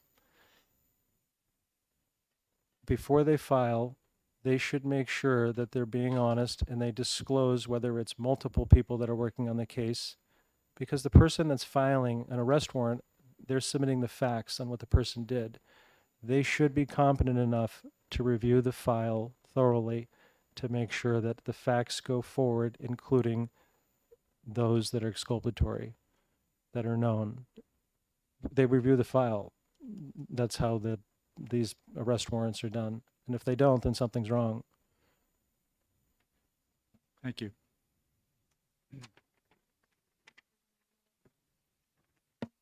Thank you, Madam Chair, and thank you for taking my question. I actually have a 14 and 15-year-old boy, and I can't imagine spending a year and 11 months without them. My question is, when you were just talking about the story, you were saying that it escalated each time, which to me I would interpret as there was more evidence the next time around, or there was something that changed the next time it came around. But this seems to be talking about if the evidence is the same. Could you kind of clarify that? Well, so in my instance, it was the same evidence. I was in family court. So, it's common because I practice family law as well. So if one thing fails, quite often a parent that's trying to preclude custody with another parent, they'll step up. So in my instance, and I'll tie it to my case rather than my client's, DCYF showed up because they said my wife was saying I wasn't feeding my son, which he was overweight. So if that doesn't work, then it gets stepped up, and it gets stepped up again and again. But in this instance, how it ties to the evidence was always the same. it's a family court issue that is separate from the criminal issue. The criminal issue, what they do is they talk to witnesses, and that's what creates the body of the majority of what ends up in the arrest, the facts. Thank you. Thank you for your testimony. Is there anybody else wishing to testify on this bill that has not turned in a pink card? Seeing none, I will close the public hearing for House Bill 481. At this time, we will open the public hearing for House Bill 585, and the committee recognizes the sponsor, Representative Love. Thank you, Madam Chair. Thank you, members of the committee. For the record, my name's Representative David Love. I represent Rockingham 13, which is Derry. And let me preface this whole thing that, I'm a strong supporter of law enforcement. My grandfather was a cop in Lawrence, Massachusetts, and I understand a good chunk of what these guys have to go through. When they get called, somebody there doesn't want them there, and it can make for an awful difficult day. Anyway, I put this bill in because I went to a seminar, and it was put on by Americans for Prosperity, and they were talking about going after qualified immunity, and that one of their big things was police brutality, and cops that are on steroids are guilty of it more than others. They administer a much nastier beating and what have you, but I don't want to see police officers lose qualified immunity. Would certainly have chaos in the streets, and they wouldn't be able to hold on to a cop.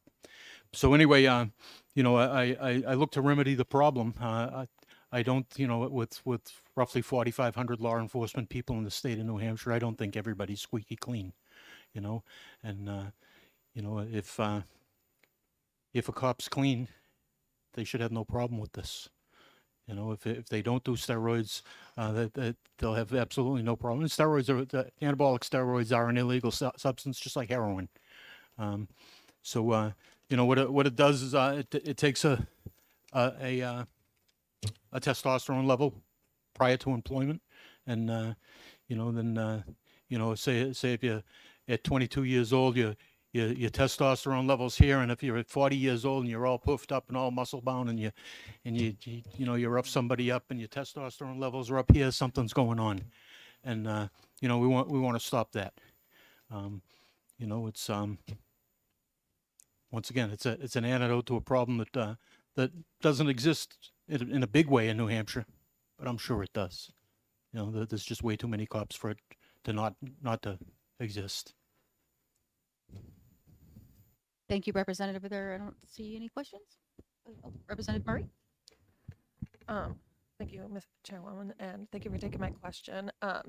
If I heard you correctly, I think you said that officers who are on steroids are more likely to partake in violence, and I was just... Yes, that's pretty well proven. Okay. I was just curious if there was data that backs that up that you could share with us.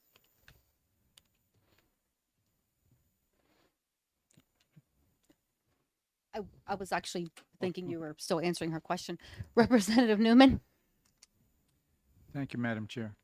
And so it's just a follow-up to that question. So from my reading of this bill, it means that if the officer gets it does not detect that he's using steroids, or if he is using steroids, he has a medical prescription for that, then that person would just be deemed that the force that he used was not excessive. Is that correct?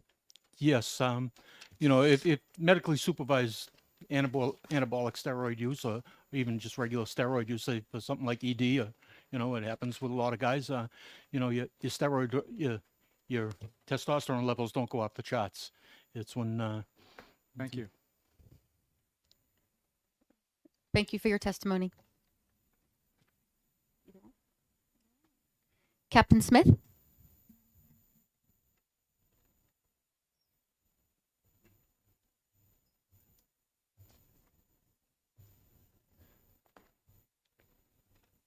Hello, Madam Chairman, members of the committee, thank you again. The NHPA, New Hampshire Police Association, asked me to speak on this bill. So there's two parts to this bill. The first part that I'm going to speak about briefly amends 106L6, talking about hiring at the academy to test for anabolic and testosterone boosting steroids. The NHPA doesn't have a position on this. However, I will state that any competent background investigation is going to detect, or I'm sorry, the background investigator is going to learn that a person's on anabolic steroids well in advance of them even getting to the drug screening and probably disqualify that candidate. But I'll leave that. We don't have a position on it. The next portion is the creation of a new RSA, RSA 105:20, drug screening for the use of excessive force complaints. This bill proposes to require drug screening for anabolic steroids and testosterone boosting steroids for any officer who's the subject of an excessive force complaint. The statute doesn't define what an excessive force complaint is. I would say that any use of force complaint is an excessive force complaint. Whether someone believed they should have been arrested or not, and they file a complaint that he handcuffed me roughly, that's now an excessive force complaint that's going to have to be investigated. And now, vis-a-vis, the officer is going to have a steroid test. We don't know who's going to pay for it. I'm assuming the town will. Does that mean, well, let me continue, I'm sorry. Even those complaints that are demonstrably false. So law enforcement agencies are required, or they should be, in taking complaints, whether they're anonymous or not, and investigating them. So an anonymous complaint sent in on a handwritten letter that no one signed saying Officer X punched me is a complaint that we're going to have to investigate. Now we're going to have to send Officer X to get a steroid test. Or Officer Y punched me. We look at the body cam footage. He didn't even touch the person. Now we have to go send them to get a steroid test. There's no exception here for demonstrably false complaints. What about a Google review? What if someone gets on Google and says, Officer Jason Smith at the Salem PD punched me? Well, now I'm going to have to go get a steroid test because this bill doesn't allow for any exception now that we're going to investigate it. So let's bring it down to the logical conclusion. A subject outside a bar spits in the face of an officer. It takes 3 officers to tackle that person and bring him to the ground. He's not hurt. All 3 officers, the suspect, defendant, files a complaint against them. They used excessive force. Whether it's demonstrably false or not, because there's no exception in this language, all 3 officers, including one that might be a pregnant female, is now going to have to go get a steroid test. And there's no exception for that. Unlike the language to change 106L6, there's no provision in the proposed statute that deals with people that have a prescription. In 2004, I was diagnosed with a pituitary tumor. I've had 2 surgeries and radiation, and I'm on testosterone for the rest of my life, and among other drugs. So if I have a use of force, I'm going to go get a test that's going to prove I have a medically included prescription that I'm taking. What's the point of that? There is no point. Finally, I'm just going to end with this. Price's square root law states that the number of people involved in a project or business will be the square root of the number of people are responsible for 50% of the work.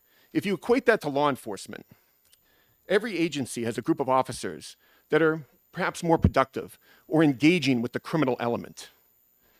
These are individuals with the most arrests, the most activity.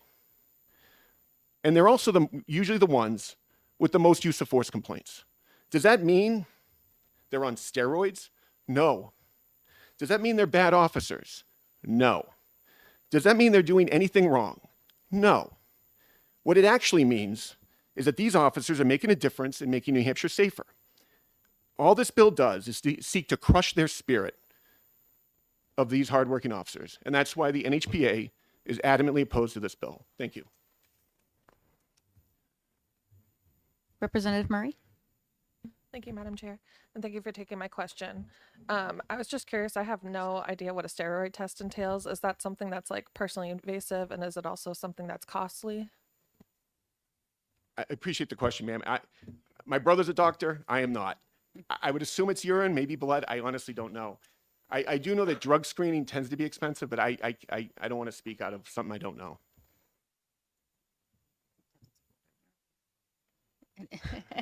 I can call my brother. But We have a couple other people testifying. I'm sure we'll be able to get that question answered. Is there anybody else? Oh, seeing no further questions, thank you for your testimony. thank you, ma'am. Director Skippa?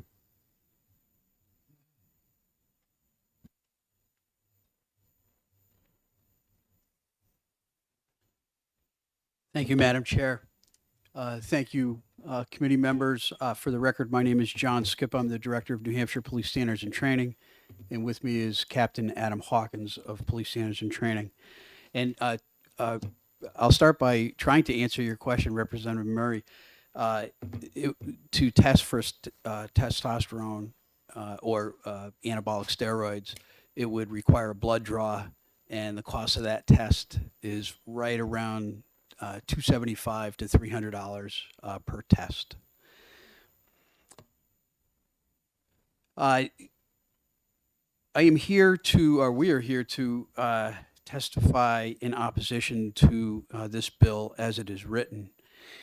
Let me take the second part first and then the first part second.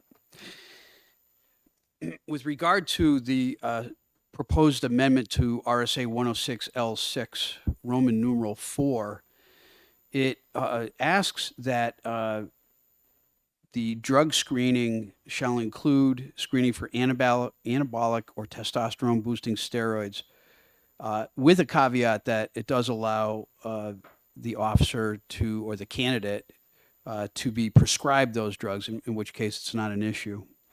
I don't believe that this needs to be captured in statute. Police Standards and Training Council has statutory authority to set the hiring standards to include physical fitness tests, medical tests, any other requirements to certify a police officer. So we can very easily include anabolic steroids and testosterone boosting steroids as part of our existing drug screen. That would be very easy to do by just capturing it in our administrative rules and technical assistance manuals. The last part of 106L 6 Roman numeral 4, which is proposed in this legislation, asks that the council shall forward the results of the drug screening to the officer's employing agency, and the employing agency shall rescind the employment. And to be clear, New Hampshire Police Standards and Training does not receive the results of any drug screens that we mandate now. And this proposed legislation would require that now the council would have to receive that medical information that we don't ask for right now. And then it's kind of written in a way that it proposes that this officer is then going to be fired from their job because of that, I guess, positive test. The reality of it is Police Standards and Training does not get involved in employment issues. We get involved with regulatory issues, with the licensing, the certification of an officer. And so it would be more accurate to reflect that the certification would not be issued in the first instance. Again, I can work with Representative Love to work this into our administrative rules. I don't think it needs any legislation. And this would be for hiring purposes. So we would just add this Schedule 3 drug, which is anabolic steroids are considered a Schedule 3 drug. They're illegal unless, of course, you have a prescription. With regard to the addition of 10520, and much to the captain's testimony from Salem, it does create a situation where there is no due process for the officer that has had this allegation made against them. And in fact, it is a very invasive, requires a blood test. And I think it's important for this committee to understand that if it were the other way around, where the police had a reason to believe that maybe you were under the influence of alcoholic beverages and you got in a car accident, we cannot unilaterally just bring you to the hospital and say, roll your sleeve up, and we're going to take a blood test to check your alcohol level, because we're alleging that you're probably driving drunk. We have to either get your permission to do that, or we have to get a warrant based on facts and circumstances that would lead to believe that there's probable cause that you have this in your system, and we're trying to gather that as evidence. Finally, I would suggest this. If there is an allegation of a police officer using excessive force, the investigation is going to concentrate on the facts and circumstances of what that excessive force may have been. We're gonna talk to the people involved. We're going to talk to witnesses. We're going to talk to the officers. We're going to look at body camera. We're going to look at other cameras from other areas.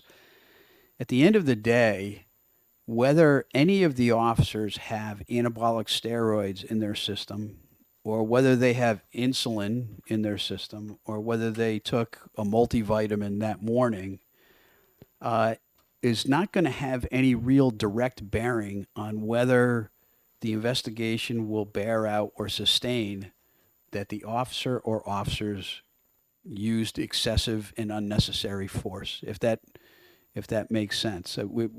This bill is suggesting that if this, then that. And I don't know that determining that the officer had any level of anabolic steroids in their system is going to help substantiate or exonerate an allegation of excessive force. I just wanted to offer that information. I certainly stand ready to answer any questions. And again, I look forward to working with Representative Love on in the first part of adding that to the drug screen. Representative Newman? So, thank you, Madam Chair. And I just have a quick question for the example you gave about DWI and obtaining the results of such a blood test. And it might not pertain exactly to this bill, but if in that example that you gave, if the individual that you were alleging was guilty of DWI was injured and the hospital drew blood from that individual, would the police or whatever have access to that, or would they need a warrant for that, or how does that work? They would need a warrant in order to obtain those medically drawn samples to be used in court. Thank you. Seeing no further questions, thank you for your testimony. Thank you. Is there anybody else wishing to testify on this bill that has not turned in a pink card? Right. We will close the public hearing for House Bill 585. And we will now open the public hearing for House Bill 593. Thank you. And so, ladies and gentlemen, if you wish to testify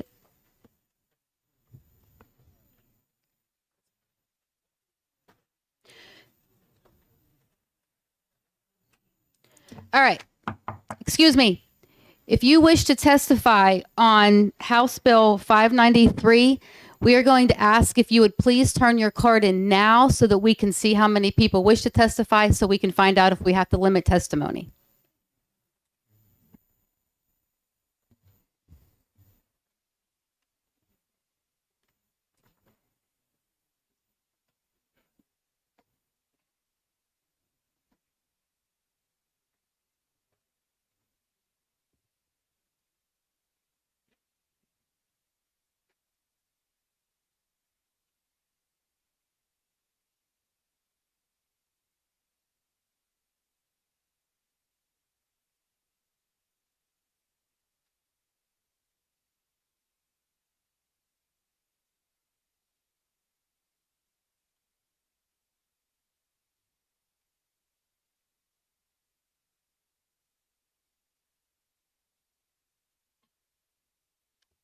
Okay, so except for the prime sponsor, we've discussed it, and we are going to limit testimony to 3 minutes for each person that wishes to testify. At this time, the committee recognizes Representative McGuire. Thank you, Madam Chair. Thank you, members of the committee. For the record, my name is Dan McGuire. I represent the town of Epsom. I will try to meet your 3-minute limit as well. For those who are not familiar with asset forfeiture in drug crimes, what it is, it's a section of the law, and specifically RSA 318B:17B. The concept is that when someone commits a drug crime, not only are they subject to criminal penalties, but also we don't want them to keep the fruits of their crime, the money they receive, maybe from selling drugs, and also the instruments of the crime. So typically, it's often a car, right? If the typical example is someone is arrested in a parking lot, sitting in their car selling drugs, and they're arrested with a bag of drugs and some cash. And so the law enforcement officers in that case will seize the drugs, seize the cash, and seize the car, and arrest the person. And so the question is, so our law provides that upon conviction, those items will be forfeited. Obviously, the contraband, the drugs, is always forfeited, but there's a legal process to forfeit the cash and the vehicles and whatever else might be involved in the crime. So this bill, so about 6 or 7 years ago, we changed state policy such that what originally was the case was that the forfeiture action was a civil action separate from the criminal action for the drug crime. And so they were tried separately, they had different people involved, et cetera. And so we put in a policy that forfeiture can only occur when conviction is achieved, right? Because forfeiting your property, losing your property, is a kind of a penalty. And so the concept is somebody shouldn't be penalized when they're not guilty of a crime. And so in current law, in this particular section, in order for forfeiture to take place, there must be a conviction. Okay. However, the problem is because of the way the process works, people frequently don't even contend the forfeiture process. So there's certain details about it that make it so that forfeitures are often just not even contended. They just happen by default, sort of. And so what this bill does is it perfects the the court process by which forfeiture takes place. So it instead of two separate kind of court hearings, two separate cases, it combines it into a single case in the same court with the same judge and the same prosecutor and the same defense, and makes it kind of a serial process that it goes in order. So you first convict the person of a criminal offense, and then you deal with the forfeiture in a similar way that you would deal with the penalties for the criminal offense, assuming there's conviction. The bill is quite detailed and long because there's a lot of special corner cases, right? What if the car is owned by somebody else and not owned by the person who was arrested? You know, how do they prove their innocence of the crime, et cetera, et cetera? So there's a lot of detail here looking at all those kind of cases. So this bill also instructs the prosecutors to make greater use of state law versus federal law. So drug crimes are crimes they're both federal crimes and state crimes. And in some cases, the law enforcement has the option of charging somebody federally or charging somebody with state crimes. This, because we've improved our state law with this bill and others, we want state law to be used. And so this bill also directs a little bit less a little bit fewer prosecutions to be used in federal court and a little bit more to be used in state court. It still allows federal court to be used on the larger cases where federal agents are involved. But in cases where only state law enforcement is involved, this bill directs that state court be used. Now, the reason I just handed out a very long amendment to a very long bill, and I apologize for that, but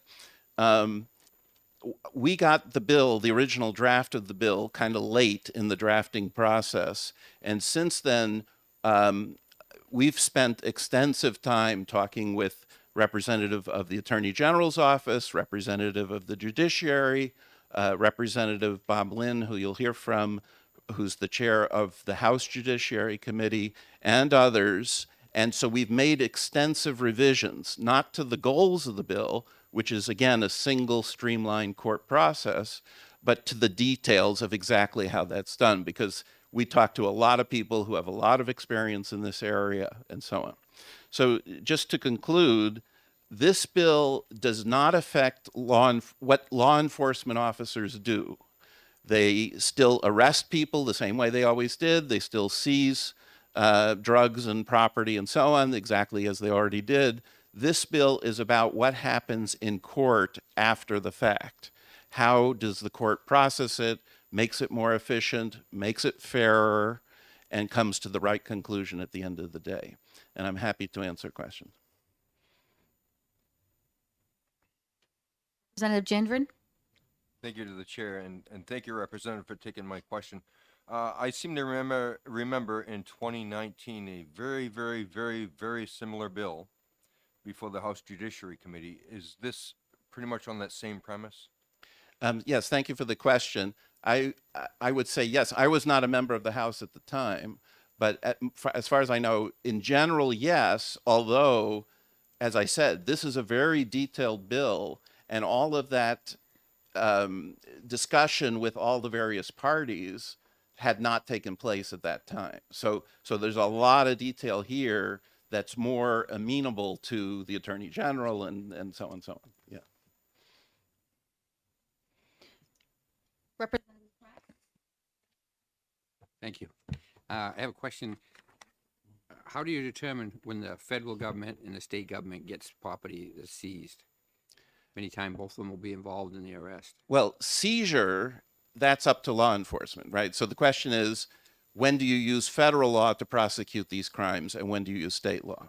So basically what this says is, if involved in the case, if no federal agents are involved in the case, then use state law. So if it's only local police, state troopers, etc., then we use state law. If federal agents are involved in the case, then they can make a decision whether to use, all of the law enforcement involved. It's typically kind of a joint state-federal activity. They can make a decision as to whether to use state law, which they frequently do in sort of smaller cases, and in bigger cases, they tend to use federal law. Thank you. Representative Muse? Yes, 9-page amendment. Will you or anybody else who's testifying actually be able to walk us through some of the key changes and differences? Yes, and I would prefer that it not be me. But the answer is yes. And just to let you know, Madam Chair, my committee is about to have an exec session on Senate Bill 1, which deals with the Sununu Youth Center. It's very important. So I'm going to have to leave after my testimony. And I would request that you take the other member of my committee, my co-sponsor, Representative Popovici Mueller, second, because he's going to have to go as well. So. All right. Seeing no further questions, thank you. Thank you, Madam Chair. I'm going to slaughter this name. How do you say it? Popovic. Oh, look at you show off.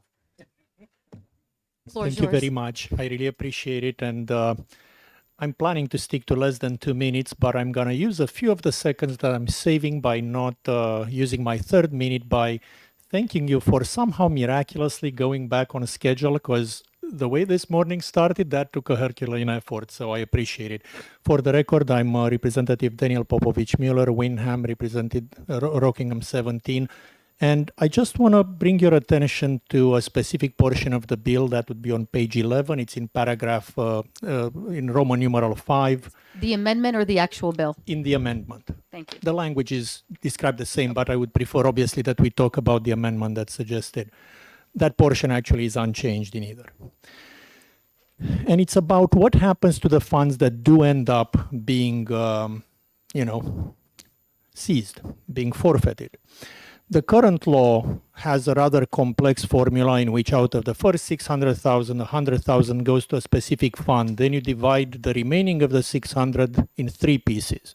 Then you look at the remainder and you break it into 2 pots. And then you have some statutory limits above which everything goes in the general fund.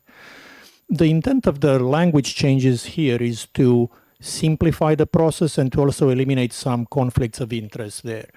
We want to remove the language that specifies that the first 100,000 goes to the Police Psychological Stability Screening Fund. This is just not the right way to fund that for a couple of reasons. First, we don't know exactly how much is needed every year. That's really something that the legislature should appropriate correctly in every year. And also, if police, depends on those money, that creates an incentive for them to engage in maybe more forfeiture than what they otherwise would. And while every law enforcement officer is trying to do the right thing every time, it's just not good practice to give them incentives of that nature. It also just simplifies the structure overall. In the proposed language, there wouldn't be, 2 separate. You wouldn't have that. You just split that entire amount in the way described there, with 45% to the agency, 10% to a non-lapsing account, and 45% into the revolving drug forfeiture fund. The rest of the language is unchanged except for housekeeping changes with paragraph numbers and everything. So it's a reasonably straightforward portion of the bill. And, obviously, if you have any questions on it, I'd be happy to answer. But I'm Seeing none, thank you for your testimony. Thank you very much. Take care. Ross Connolly?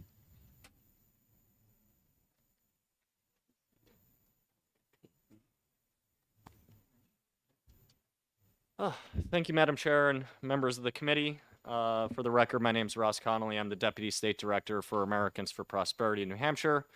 Here to voice our support for HB 593. This bill should be familiar to the members of the committee that have been around for a little while. A very similar bill came before this committee last year. And really, one of the biggest issues was really trying to make that, shrinking down from the 2-track process in forfeiture to the 1-track process. It was a lot of the complication last year was really around how we adapt that into the New Hampshire court system. And I know the sponsor of the bill, the co-sponsor, and has worked with the Attorney General's office and the court system to really tighten up that language and make it work for New Hampshire system. So just to briefly describe, how this process currently works. If an individual is suspected of a crime, they can have their property seized by law enforcement if they have probable cause to believe it was aided or gained by the defendant in the commission of a crime. The defendant then goes through the criminal court process. If they are found not guilty, they still need to go through a civil court process for the case against their property that was seized. This holds a different standard in criminal court.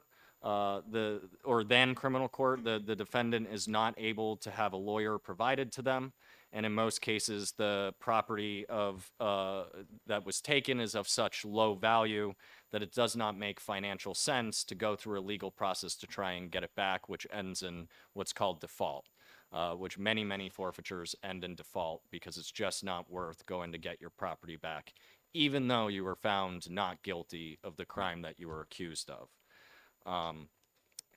This bill simply takes those 2 processes and merges them into one. So the process would be streamlined for our court system. It would provide that representation for the defendant through the court system. The judge would be familiar with the case, the criminal case, and be able to easily execute the case against the property. There's lots of provisions in the amendment to really give leeway to the courts of when those things happen. So that's really at the discretion of the court. And then the last part of this bill restricts the use of the federal adoptions program through the equitable sharing program of Department of Justice. This legislature back in 2016, I believe, from the leadership of Representative McGuire, decided to end the practice of civil forfeiture. There are loopholes in that, and one of them is the federal adoptions program, where you can go around the law that this body agreed on and get a forfeiture proceeding without a conviction. So joint task forces are excluded from this. Just to give a perspective, the equitable sharing program through federal adoptions is 19% of forfeitures. Joint task forces account for 81% of forfeitures between 2018 and 2020, and those are excluded. So we believe the ends shouldn't justify the means. Gaining money through cases where an individual is found not guilty it cannot be justified. And luckily, this bill would only impact, this portion of the bill would only impact around $12,000 over the course of 3 years. Mr. Connolly, thank you. I'll end there. There's Thank you. others behind me. Happy to take questions. Representative Newman? Thank you, Madam Chairman. Thank you for taking my question. And I'm just curious about on page 2, line 23, and it has numeration for cash and value for the vehicle. I'm just wondering what that is there for and what's it trying to accomplish. You said page 2, Page 2, Roman line numeral. 23, section E. Right at the bottom of the page. I'm not. To be honest, I'm not sure. So I'll defer to those be following me that have more details on some of the language changes Thank in the you. amendment. Nobody else? Thank you very much. Thank you very much. Mr. Knack?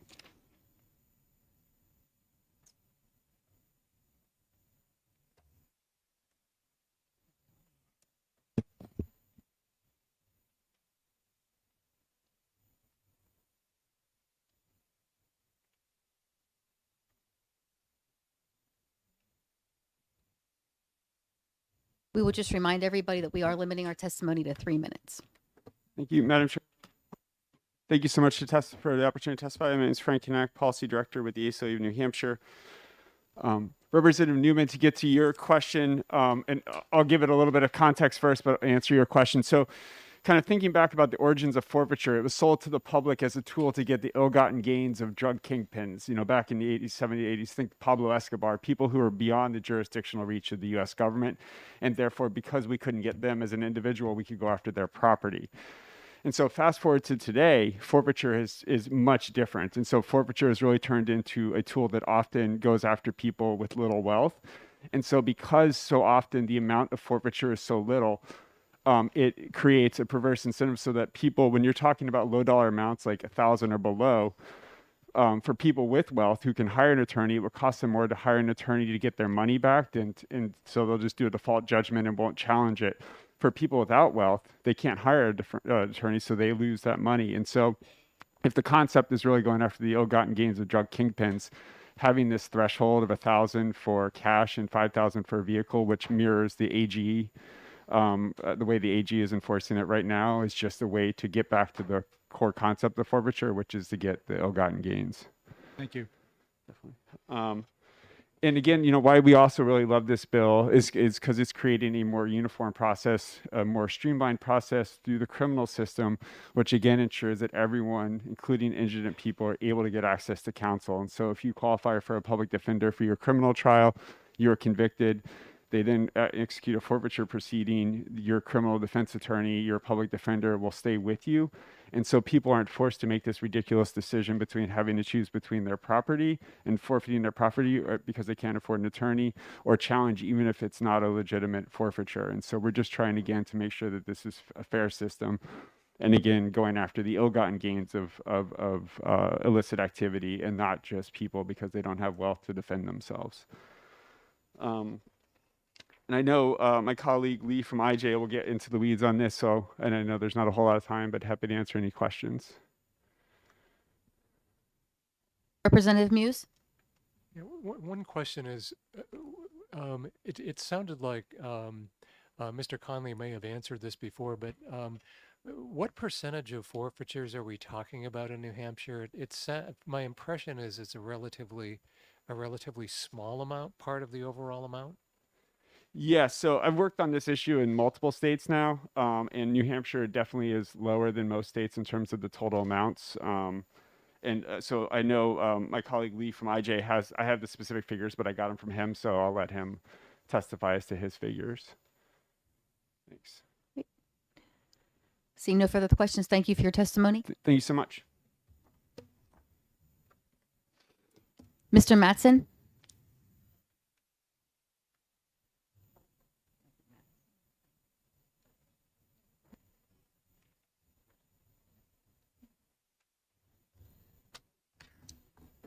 Good afternoon, Madam Chair, members of the committee. My name is Miles Madison. I'm the Chief of the Criminal Bureau at the Department of Justice. We appreciate the engagement with Representative McGuire and the co-sponsors of this bill for our input on some of the content or technical questions relating to criminal forfeiture. The Attorney General's office takes no position on this bill or the utilization of in rem civil forfeiture versus criminal forfeiture. We'll just testify on a few of the content or issues raised for consideration by this committee today. So to make clear, there was reference in previous testimony relating to the Attorney General's policies relating to civil forfeiture in the current regime as it exists. Civil forfeiture is not pursued if there is an underlying acquittal on the criminal charge. And then there also are limits on the amount of forfeiture or a threshold by which the Attorney General's office would pursue forfeiture. The Attorney General's guidelines relating to forfeiture are a public document that are on the Attorney General's website. I would note that there are reciprocal costs just in managing the judicial proceedings relating to forfeiture. So the description of now there being a criminal process and then a separate civil process, that is true. That's still a judicial proceeding that would require resources. So just for consideration by the committee, even if it's the same public defender who's handling the underlying criminal offense and then a corresponding criminal forfeiture, there's still a resource demand on any defense representative or attorney for managing that process. It's not without a cost. Would note two areas for consideration by the committee as well. One would be the review process, or in the language of the amendment, who is initiating or conducting the forfeiture proceedings. The prior testimony, including the description by Representative McGuire, was describing a streamlining of the process by trying to ensure that the same prosecuting authority, the same prosecutor, is handling both the criminal case and then the criminal forfeiture. The language as drafted appears to consider the Attorney General's office and still intensely involve the Attorney General's office in that process. I don't have suggested language relating to that, but would put it to the committee for consideration of if there is a streamlining of the process, having the Attorney General's office still involved would still be keeping the same number of parties involved in a forfeiture proceeding. It may still be brought by the prosecuting authority, so potentially county attorney, but if the Attorney General's office is still involved in that proceeding, then there are still costs. It's not perhaps streamlining it to the same degree that may be the goal in this legislation. I would also note just some practical considerations based on the operations of the current forfeiture law. On page 4, line 19, relating to time, this legislation currently envisions only a limited possibility for extending the time. That's talking about a party by agreement or for good cause may move for one extension of no more than 30 days, which suggests just making that at the discretion of the court, or a party may move for extension to allow this process to play out, consistent with the underlying facts, the demands of that particular proceeding, rather than having a strict timeline on that. With that, I'm willing to take any questions from the committee. Representative Janvrin. Thank you to the chair, and thank you for taking my question. My recollection from discussions I had when I was on Judiciary Committee debating this very subject matter, my recollection is that at one time there was a criminal process and there was a civil process. So effectively, a police department would go and make a seizure, make an arrest, and prosecution would not prosecute, no process, and then they would pursue a civil forfeiture through the federal court system. Is that still an opportunity for that our police department to do that under this bill? I don't believe so. I think that this is contemplating current policy where the guidelines and process would not pursue a civil forfeiture if there is an acquittal on the underlying criminal charges. This bill would transition from a civil forfeiture of a civil and criminal proceeding to a criminal forfeiture process to try to combine those legal proceedings, and it would, my understanding, it would have the same effect of current policy of requiring a conviction on the underlying felony offense before any forfeiture would be authorized. My recollection is the current policy of waiting for a conviction in order to pursue that was in place when we had that discussion on that committee. And again, it wasn't the prosecutor, county attorney, or the attorney general's office that was pursuing the civil forfeiture. It was actually the police department that was doing that through the federal process. And I believe my question is, if this bill were to pass, would that process of civil forfeiture under the federal system still be available to that police department?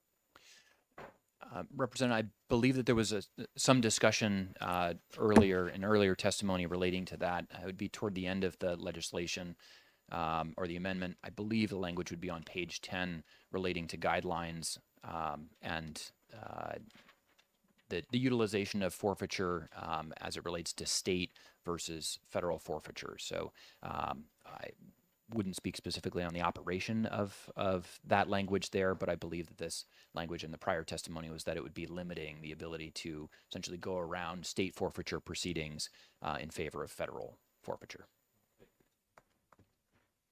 Any more? Thank you for your testimony.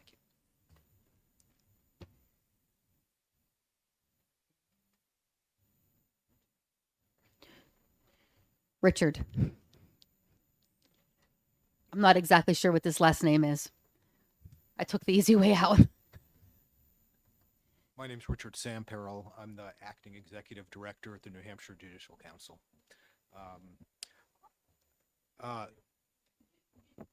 Sure. The Judicial Council oversees the delivery of indigent defense services in criminal cases. I only wanted to testify to clarify the fiscal note that was provided on this bill. We take no position on the bill itself, but this would be a new area of legal services that are provided by defense lawyers in criminal cases. That would just necessarily mean that there would have to be some training and consideration given to the resources that currently exist to be able to provide those services. The other concern expressed in the fiscal note is the length of time to close a case. This may affect that length, but that's really uncertain from the process that's being proposed. But other than that, I have no other comment. I'm happy to take any questions if you have. Representative Muse? The effective date is January 1st, 2024. Would that be enough time to conduct the kind of proper training you think would be required?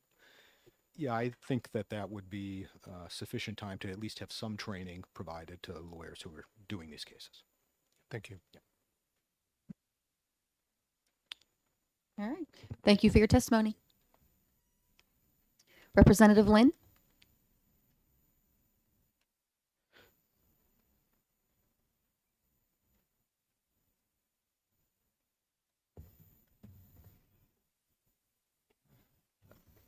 Thank you, Madam Chair. My name is Bob Lynn. I'm a state representative from Wyndham.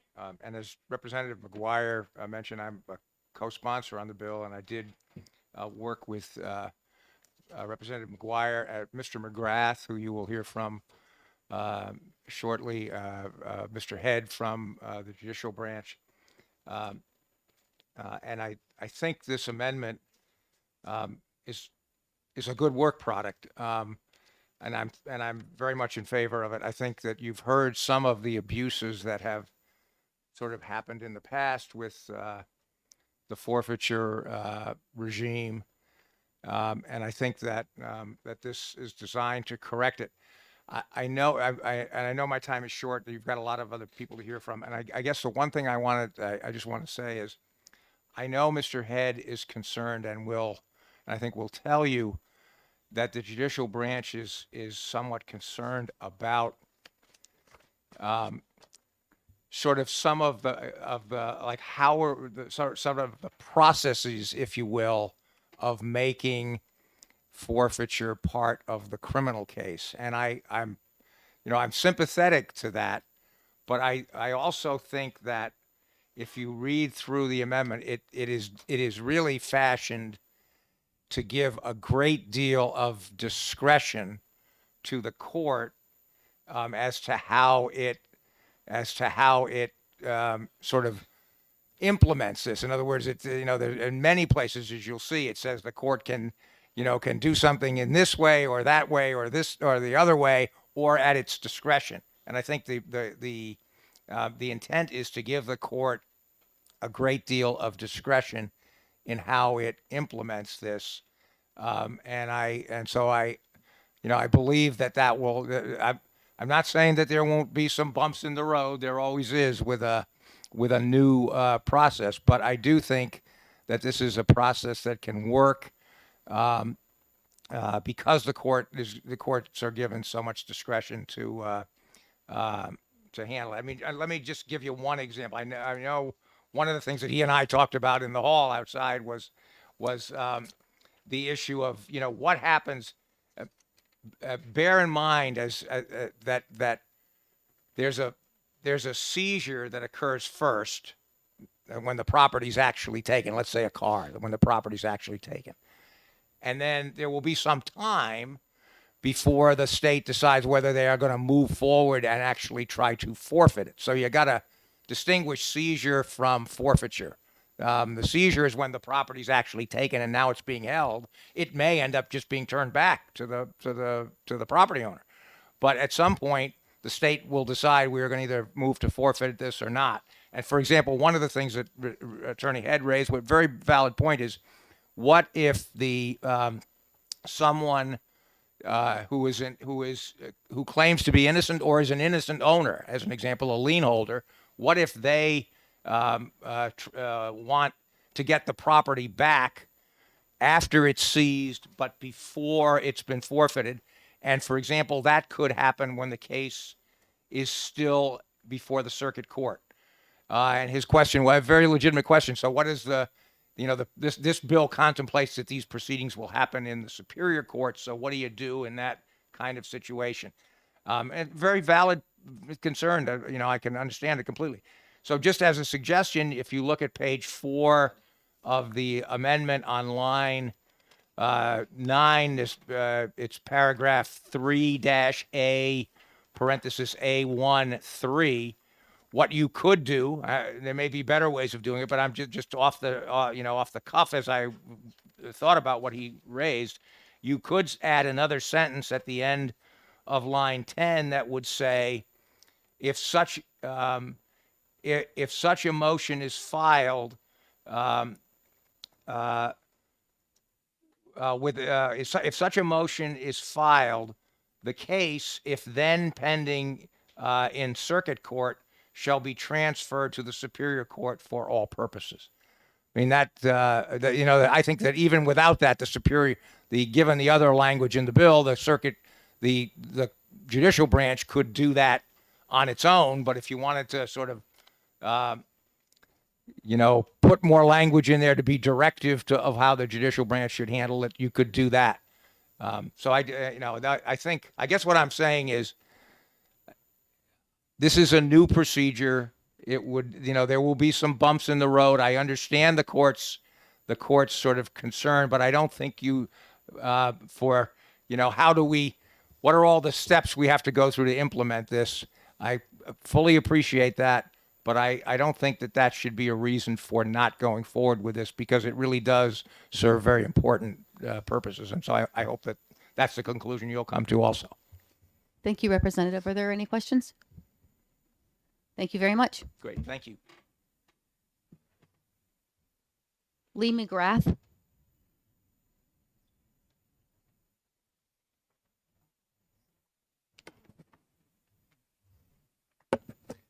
Madam Chair, members of the committee, my name is Lee McGrath.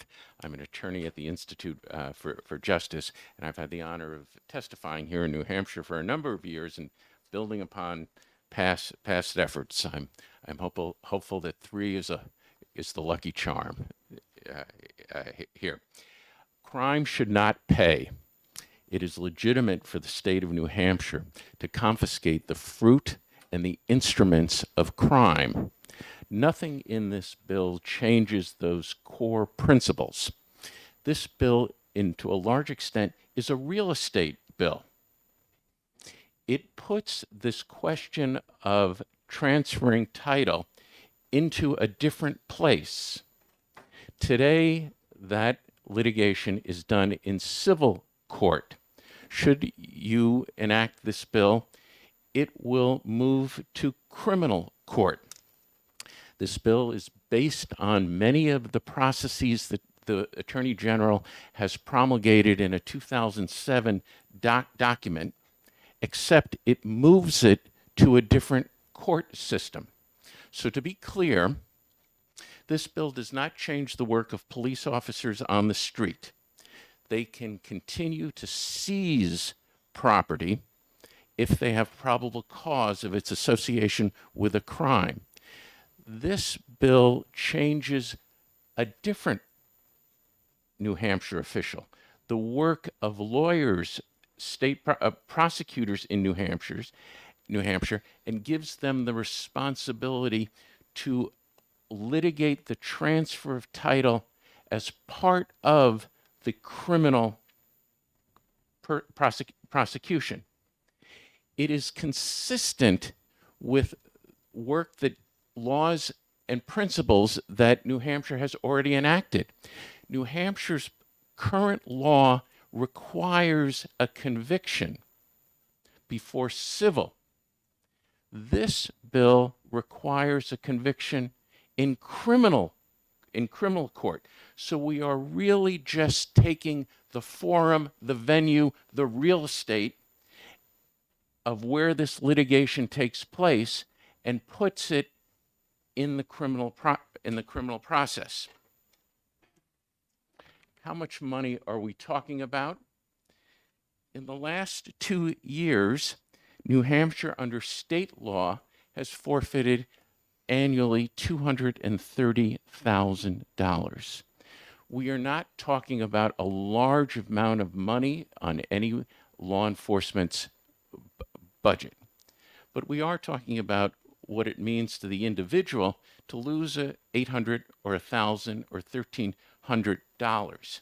And when that individual does have the possibility of losing $800 or $1,200 or $1,300, they rationally give up. They walk away. They do not invest in a lawyer that might cost them $4,000 to try to get back $1,000. Because today the forfeiture takes place in civil court, the good people in the public defender's office can't represent them. They are prohibited. Mr. McGrath, we are limiting testimony, and Very good. we've gone over So- about 30 seconds. Thank you. So to answer the question about the federal government. The federal government has New Hampshire and the federal government have dual jurisdiction. All of the 99% of this discussion is about state law. But there is a component of federal law.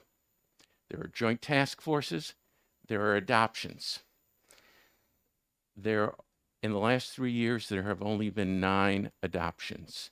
This bill would stop those 9 adoptions that constituted $85,000 over 3 years. It would leave the more than 95% of the forfeitures done by joint task forces. Tiny, tiny, tiny restriction on the use of federal adoptions. Thank you. Thank you for your testimony. Thank you. Captain Cunningham?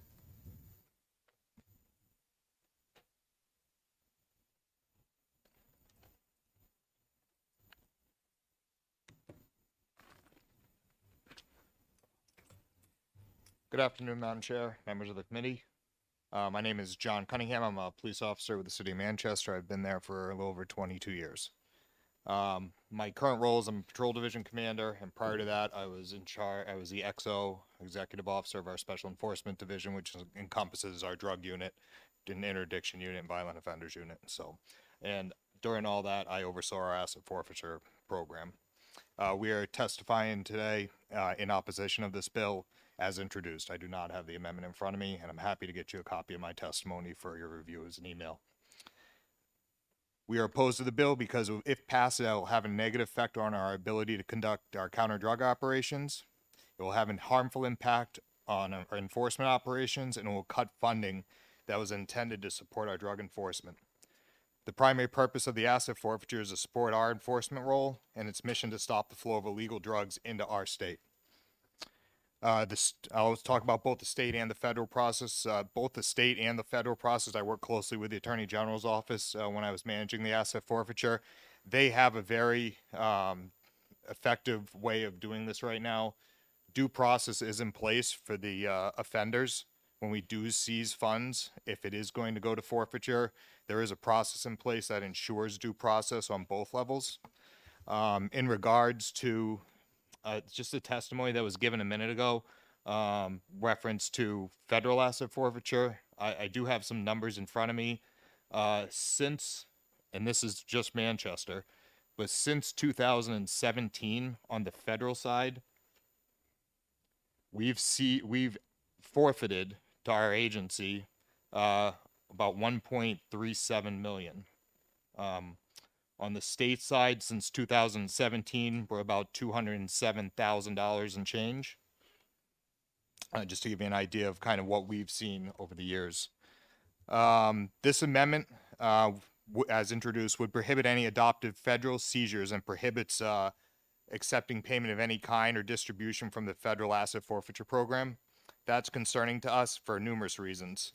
Our federal, state, and local partners work jointly to better serve the granite state, and our investigators result in legal seizures and assets from drug traffickers.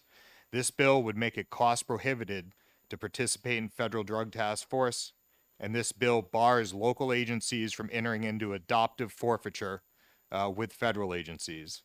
This is extremely concerning because it's common for our agency to conduct investigations into offenders who initially might not be considered high-level traffickers. And these investigations often do not include our federal partners at the onset or even during the initial investigation itself. We cannot often predict the seriousness of the drug trafficker until the investigation's well underway or even at the final stages. And it's very common to request assistance from our federal partners during the later stages of the investigation to adopt the case once we rationalize what resources we need to further the investigation and what courts are best suited to hold drug traffickers and violent offenders accountable for these actions.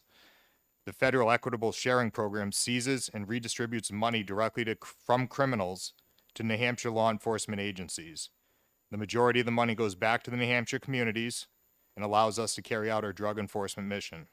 If passed, this bill would have a negative impact on the majority of law enforcement agencies throughout the state, and should our federal asset forfeiture funding become unavailable, the burden for funding drug enforcement could shift away from the drug traffickers and the profiteers to lawful taxpayers.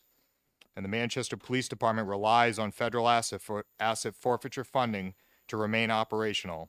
This is the bottom line. If you restrict access to asset forfeiture funding, you're effectively defunding our drug enforcement, and you will allow drug traffickers to distribute more drugs in the communities. So what we're asking is to inexpedient to legislate this bill. Happy to answer any questions. Thank you for your testimony. Representative Knoll. Thank you, Madam Chair, and thank you for taking my question. So the amounts that you gave were since 2017. Can you tell me how long this has been going on for? When we started forfeiture, Mhm. I don't have a start date or when we. I don't have anything past that. I was in the drug unit itself, and from 2013 I was doing it then, and we were doing it long before. So I don't have an exact start date for you. I'm sorry. I can find out for you and get back to you. Thank you. Representative Wheeler. Thank you, Madam Chair. Representative Lynn and a few others who testified in support of the bill were fairly clear that this doesn't impact federal forfeiture and the practice of forfeiture. So I would just like you to elaborate a little bit more on how this would affect your department's ability to enforce forfeiture. Sure. And as I testified, I'm testifying as the bill is introduced. I do not have an amendment in front of me if there is one, and I apologize for that. The way that I'm going to go off what was introduced. That's before I start reading through all that. But if anything's changed, the way it's worded in the bill that was introduced is no state, local, or law enforcement agency shall transfer or offer for adoption property seized under state law to a federal agency for the purpose of forfeiture under Federal Controlled Substance Act, Public Law 91-513.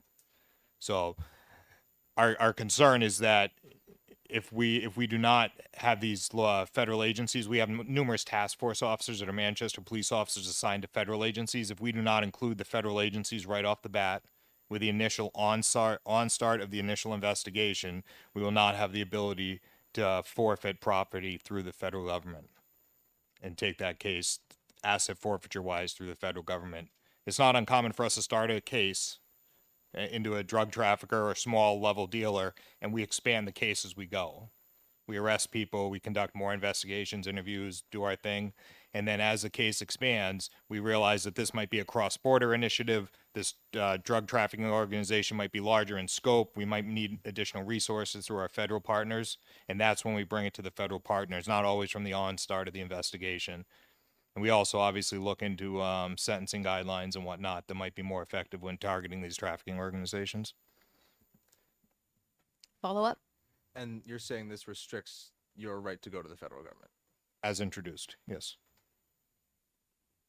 Captain, we have an extra copy of the amendment. If somebody gave it to you, would you be as kind to review the amendment? And if your opinion or your stance changes, could you let the committee know? Would you be willing to come back and talk with us after that? Of course. Okay. Representative Pratt. Thank you.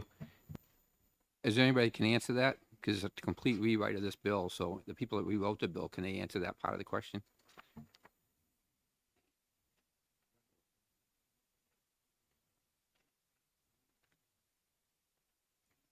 I don't think that he can speak for. Oh, you wanted somebody else that. Yes. Oh, okay. This is a complete rewrite of the bill. Well, that would be Representative McGuire.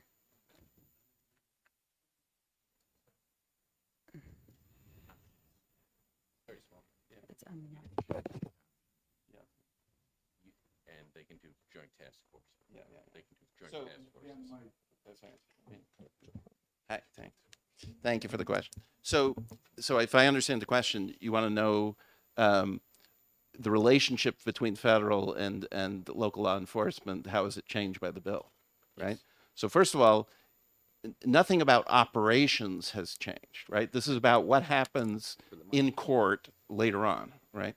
So adoptions is specifically a case where the state level, state troopers, local police, etc., decide what to do with a case. They decide to call up the federal prosecutor and say, how would you like to prosecute this case? Or they call up the county prosecutor or their local, I assume Manchester has their own prosecutor, but to prosecute the case, right? So those kind of cases have gone to federal prosecutors 9 times of the last 3 years, as opposed to the $1 million stuff. That's where federal agents and local police have worked together all along through the case, and they go to federal court frequently, right? That's the $1 million stuff. The other stuff we're talking about is small potatoes kind of thing. And this bill does take those 9 cases out of federal court and puts them in state court. Representative Newman? I just have a quick question. Could somebody look at the amendment and just point to where adoptions are in there? I'm trying to find it and cannot. And can I just offer something in rebuttal to that? So the federal I've been doing this for the last couple of years for the agency in Manchester. He says only 9 instances of federal adoptions, I think is how he put it, that I guess as a state, he can track us taking through the federal government. I would say that is extremely not accurate, and only because when we file an adoption through the federal government, they have obviously a long process to go through too before the adoption is either finalized or ruled on, and the wheels of justice sometimes are not fast on the federal side either.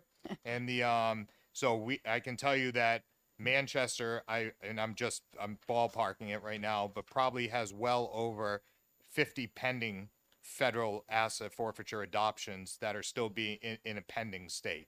And I've probably filed, I'm guessing, don't hold me to it, but probably 20 or 25 in the last year or so, maybe year and a half alone, I would guess, through the federal government, through the federal agencies as adoptions. Thank you. And then just to give you an idea of what's going on. Everybody good? Okay. Seeing no more questions. Thank you, gentlemen. Yeah, fine, take a look at it. Well, they weren't answered. Maybe they can provide it later on, Madam they- Chair. I'm just looking where the language is. Representative Lynn, did you have anything that you could add to help with the questions that seem not to be able to get answered? Doesn't look like. Okay, it's okay. I was just questioning because everyone. Oh, I'm sorry. I thought the question was more about the amendment. My question was only about where is it in the bill that discusses adoptions Yes, hang from on the one federal second. government? I did just would see like that. to be able to read it if I could find Yes, it. yeah, no, that's a good, hang on one second, I just had it. Page 9. Right, yes, that's right. Of the amendment? It's of the amendment. It's on page 9. Page 9. It begins on line 33 with subsection S as in Sam 1. Yep, got it. Okay, Thank you. Great. Thank you. Thank you, Representative. Richard Head.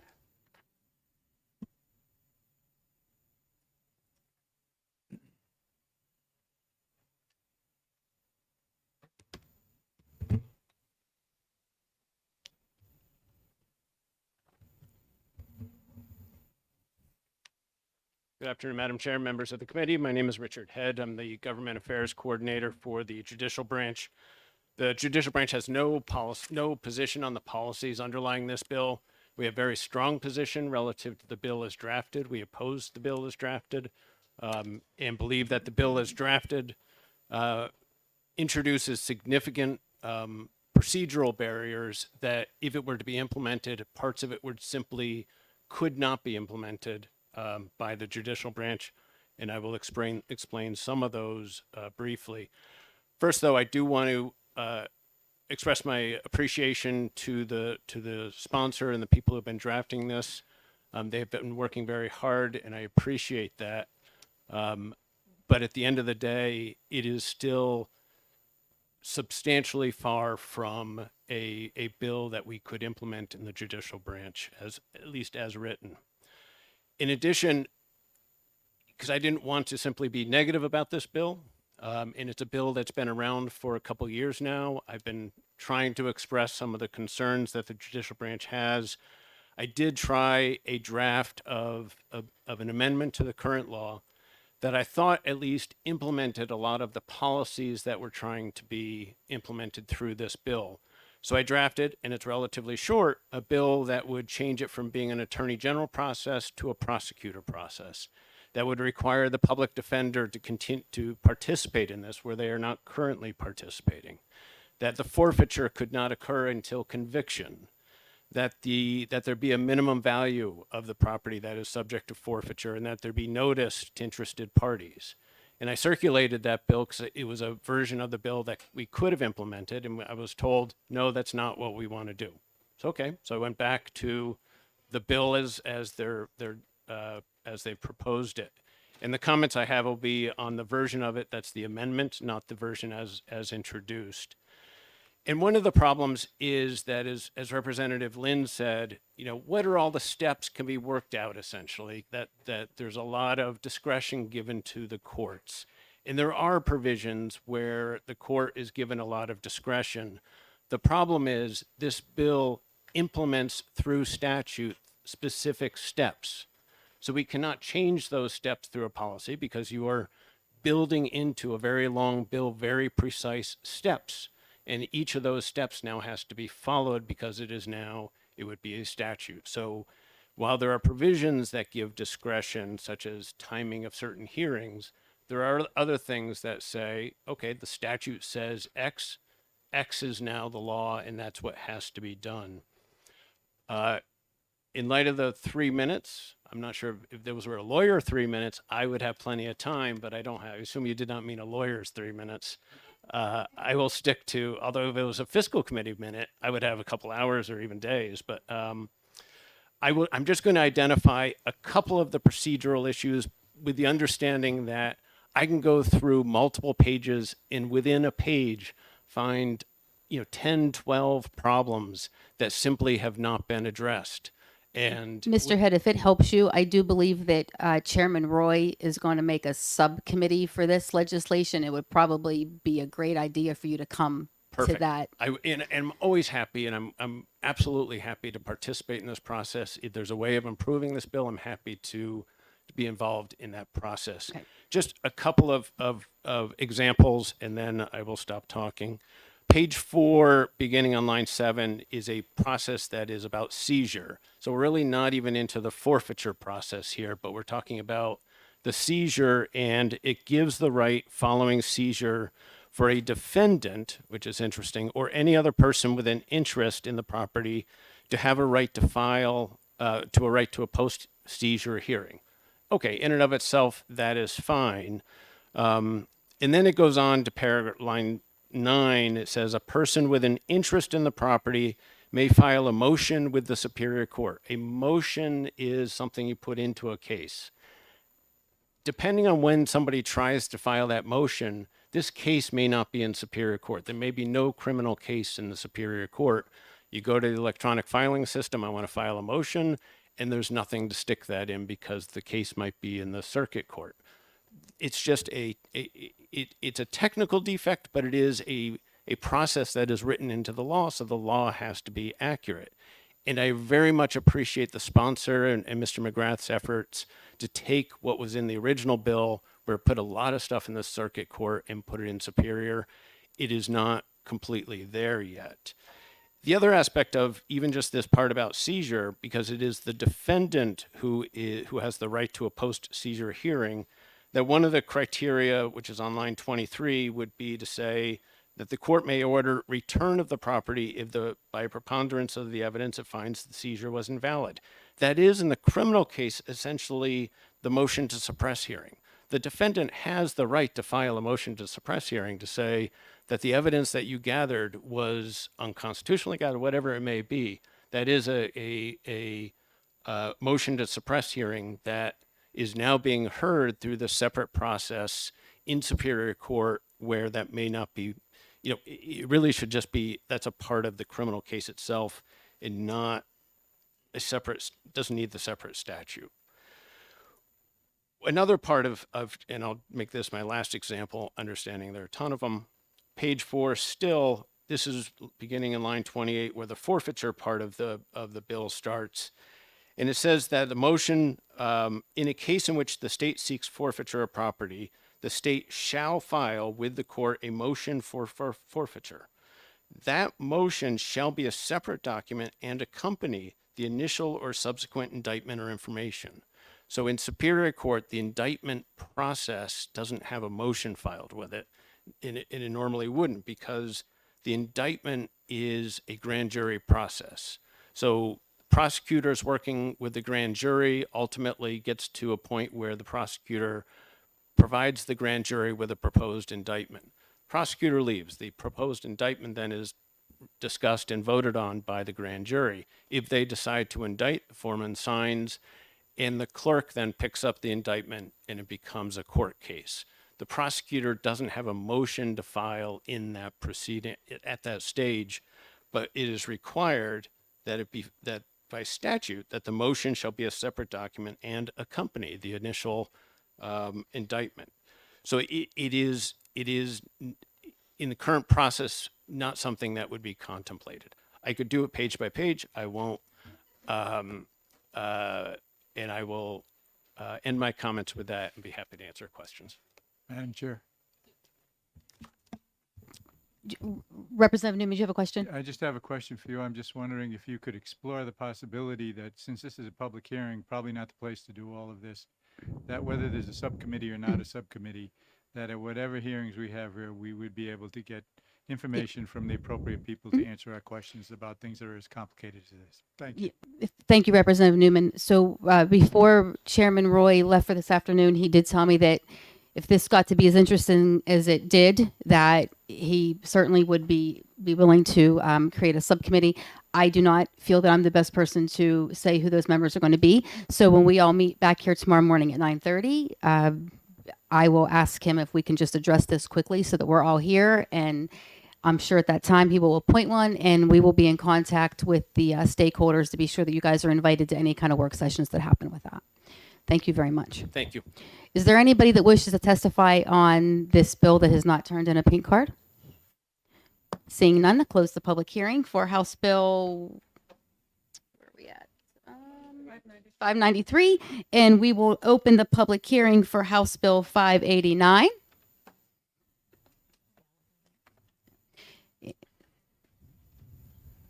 The chair recognizes Representative Gallagher to introduce his bill.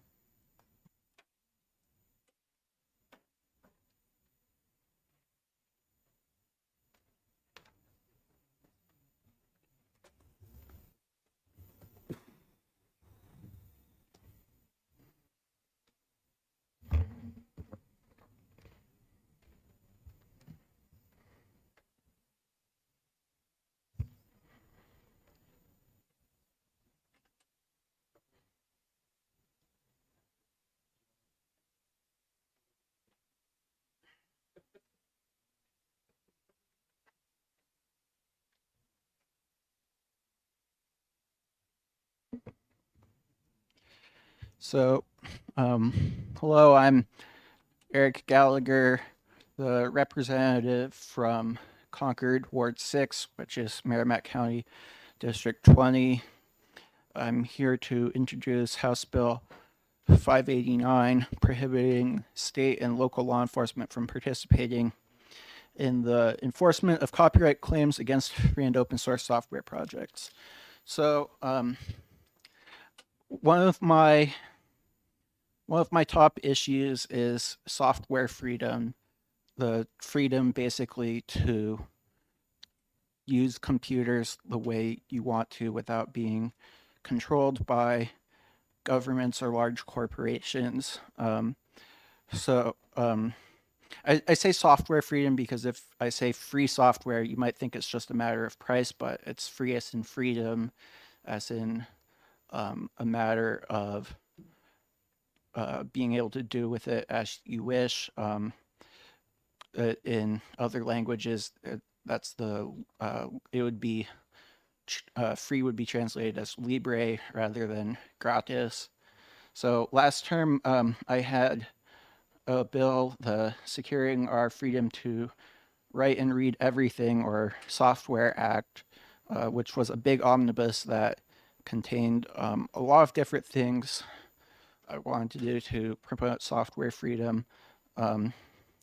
Since it was an omnibus, it went before EDNA, and their feedback was that I was trying to do too much in a single bill and recommended that I split it up into separate bills to try again this term. So that's what I'm doing. So most of the bills that it got split up into went before EDNA again, but a few went to different committees. Like this one is the criminal justice part, and then there was also another part that went to judiciary.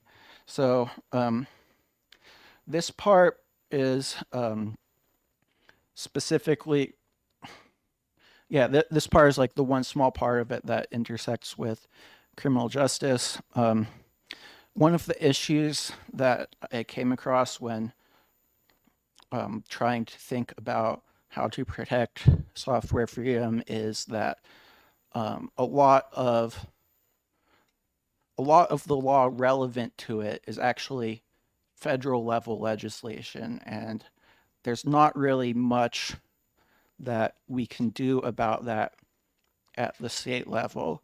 But we have had other bills previously to express our state level opinion on federal laws. So for example, we had, if you're on the right, think of this like the bills to prevent law enforcement from helping to enforce firearm executive orders. Or if you're on the left, think of this more like a sanctuary city type bill, except for, in this case, it's specifically for developers of free and open source software. So a lot of the times, one of the big barriers to contributing, so these are software projects that are in the public interest that everyone benefits from. So like some of the big ones would be Linux or Firefox or Wikipedia. And one of the things that makes developers reluctant to contribute to these sometimes is just fear of persecution from the big tech companies that might come after them. So this bill is just kind of a way of sending a message to those developers that, well, okay, New Hampshire is a safe place for you to contribute from without having to worry about big tech coming after you. I know there's been a lot of frustration with big tech on both sides of the aisle.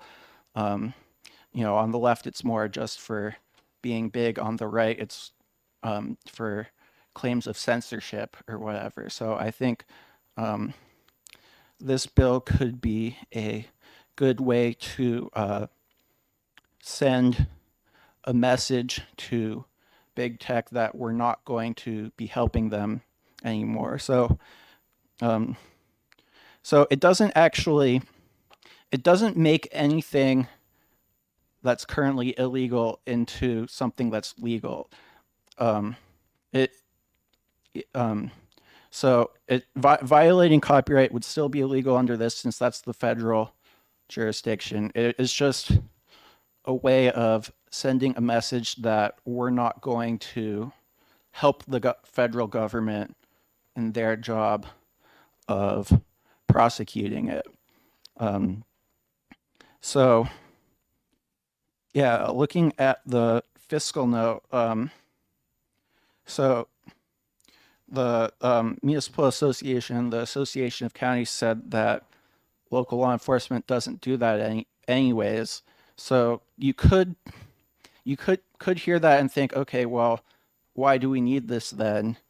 Well, I think even if it doesn't necessarily have a practical impact, I still think it's worth passing just to send a symbolic message that we support developers of free and open source software and that they should feel welcome to come here and contribute to free and open source software projects from here without having to worry about big tech companies coming after them. So yeah, it's a, yeah, one other term. So I guess Representative, could you just in like one sentence sum up exactly what this bill does for us, please? So, yeah, it just says no member of law enforcement in the state of New Hampshire or any of its political subdivisions shall assist federal law enforcement in any investigation or prosecution of copyright claims or other claims of intellectual property crimes brought by makers of proprietary software against makers of competing free and open source software projects. So free software often defines itself in opposition to proprietary software, which is ones where the big tech companies claim IP over it.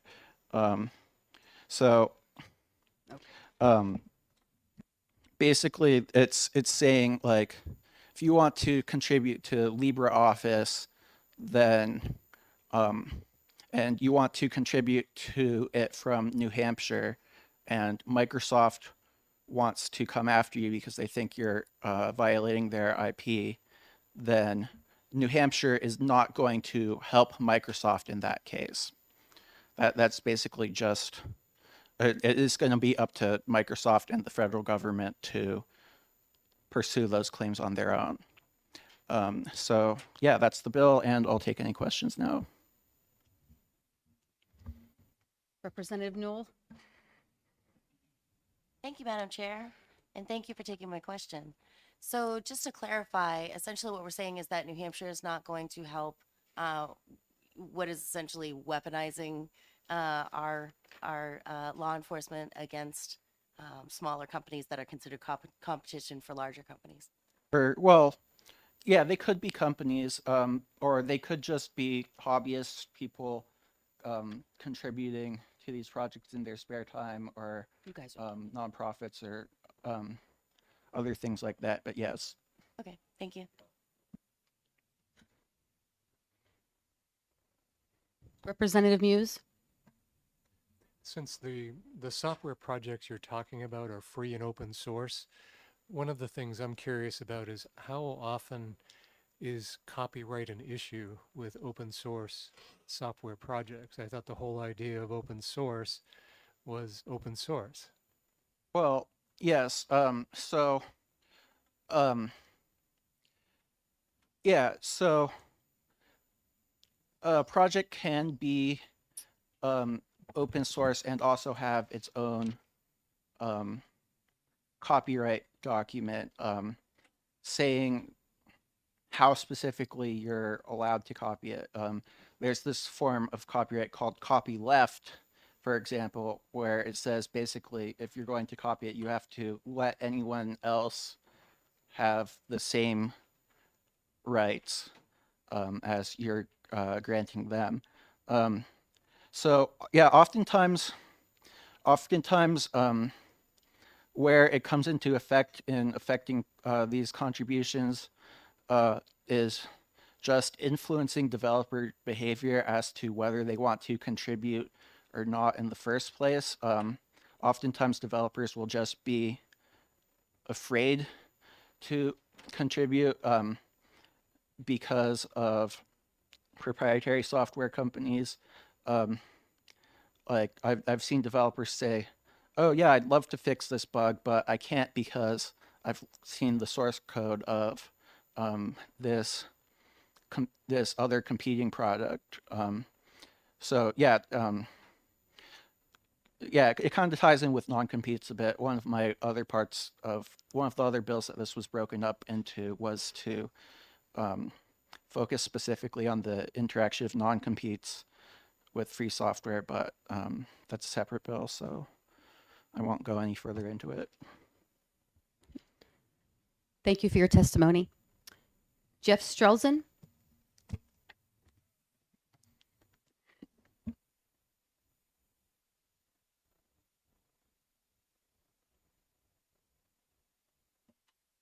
Good afternoon. My name is Jeff Strelzin. I'm an Associate Attorney General at the New Hampshire Attorney General's Office. I'm here to answer any questions you have about this, but also to oppose the bill, and I'll explain why. We oppose the bill because of the collateral consequences that will stem from this bill. And it starts with the understanding that, you know, the term big tech was used. Big tech doesn't prosecute cases, or as the bill says, I think at one point, bring crimes. Crimes are charged and investigated by law enforcement agencies and prosecutors. They're the only arm in our state and federal government that can bring criminal actions. And so this bill is targeted at the actions of federal law enforcement authorities in New Hampshire.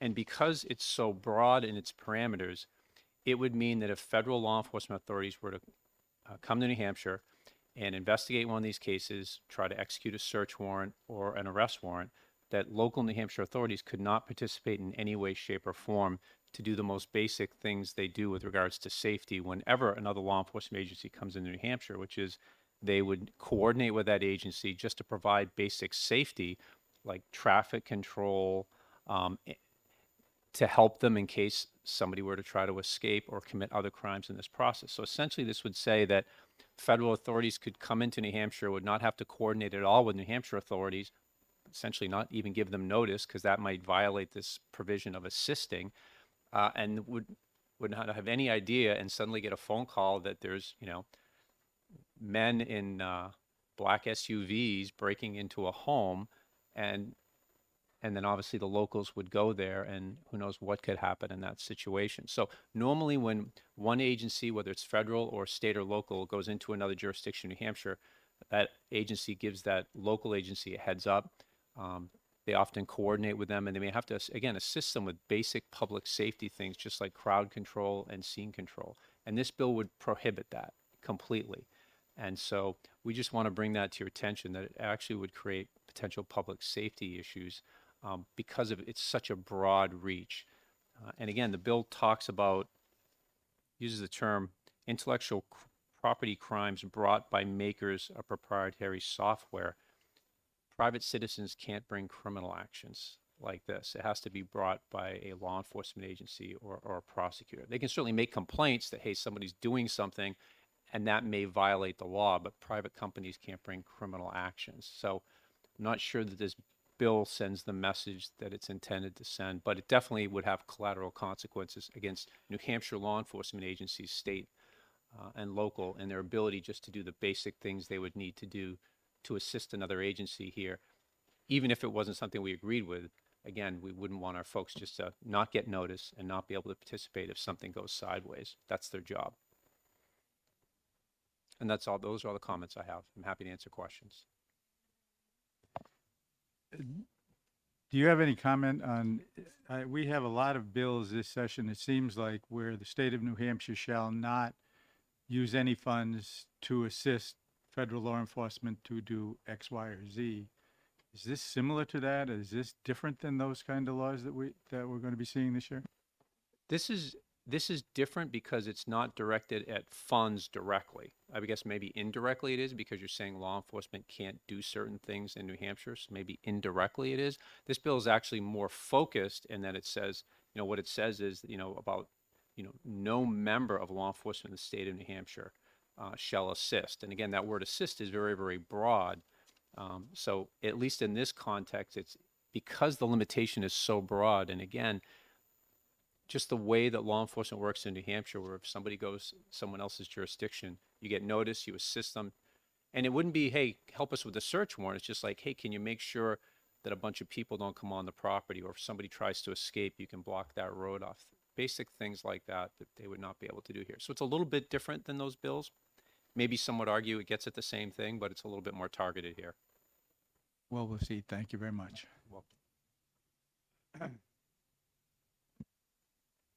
Thank you very much. Is there anybody else wishing to testify on this bill that has not turned in a pink card? Thank you. Seeing none, I will close the public hearing for House Bill, what are we at? 589.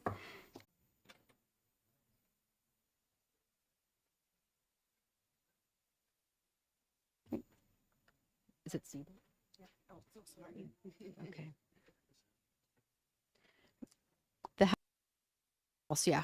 The committee recognizes Representative Siebert. If you could just make sure you fill out a pink card after you're done introducing the bill, that'd be great. Yeah, that's good. Thank you. Thank you. All right, guys, ready?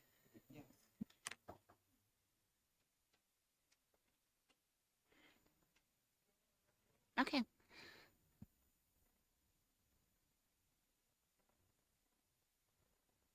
I forgot it was already on. All right, thank you. Sorry. I just first of all want to thank all the members of the committee for being here today to hear the proposed legislation, HB 624 FN. So the first point I want to make is this minimizes the burden of federal immigration checkpoints on New Hampshire motorists. It would, when informed by a federal agency, require state, county, or municipal law enforcement to provide the public with up to 24 hours notice that a federal agency intends to conduct an immigration checkpoint. The notice shall disclose, if known, the date, municipality, and geographical area in which the checkpoint will occur. In recent years, CPP has ramped up temporary interior Border Patrol checkpoints in northern New England, staging at least 10 temporary checkpoints in the interior of New Hampshire from 2017 to 2019. During 7 checkpoints in Woodstock, New Hampshire, CBP agents inspected each vehicle with a canine tasked with searching for drugs. It is essential to note this took place throughout the height of the tourism season, including holiday weekends and events that played a critical role in the economy of nearby municipalities and communities. These include during Father's Day weekend, Memorial Day weekend, along with Bike Week. The second point I want to make is that this notice helps to minimize the intrusion and negative impact of checkpoints on New Hampshire motorists. So, during federal immigration checkpoints, federal agents stop and seize thousands of individuals traveling through New Hampshire's roadways without probable cause or reasonable suspicion that a crime has been committed. This legislation would bring immigration checkpoints under similar notice requirements to those already required for sobriety checkpoints. Under New Hampshire law, advance notice is provided for sobriety checkpoints in Part 2, as the Attorney General indicates in New Hampshire Law Enforcement Manual. Minimize motorist surprise, apprehension, and inconvenience, end quote. The New Hampshire Supreme Court has looked Representative Siebert, if you could, you're reading what you just handed out to us. Yeah. Right? If you could just summarize basically what this says, and we have this to read that. Oh, okay. Thank you. All right. Well, I mean, generally, all we're asking for is for the 24 hours public notice. So, Okay. It's an undue burden on the motorists, on the locals as well. Tourism, here, let me sum up. The end part is also this legislation mirrors another that overwhelmingly passed in the House, and I strongly urge you to support HB 624 FN to help minimize the burden for all New Hampshire motorists and aid in the recovery of our statewide tourism industry so many rely on. Are there any questions? No? Thank you very much. Representative Gallagher?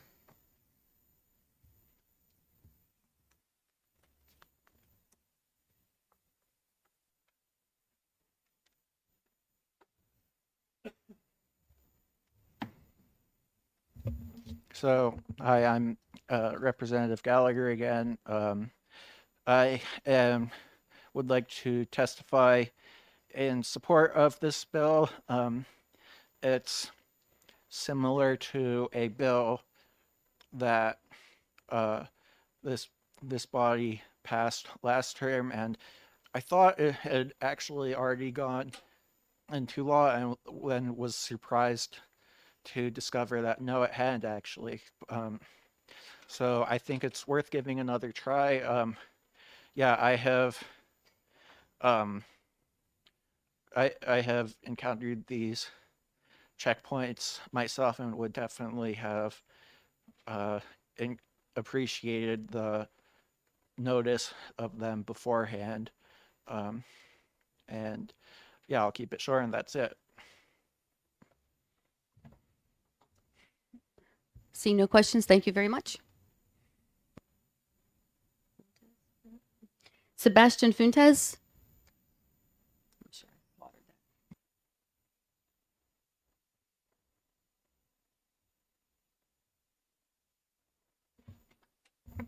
Thank you, Madam Chair and members of the committee. For the record, my name is Sebastian Fuentes, Movement Politics Director for Rights and Democracy, an organization that advocates for fair housing, equitable access to healthcare, responsible climate initiatives, and public education, and also immigration and racial justice. But I'm here to ask you to support HB 624 because otherwise we'll be violating our Fourth Amendment rights. The Constitution to the Fourth Amendment protects people from unreasonable searches by the government. I'm in front of you as one of the many U.S. citizens and New Hampshire residents stopped under no suspicion by Border Patrol here in New Hampshire. I live in Thornton, just miles away from the Woodstock-Thornton area, where Border Patrols are set on I-93. I travel that way to go to work. I travel that way to go grab my children from school, to do errands, something as simple as grocery shopping. As some of you guys might know, CBP has authority over 100 miles from any border. That includes the coastline of New Hampshire, 100 miles from Canada going south, and 100 miles from Portsmouth going west. To be more specific, Border Patrol can stop you while you're riding your motorcycle on your way to Laconia Bike Week, like that happened before. They can stop you in Nashua while going to your local market basket. They can stop you in Hanover while driving to get medical care at Dartmouth Medical Center. They can stop you while grabbing a cup of coffee at your local Dunkin' Donuts, all in New Hampshire. Now, when these checkpoints were happening, I was performing a whole completely different job than what I have right now. I was working in the hospitality industry up in the North Country. Numerous times I received phone calls from guests and co-workers asking me if these checkpoints were happening during specific holidays. Holidays like the Labor Day weekend, Memorial Day, 4th of July, and sometimes during Laconia Bike Week. During that week, CBP detained drivers carrying small amounts of marijuana. That's far from enforcing immigration. During one of these stops, one of the officers told me that they were going to have the state police arrest me for obstructing the flow of traffic, even though they stopped me. They didn't have a reasonable suspicion for my detention, and they let me go. They pulled me aside. After that, they pulled me aside for a secondary inspection. They ran my tags, and they let me go after a brief 10-minute episode. During another occasion, I was stopped close to an hour with a couple of friends. One of them, of Muslim origins, was wearing a hijab. We didn't comply in following our Fourth Amendment rights. CBP officers told us to stay in our vehicles, windows up, while they were processing. Mind you, this was in the middle of summer, with the windows down. With the windows up, it gets really hot inside a vehicle. I told the officer, the Border Patrol officer, that I have breathing issues because I suffer from chronic asthma and I need to get some fresh air. My request was ignored. Keep your windows up. Right before the hour, the CBP officer came back with a clipboard, and in that clipboard, you can see the Facebook profile picture of the driver, my Muslim friend, a photo a personal photo that she does not use for any purpose, nor her driver's license, nor her citizenship forms. This was her Facebook profile picture. CBP sets these checkpoints with the purpose of immigration enforcement. They do not work. We stop and detain people for minor marijuana possessions and not for being here illegally. These checkpoints are detrimental for businesses, especially in the hospitality industry. But most importantly, these checkpoints leave a mark of unfairness for those that go abide by the law. I travel to I-93 regularly. I live just miles away, like I mentioned earlier. Fortunately enough, all these stops happen while my family, including my children, were not in the vehicle. I pray to God that they never get to experience the level of harassment from federal agencies. It happens at border crossings and other points of entry, but it can also happen in any point, in any New Hampshire town inside the 100-mile jurisdiction. By that I mean every town that you also serve. If Americans do not continue to challenge expansion of federal power over the individual, we risk forfeiting the fundamental rights and freedoms that we inherited, including the right to simply go about our business free from government intrusion, harassment, or abuse. I also want to mention that I'm one of the main plaintiffs on a federal lawsuit case that we have filed with the folks with the ACLU against the U.S. Customs and Border Protection Agency that is currently in the U.S. District Court in New Hampshire. We're challenging the constitutionality of these checkpoints. So I ask you to please support HB 624 to improve the relationship between law enforcement, federal or state, and to give the granted staters the freedom to travel unbothered. Thank you so much, and I will take any questions if you have any. Thank you for your testimony. Representative Muse? What would you say to people who would maintain that the experience that you and your family go through is part of the price that we have to pay to secure our borders in this country? You know, I acknowledge that our borders need to be secure. That's absolutely, something that is fundamental for our homeland security.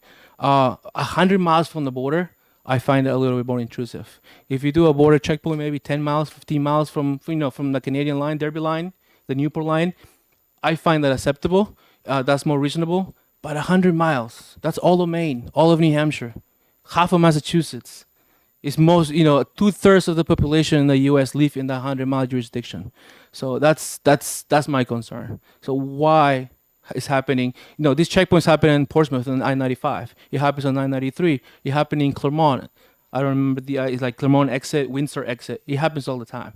It hasn't happened for since COVID happened, but in the past it did many times.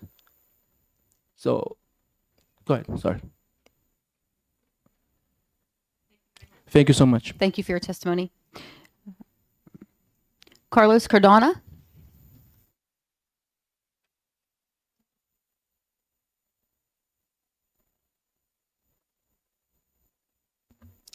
Thank you, Madam Chair and members of this committee.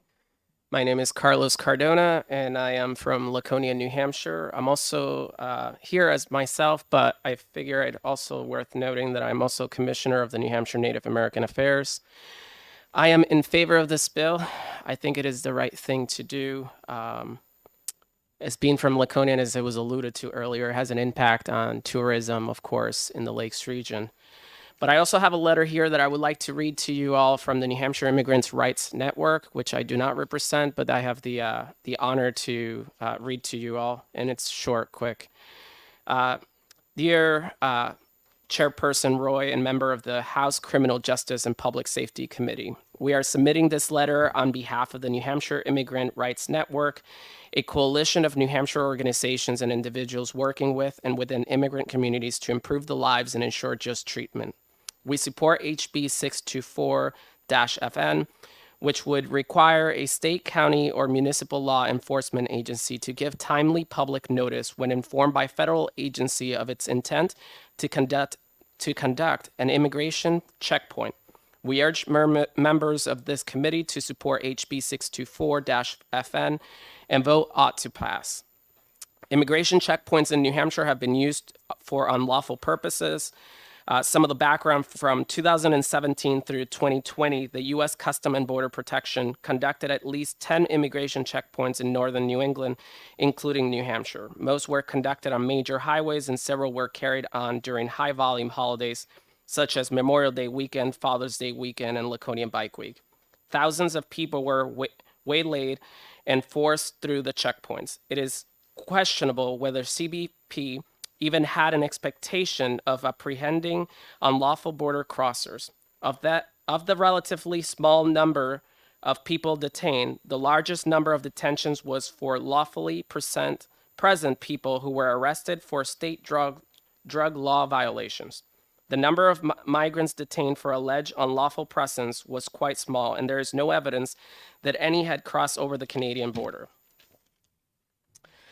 The checkpoints caused great consternation within immigrant communities, among civil rights and immigrant rights organizations, lawmakers, and many others. A significant number of New Hampshire residents and visitors to our state were prevented from going about their business and were subjected to long delays and inconvenience. A number were unlawfully detained or arrested. People perceived to be immigrants were targeted. Concerns were also raised about the effects on local businesses. The situation was sufficiently troubling that in November 2019, members of the Northern New England Congressional Delegation wrote to the acting commissioner of CBP demanding an accounting. In August 2020, the New Hampshire ACLU, along with partners, filed a lawsuit asserting constitutional rights violations on behalf of 2 U.S. citizens who were detained at a New Hampshire checkpoint, with one being subjected to a search, arrested, and charged with a state law drug crime.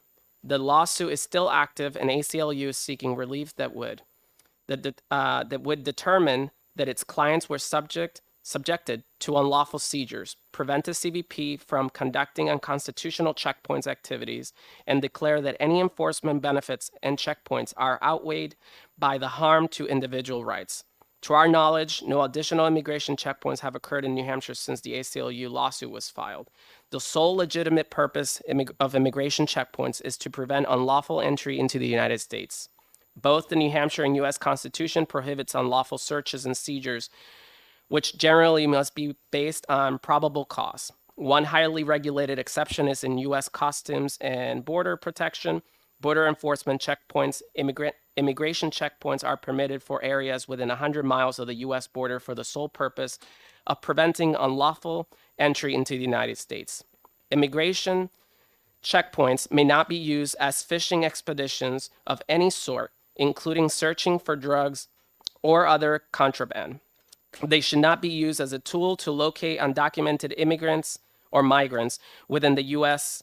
Unfortunately, CBP immigrant checkpoints in our state have been used as a dragnet rife with potential or actual civil rights violations.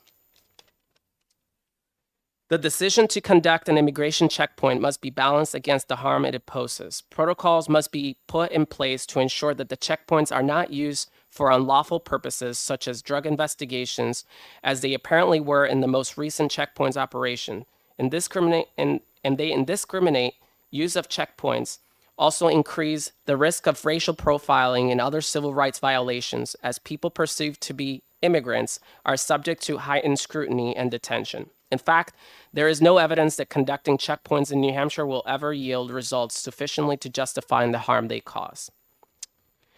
For this reason, we urge you to vote for HB 624-FN as ought to pass. Sincerely, Maggie Forty, Grace Kindiki, American Friends and Services Committee in Concord, New Hampshire, Eva Castillo, New Hampshire Alliance of Immigrants and Refugees in Manchester, Sebastian Fuentes, New Hampshire Rights and Democracy, Concord, New Hampshire, Maha Hawk Smith, Canterbury Citizens for Democracy in Canterbury, the Reverend Hayes Junkin, Episcopal Church of New Hampshire in Milford, New Hampshire, Sarah Jane Noy, Granite State Organizing Project, Manchester, New Hampshire, Veronica Colby, Granite State Organizing Project in Lebanon, New Hampshire, Judith Reed, Keene Immigrant and Refugee Partnership in Keene, New Hampshire, Melissa Heimbach, Kent Street Coalition in Concord, New Hampshire, Enrique F. Mesa Jr. Esquire, Mesa Law in Manchester, Reverend Heidi Carrington Health, Heath, New Hampshire Council of Churches in Exeter, Christine Wellington, New Hampshire Immigrant of Rights and New Hampshire Immigrant Rights Network in Derry,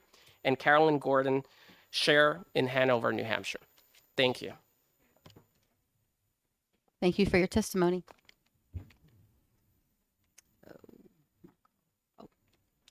Captain Hall.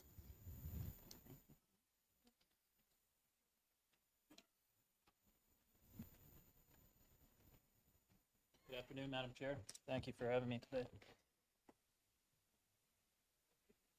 Good afternoon. My name is Mark Hall. I'm a Major Commander of the Operations Bureau with the New Hampshire State Police. We don't take a position on this bill at this time, but I'm here to provide some educational testimony as to how the bill is written. We're not responsible, the state police is not responsible for federal highway checkpoints or immigration enforcement. We are responsible for highway safety of the motoring public. As far as managing highway safety, when these checkpoints are conducted, they do create a highway safety concern, particularly on the interstate highways. And our job is to continue to provide public safety on those highways during the events. Also to provide backup when requested, and also enforce state laws. Something to consider with this bill is the notification from Border Patrol. We don't often have an exact time frame of when Border Patrol would notify us that they're going to do a checkpoint. However,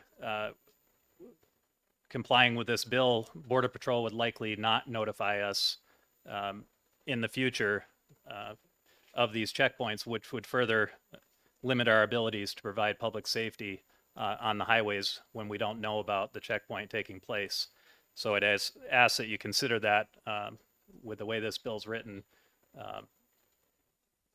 We are generally notified, but it's very likely that we wouldn't be under this bill.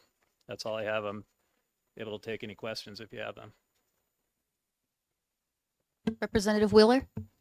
Thank you, Madam Chair.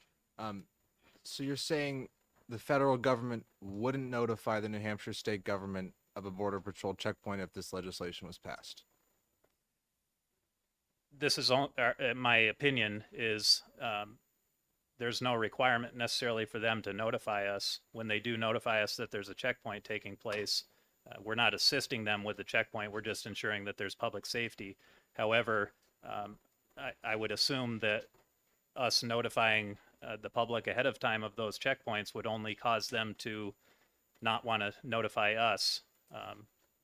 They're going to do the checkpoints regardless of whether we participate or help them in any way. They're going to do the checkpoints. And quite honestly, I would rather be informed that the checkpoints are going to take place so that we can provide what our mission is, and that's highway safety, public safety. Follow up, Madam Chair. Follow up. So the federal government could have a checkpoint on our roadways without the knowledge of the state police. So I can see Representative Eaton nodding his head back there. Thank you. Okay. That's correct. Okay. Just a quick question. Is the public still notified if there's going to be a sobriety checkpoint? Yes. Okay. Yes. Thank you. Are there any more questions? Representative Muse? Are you aware of any other states that have a provision like this? No, sir. I'm not aware of any. That doesn't mean there isn't, but I'm not aware of any. Thank you. Thank you. Seeing no more questions, thank you for your testimony. Thank you. Mr. Knack?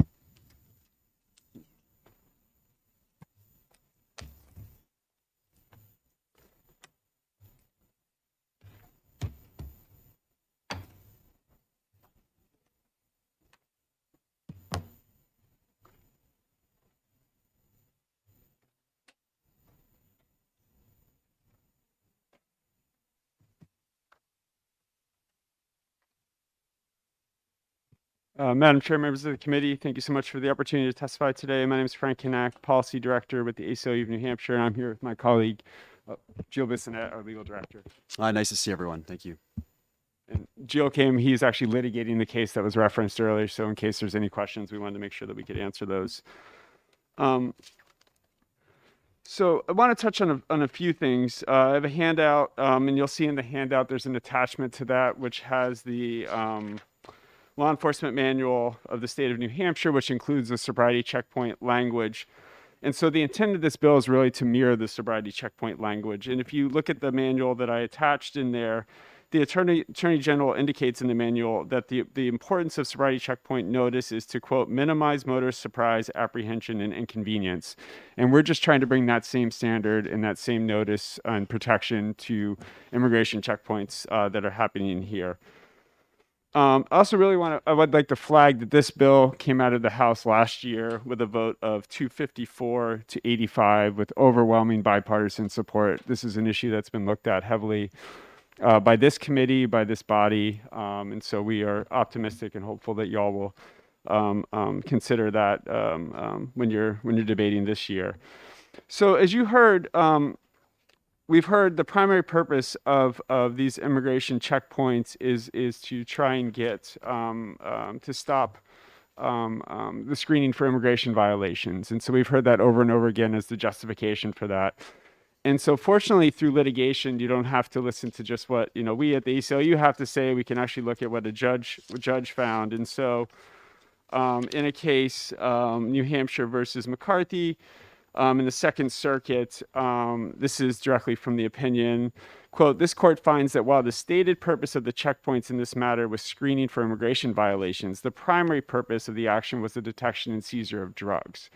And the reason that that's important is because New Hampshire's constitution, unlike our neighbors in Maine, for example, protects, it says that the Supreme Court has found that when employing trained canines to sniff a private person's vehicle in order to determine whether controlled substances are concealed inside is certainly a search in these terms, and that therefore there has to be an articulable and reasonable suspicion of criminal activity to use the canine. And so because under our state law, under the state constitution, we can't use drugs in that instance to just pull people over and search without any reasonable suspension, Border Patrol are able to do that and get and run around New Hampshire law. And if you notice about how this has worked in practice, it'll often be coordinated with local police. And so CBP will do the searches, they'll have the dog sniffs. If they find drugs, then they will actually turn that over to local law enforcement to prosecute under state law. So what you're really seeing here is a complete end run around our Constitution, which we think is wrong and shouldn't be happening. And again, what we heard from CBP is that this is really about trying to get people coming over illegally. And so again, looking at the opinion, they note in the opinion that the CBP officer who testified, quote, that he has never located a concealed human in a motor vehicle in his 17 years of service. And so this is not happening. Again, this is really about searching for drugs. It's about an end run around the Constitution. And, finally, this is not putting any real burden on local law enforcement. There is no affirmative obligation of law enforcement to go out and seek information about whether or not these are happening. If they find out they're happening, then they're required to provide notice, but they're given wide latitude on how they provide that notice. So we're not saying they have to do X, Y, or Z. They can use any of their multiple tools at their discretion to provide that notice. And so the notion that, as we heard from state police, that they're not going to find out about this. Well, the court found that this is really about finding, in run around the Constitution around finding drugs. And so it's unlikely that that's going to happen in this case. Joe. Yes, I would just note that I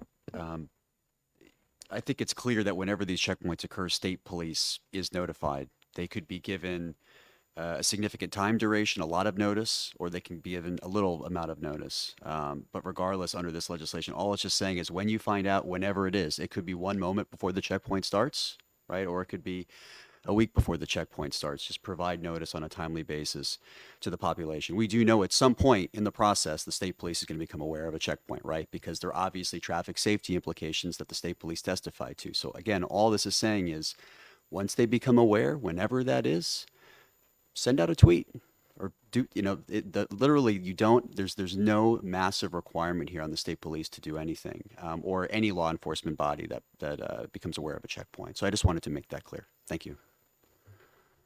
Thank you. Representative Newman? Thank you, Madam Chair, and thank you for taking my question.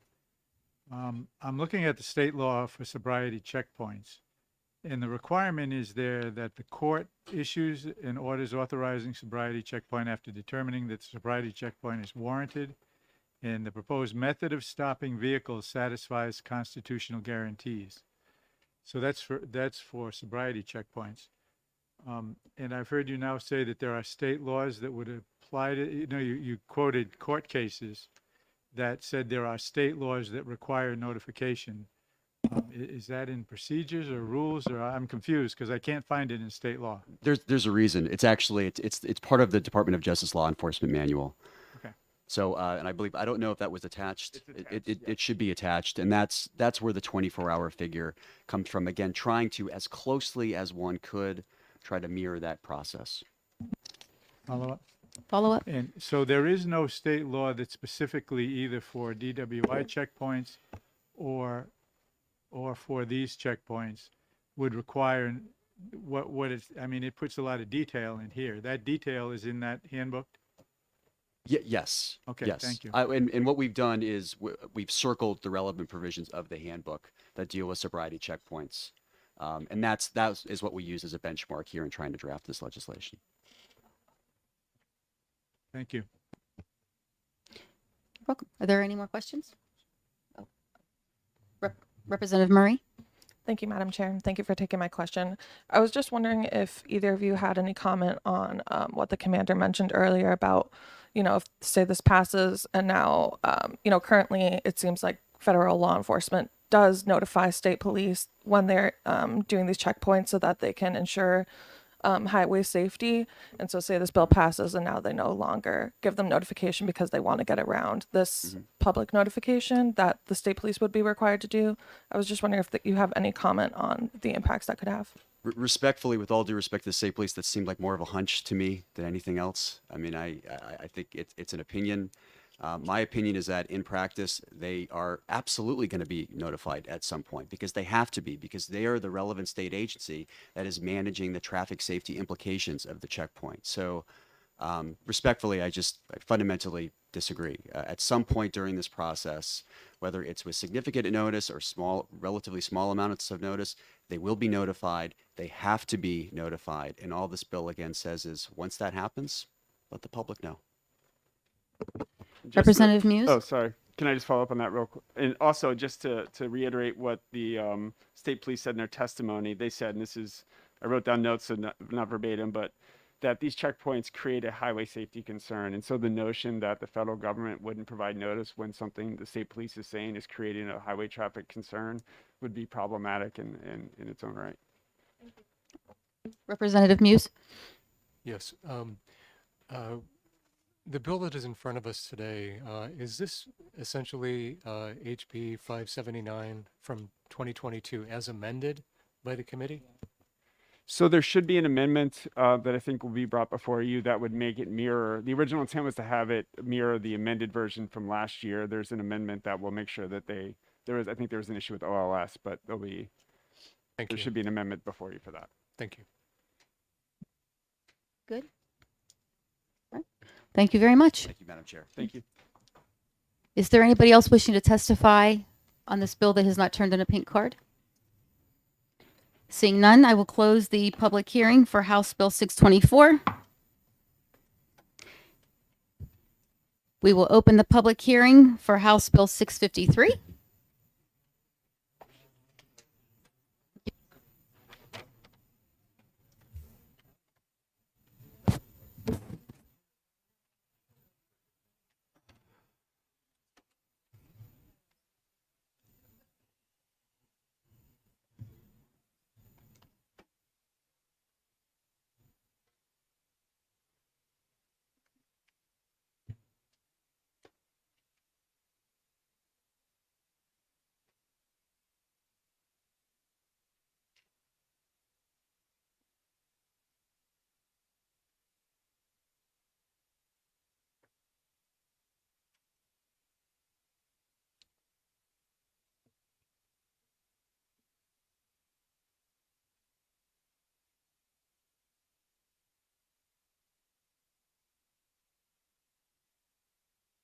For everybody that is here in the public, we have quite a few people that wish to testify. I think we have 10 cards.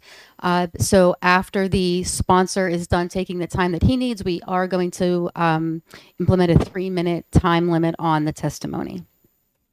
Representative Barry, the floor is yours. Thank you, Chairman Rhodes. I like that, Chairman Rhodes. I like that. Good afternoon, late afternoon. My name is Ross Berry. I'm the state representative for Hillsborough 39, representing the south end of Manchester and the Far East Side wards 6, 8, and 9. I'm here today to introduce House Bill 653, which deals with personal cognizance bail for repeat bailees and violent arrests. So I don't need to, probably with this committee, explain what PR bail or cashless bail is. I'm sure you all know what it is. But I'd like to start off this committee hearing with 2 numbers. The first one is 8. 8. 8 is the number of times my constituent, Daniel Whitmore, was stabbed to death by a man who was out on double PR bail. So let's talk about Mr. Whitmore. Mr. Whitmore was a resident of Manchester Ward 8. He was out at 10:30 in the morning on Friday, out by Nut Pond in Ward 9, which I also represent. He was a 75-year resident of the Queen City, a veteran of the armed forces. And on his walk down Nut Pond, he met a homeless man from Mississippi who had been arrested twice before. And this man stabbed him to death 8 times. That's relevant because this man was arrested recently before in Nashua for resisting an altercation he had with the police, a violent altercation he had with the police. But he was out on bail, on cashless PR bail before that, for threatening to stab someone. So he was out on PR bail for threatening to stab someone, and then he stabbed someone to death 8 times. In cold blood, he then ran to the Walmart on Gold Street, traumatized God knows how many children covered in his victim's blood. So if you don't think we have a PR bail problem, we have a PR bail problem. The other number is 700. You've heard this number before. 700 is the number of arrests in the last year in Manchester alone for people who were already out on bail. We have a serious problem. The language you have in front of you is the result of the product of last year's work. So the bill that sailed through the House 2-1, the Senate modified, and it died in committee of conference effectively due to a drafting error. So you have, it passed committee of conference, but it died to a drafting error. So here we have the hopefully corrected language. Something needs to be done.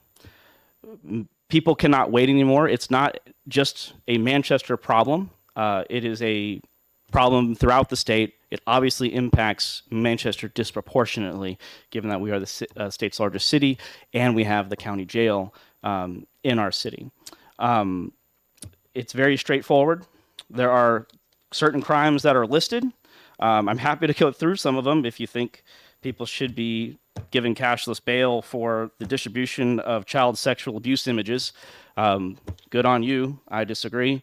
And the other part of obviously is if you're already out on bail, you will not be given cashless bail. Again, you will see a judge. The judge may issue you bail for a penny. That's the judge's business, but you're not going to be walking out scot-free. The state has a compelling interest to protect the community. We must balance that with people's rights that they are innocent until proven guilty. But bail is not just about, are you going to show up to trial? There is a compelling state interest to protect the community. So that's what this is trying to do. It's trying to find that middle ground of how do we respect, what are the good parts of PR bail, right? Because the good parts of PR bail is we do not want to hold poor or indigent people in jail for low-level crimes that they may not have committed, right? We could probably actually all agree on that. But when you start getting accused of certain serious crimes or you're being arrested repeatedly in a short period of time, we have to take a better look for you, and PR bail is not the appropriate solution. I gave an interview the other day and I said I hate to be that guy, but people are literally dying.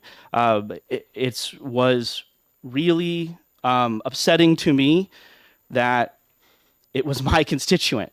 And we had a meeting We had a safety meeting in Ward 9, and we got up there, and of course, people are playing politics and trying to pass the blame, and I got up there and I said, no, this is actually the state of New Hampshire's fault. Mr. Whitmore would have been alive had this been in law. That man would have not been out on double PR bail. He'd be alive today. So this is a serious problem. I respect those of you who support the concept of PR bail. I try to protect the core principle that we can all agree in, but balance in the issue of the safety of the community. And I would be stunned if there weren't questions. So we were so close, Representative Muse.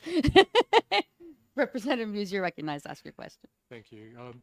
You mentioned that your current bill is very close to HB 1476, and I do know that there were issues with the bill at the end, which is one of the reasons it didn't go over the goal line.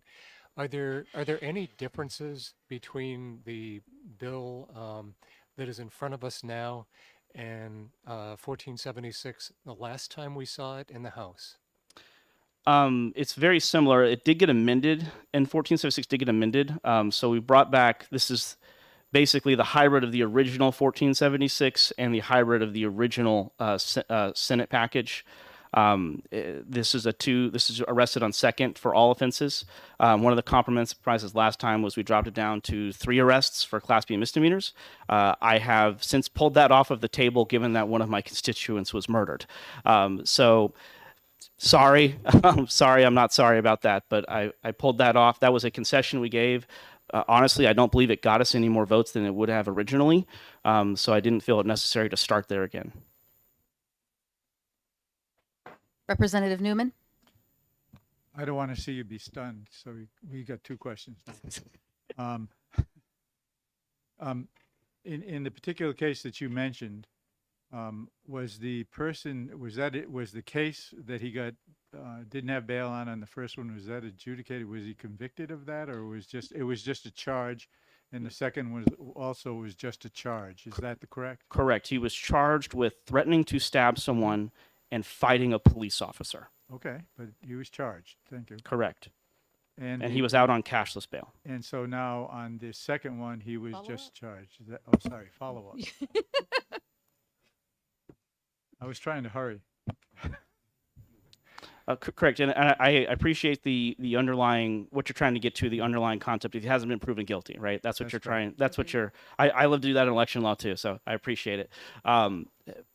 Once again, there's a compelling state interest to balance the right of pretrial the accused pretrial right with the safety of the community. I don't think anybody up here would think that we hit the balancing act with Mr. Whitmore.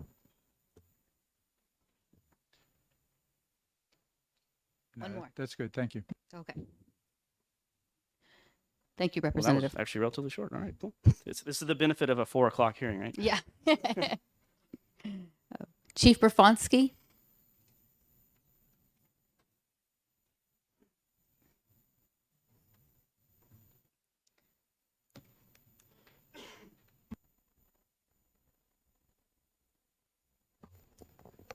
Good afternoon again, Madam Chair. Thank you. My name is John Berfonski. I am the Chief of Police in Bedford and representing the New Hampshire Association of Chiefs of Police, more than 150 chiefs throughout the Granite State, and I'm the president of the Chiefs Association this year. The Chiefs Association is staunchly in support of this common sense bail reform bill that would require a decision by a judge instead of a bail commissioner for the most serious violent crimes that occur and are committed in the state of New Hampshire.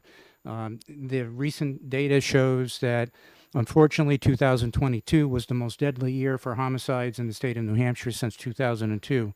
So if we are to remain one of the safest states in the United States, then we need to make some common sense bail reform that speaks to the issues that the sponsor just brought up. There is not a week that goes by, ladies and gentlemen, that there's not a case that comes up in which an individual who was repeatedly arrested and released and then goes on to commit another serious crime. If you query the online digital version of the Union Leader today, you'll see a case again in Manchester of an individual who was arrested after repeated release from arrest and released on his own recognizance on a Saturday, on a Tuesday, and on the Saturday, he conducts a robbery, completes the robbery, and then leads the police on a chase and crashes his car, which obviously imperils the city of Manchester, the residents, as well as the police officers involved. This is a common sense, fine-tuned, strategical change to the current bail law here in the state of New Hampshire. This is not going to result in mass incarceration. That's hyperbole used by people that fearmonger, frankly, the effects of this particular bill. There's no evidence to suggest, thankfully, because we don't have a significant violent crime problem in the state of New Hampshire, that this would result in mass incarceration. This simply places the initial decision for bail not in the hands of a bail commissioner at 2 o'clock in the morning in a police station with scanty information about the background, the history, and the nuances involving the particular case, and moves it before a judge in superior court that allows the defendant as well as the prosecuting attorney to bring forth the information necessary to allow an independent, neutral judge to make the appropriate decision with respect to bail. That's the place where those decisions should be made. And of course, in this particular statute as proposed, it would require the judge to use clear and convincing evidence, which is a high standard just below proof beyond a reasonable reasonable doubt rather, that an individual would be a danger to the community. So we strongly support, in the interest of the victims of crime, those people who can't speak for themselves anymore because they're not here with us, had this particular law been changed and these changes been put in place. Thank you very much. Right at 3 minutes. Representative Muse? One of the things that has always confused me a bit, and I know it's confused other people when it comes to bills like this, is the fact that our current bail law actually does seem to allow people who are dangerous to be held. And one of the things that we've heard in other hearings is that the issue is less a problem with our current bail law than it is with consistency of training, the availability of prosecutors to make decisions on second bail requests, improper or inadequate training of bail commissioners. So when we talk about the balance, I'm curious about your opinion on this. On the one hand, we have the constitutional rights of people who are accused of crimes, and we have what appears to be a breakdown in the system. Is this type of change in the law, in your opinion, the best way to balance this? Thank you for the question, Representative. I sit here before you with a lot of gray hair after 45 years of continuous law enforcement service. And one thing that I'll tell you with respect to just about any bill and any law that comes before me, the association, or you, is to look at it with a perspective of common sense. What would your constituent on their front porch in the afternoon have asked the question, should a person who just shot up the streets of Manchester be released on a cashless bail by a bail commissioner? I would venture to say that your constituent would tell you, no. The common sense notion here is that people that pose a danger to the community, that commit the most violent crimes that the state of New Hampshire has on its books, should not be immediately released until there's a more deliberate review of what is involved in a particular case. Let the judge review, let the balance of time, let the defense bring forth whatever information that they may conjure up to encourage the judge to release the individual or to make a finding that the person is not a danger to the community. I urge you to use common sense. Thank you. Representative Newman? Just to follow up on that with the common sense, the thing that gets to me is, have there been any judges that have released people on personal recognizance bail, and then it's been followed up by a crime being committed, and then is that why we're waiting for the judges to make the decision as opposed to the bail commissioners that both have to follow the same standards? There have been. So the answer to your question, yes, there have been instances where judges have released. I believe that the case that the sponsor brought up with respect to his constituent that was killed involved the judge's decision to release someone on a cashless or release on their own recognizance. So yes, but we also have countless numbers of instances, right, involving bail commissioners that release people. If the judge makes a wrongful decision that results in the death of an individual, right, there should be some reckoning of the judge's decision. What reckoning could take place, whether it's simply bringing forth information to the judge in camera with respect to the results. I'm sure every single judge, the judges that I know, both on the federal and state side, are fully aware of the mistakes perhaps that they make. And I think that they'll say that they made the decision based on the best information or the law that they had before them. This provides for clear and convincing evidence. And again, the common sense test would be, if a person just shot up the streets of Manchester, should that person be released? Or if that person threatened to stab someone and assaulted a police officer, should that person be released? Common sense answer is no. Follow up? Thank you. And I wasn't meaning to demean the judgment of the judge, but the bail commissioners are held to the same standard. So they would have the same reckoning. So I just don't see why this law that puts all these bills makes a difference. Well, it makes a difference, Representative, because it takes the decision out of the hands of the bail commissioner, where there have been a number, many cases in which the bail commissioners have released people on their own recognizance, as I say, at 2 o'clock in the morning in a police station, which is not the best place to make that decision. Thank you. Thank you. Representative Harriet Gathright? Thank you, Madam Chair, and thank you for taking my question. So if someone is arrested doing all the things that you just said that they do, and the bail commissioner says, I really want to release that person, but the officer, you say no, because this person is a danger to society, okay? Don't we already have those laws in place to stop that person from getting bail? The bail commissioner's decision, excuse me, I'm sorry. Today. I'm sorry that, I'm sorry for interrupting. The bail commissioner's decision is final. I oftentimes, and I do, make sure that my patrol supervisors, when there's a violent crime involved in Bedford, that if they learn that the BC or the bail commissioner is going to release that individual on their own recognizance, that they inquire with and make the case with the bail commissioner. But the bail commissioner's decision is final at that moment. So what is your recourse at that point if the bail commissioner says, you know, I'm sorry, we're going to give them that bail? So what recourse do you have as an officer at that point? We have none. That person walks out of the police station. All right. Yes. We had testimony before last term by another chief of police that said that you do have a recourse, and that you would contact, I think it was a judge or someone you would contact under those conditions. No, I'm not aware of that, and I would dispute that that would be a factual rendition.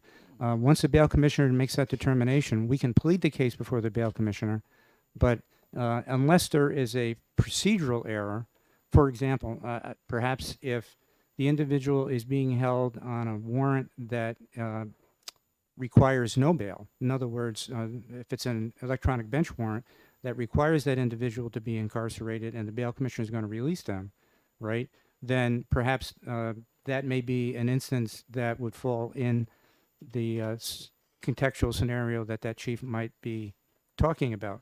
But if it's not a warrant that requires incarceration, that person walks out the police station. Okay, thank you. So, Chief, as you're probably aware, we have several of these different forms of these these bills that we'll be hearing. And one of the questions that our chairman asked, and he's not here, and I think I would just like to kind of make sure that I heard the question right, if I may. He had asked that if a person does a crime in Manchester and they get out on bail and then they get in a car and they drive up to, say, Conway, and they were to be arrested again that same night, is there any kind of a system that would let a bail commissioner know that that person has just been released on bail? No, not within that scenario. If the individual's arrested and then released, and then within a short period of time is rearrested again on another independent charge, it would take some time for that arrest to appear in the NCIC Interstate Identification Index. So when that Conway police officer runs the person's arrest record or criminal history, it would show up. It depends on whether or not the police department that arrested them has an automatic fingerprint identification system, which puts the data directly into NCIC digitally immediately, or whether it's followed up later on after some period of time. So if there is a lag. Oh, maybe that's the bill we need, guys. Are there any further questions? Oh, thank you very much for your testimony. Representative Hamer?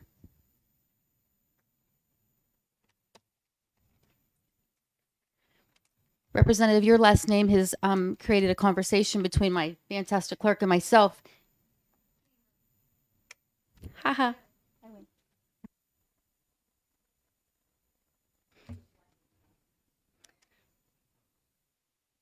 Thank you. I'm Representative Heidi Hamer, Manchester, Ward 10. I'm a lifelong resident of Manchester's West Side. Manchester needs our help. House Bill 653 would be a good start to improve the safety of the public. This is about violent crimes. This is about repeat offenders. A person who violates the terms and conditions of bail by reoffending numerous times should be held without bail pending arraignment. Reoffenders need to be held accountable. This bill is making sure that a person who has already committed crimes and who reoffends over and over again be held until their cases have been heard. This legislation will make our community safer. This legislation will help our police departments, and this legislation should be an eye-opener for other offenders. So please help our police, our residents, our business owners by supporting House Bill 653. I also, following the chief of Bedford, he talked about this robbery suspect. On February 4th, 5 a.m., Manchester police responded to Speedway at 311 Queen City Ave for a reported robbery. The clerk told the man walked in the store, had a gun, handed a bag, demanded cash, got his money. He walked out of the store, got into a white sedan, and drove away. Later on, a couple hours, well, an hour later, Manchester police spotted the vehicle traveling in the Union and Somerville Streets area. They attempted to pull him over. He finally crashed. They foot pursuit, and he was taken into custody. His 51-year-old male from Manchester. Through the course of the investigation, police learned that he was driving a stolen car. And he had just been arrested last week after failing to show up to court on multiple charges from 2022. Those charges included robbery, burglary, armed robbery, theft of a motor vehicle, felony theft by deception, felony receiving stolen property, falsifying physical evidence, and credit card fraud, all of which he was out on bail for. So he had a bail hearing on February 1st in Hillsborough Superior Court North and was again released on PR bail. For Saturday's incident, he now faces charges of robbery, reckless conduct, falsifying evidence, receiving stolen property, resisting arrest, and disobeying a police officer. This has to stop. Thank you. Thank you for your testimony.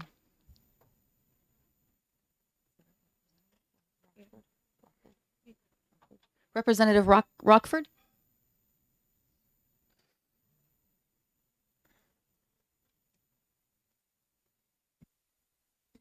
Thank you, Madam Chair and members of the committee. My name is David Rochefort. I represent Grafton 1. I'm from Littleton. And within my district, I have 4 chiefs of police, and I was able to connect with 3 of them. And they all are in favor of 653. In fact, this morning I got an email from the chief from Lisbon, and he said if this should pass, it would make New Hampshire a safer place. There's no doubt in my mind. So I want to be respectful of the time, but I want to share with you a story of my own. We're fortunate in this state, as we've heard already. This is a very safe state. Our quality of life is excellent, and fortunately, most of us will never be on the receiving end of a crime.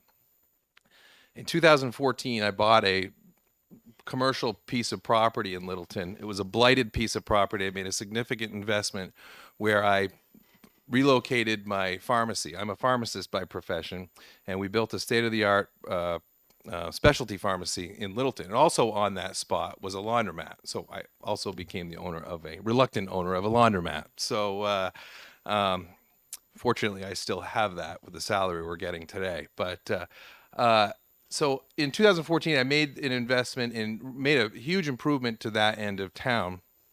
And it's a wonderful place to live and to work. And up until February of last year, I owned the pharmacy. I sold that, but I still own the laundromat. In the summer of 2019, it was mid-morning, we looked out our window of the pharmacy and we noticed a suspicious-looking car out in our parking lot. And we watched it for a few minutes and we realized what was going on there. This gentleman was selling drugs out of his car. He would stay there and a car would pull up. We'd watch the transaction. There was no effort to disguise that. A few minutes later, another car would show up and it would keep going on. I want to remind you that, or point out the fact that our pharmacy, our business is directly across the street, 150 feet away from the Littleton Elementary School, Lakeway Elementary School. So this process went on for about an hour. We called the police. The police showed up. They said, you did the right thing. They took the guy off. 2 hours later, he was back selling drugs, doing the same stuff that he was doing 2 hours before. And we were flabbergasted by it. And as you can probably understand, that it caused a lot of consternation and concern for our employees who are working in a pharmacy, having drug seekers coming to our parking lot to transact their business. So we called the police again, and I laid into the police a little bit about what's going on, and they apologized. They said, "We're sorry. We're really sorry. There's nothing that we can do in the way the system is. We can't hold these people." So this went on for 2 weeks, and they did say, "Please call the police if it happens." 2 weeks this went on, all day, a constant stream of drug activity in our parking lot. One morning, we woke up to a guy overdosed in his car when we showed up for work. So we called the police again, and the guy actually woke up before the ambulance got there and tore off down the street. And what kind of state that was, I can't even imagine. But the point that I'm trying to make, if you haven't got it now, we've got a problem here. I mean, the position we're in was certainly to protect rights, and I very much believe in that. But what about my rights? What about my rights to provide for my family? What about the rights of my employees to provide for their families? In fact, during that time, I had an employee quit because she said she didn't feel safe because Excuse of me, all the drug activity. Representative, we My are 3 minutes? we All are right. pretty I will much stop past it that there. So I urge you to take action. I urge to support 653 and any other types of bail reform that you can consider. So thank you. Thank you for your testimony. Ms. Sullivan?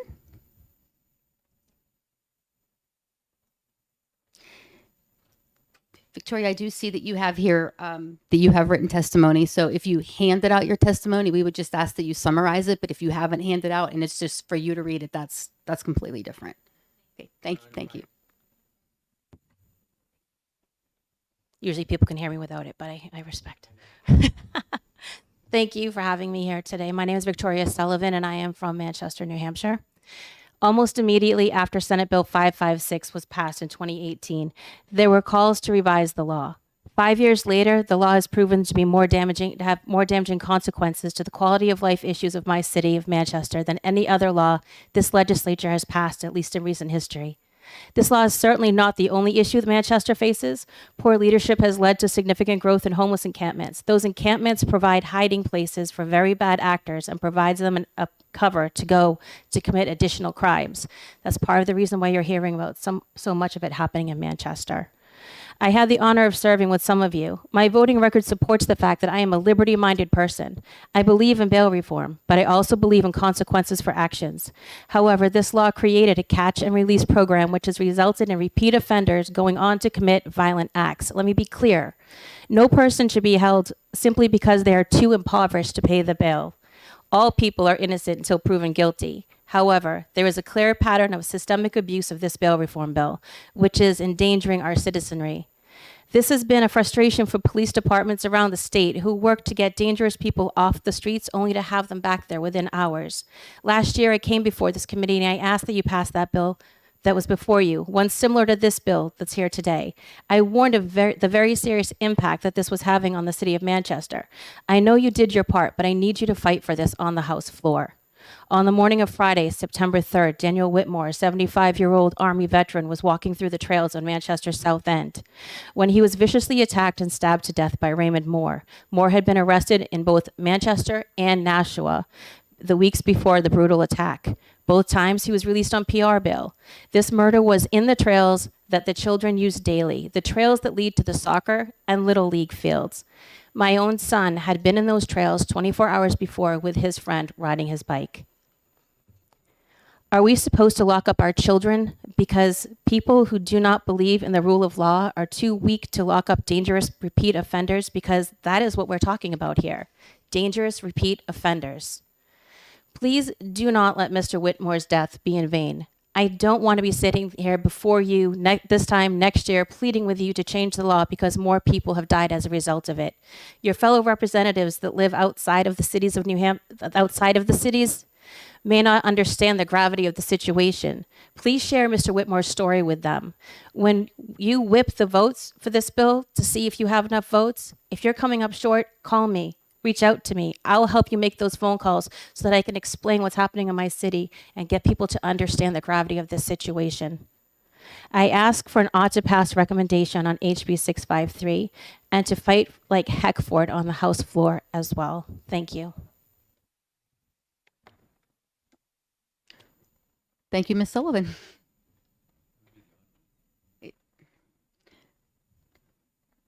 She didn't put that. I was calling her Miss.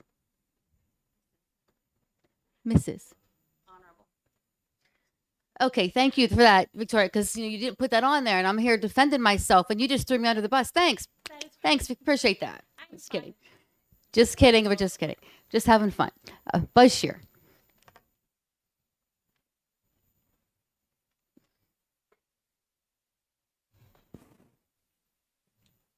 Madam Chair, thank you.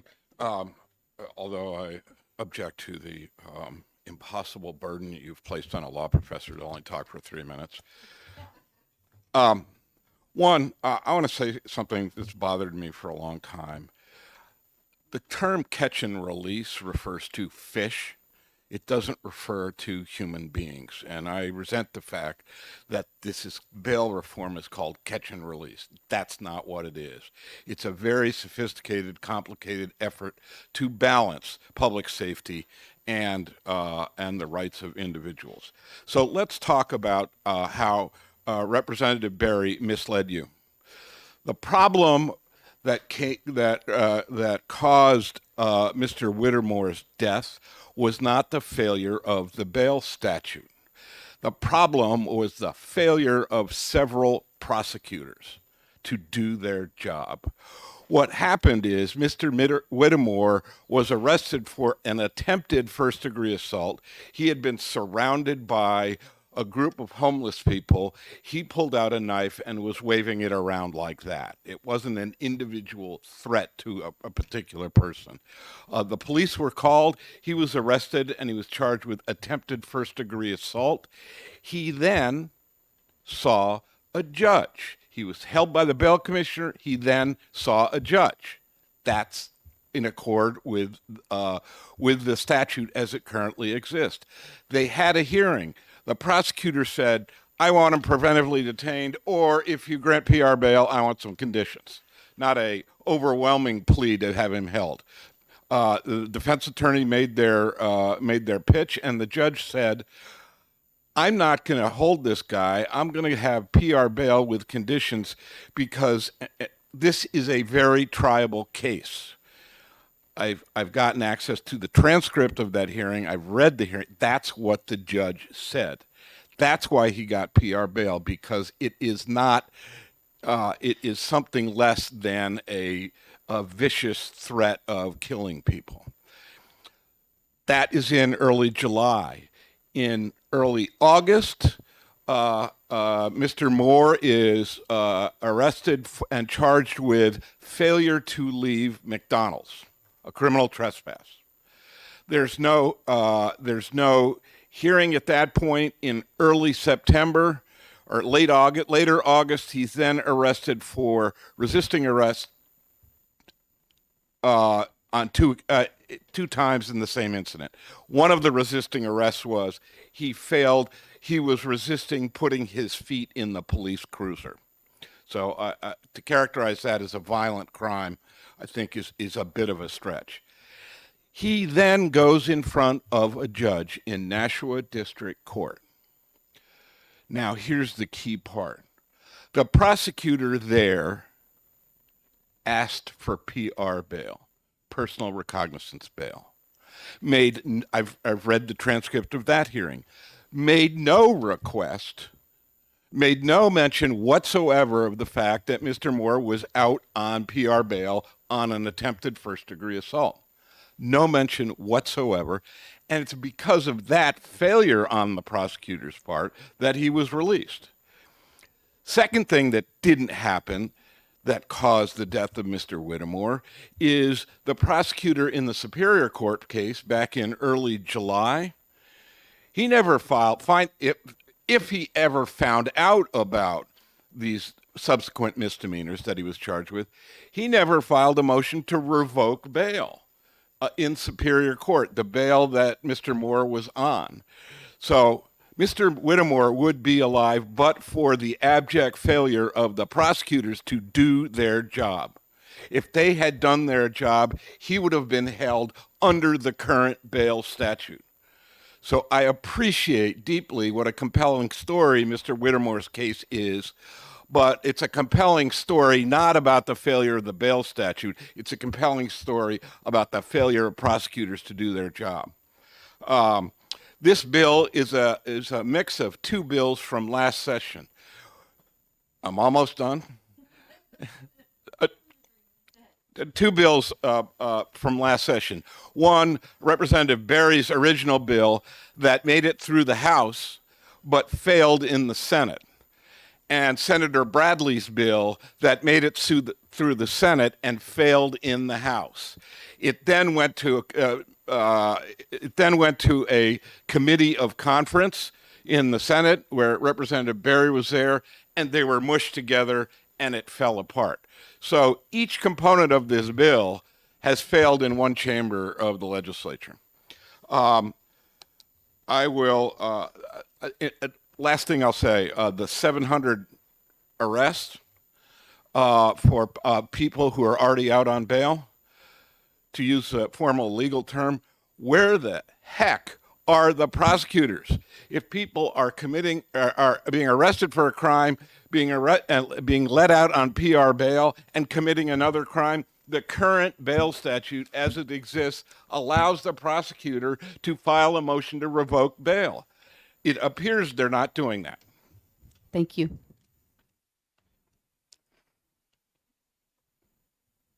Oh, well, he left. Will you answer a question? I never got that to far. accord what the chair. So, the only question I have, I agree with what you said. He also said that we're looking at the jails are going to fill up, and that's not my point. My point is, does this bill, is there potential for this bill to capture people that commit a crime that doesn't have any jail punishment, and then be charged with a crime, and then be charged with a crime that also is not one that has any thing for jail, to be caught up in this, especially on the off hours, on the weekend, and when the bail commissioners now are at least there to give them their due process? Is it possible that a lot more people could get caught up in that kind of thing and be harmed by this bill, as opposed to the obvious horrendous things that we've heard that were a result of the kind of circumstances you just described? Yes, that's very possible. At another bail hearing that many of you were at, I produced a study that indicated that of the 508 cases we looked at so far, we're continuing with that, 38% of them, the charges were eventually dismissed. And some of those people were held for several months.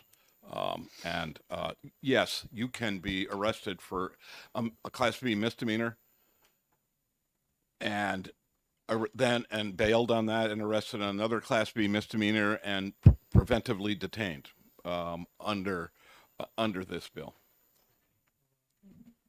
Follow up? And that preventively detained, according to this bill, would be mandatory, even though there were the two charges and neither one of them that had a jail possibility. Well, I think under this bill, they could set up high bail. They could set some kind of bail, but more often than not, the judge would preventively detain them. Are you okay to ask? Are you okay for another question? Oh, absolutely. Representative Murray? Thank you, Madam Chair. I had one request and one question. The request is just that if you could send the committee that kind of rundown you gave us of the different points in which prosecutors failed to properly deal with Mr. Moore. I will do that. Thank you. Just for the members who aren't here. And then my question was just, Representative Berry, in introducing the bill, mentioned that there have been 700 arrests in Manchester alone for people who are already let out on bail. And I know you've talked about, your studies with the 507 cases that you've been looking at. I was just wondering if you've heard that statistic, or if you have any idea where that came from. I read it. I heard it from Chief Haldenberg at a hearing in the Senate, and I read it in the New Hampshire Journal, so I'm aware of that. The suggestion that Chief Haldenberg made when he testified in the Senate is that all of a sudden we're arresting more people who are out on bail last year.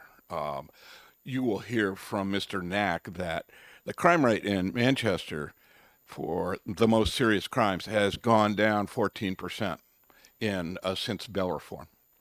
It's not that bail reform caused the crime rate to go down, but it's clear that bail reform did not cause the crime rate to go up. So that's context number one. Context number two is, if in 2022, they're now arresting 700 people who are out on bail, but the crime rate has been going down, the cause of those 700 people being out on bail 4 years after bail reform was passed is not bail reform, it's something else. The obvious conclusion is the end of the pandemic, or the diminishing of pandemic restrictions in 2022 caused an uptick in those kind of crimes. Has nothing to do with the bail reform statute. Second fact is we don't know whether those are, as Representative Newman's question hinted at, we don't know of those 700 whether they're Class B misdemeanors that they're out on bail on, where you can't go to jail, whether they're Class A misdemeanors, how many of them are serious crimes, how many are not serious crimes. And then finally, where are the prosecutors? Where are the prosecutors if people are being arrested, let out on PR bail, arrested again? Why aren't prosecutors bringing motions to revoke bail?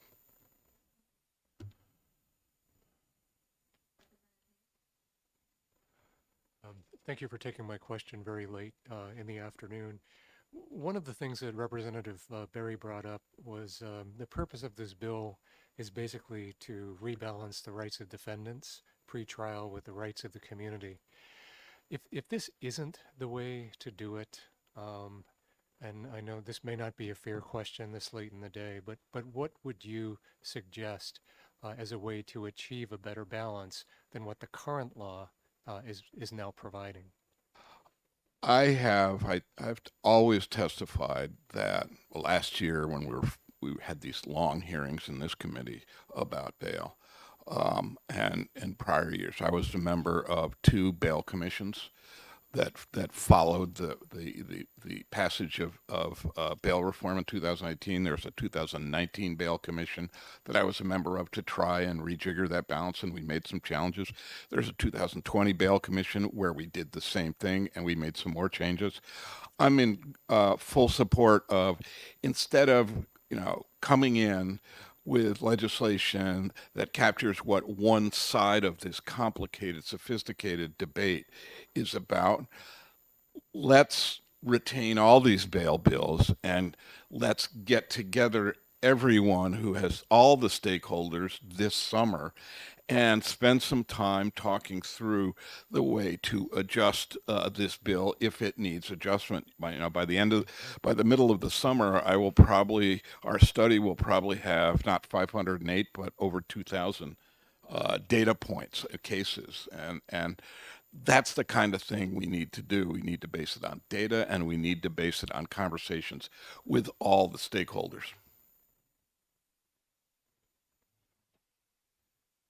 Representative Murray. Thank you, Madam Chair.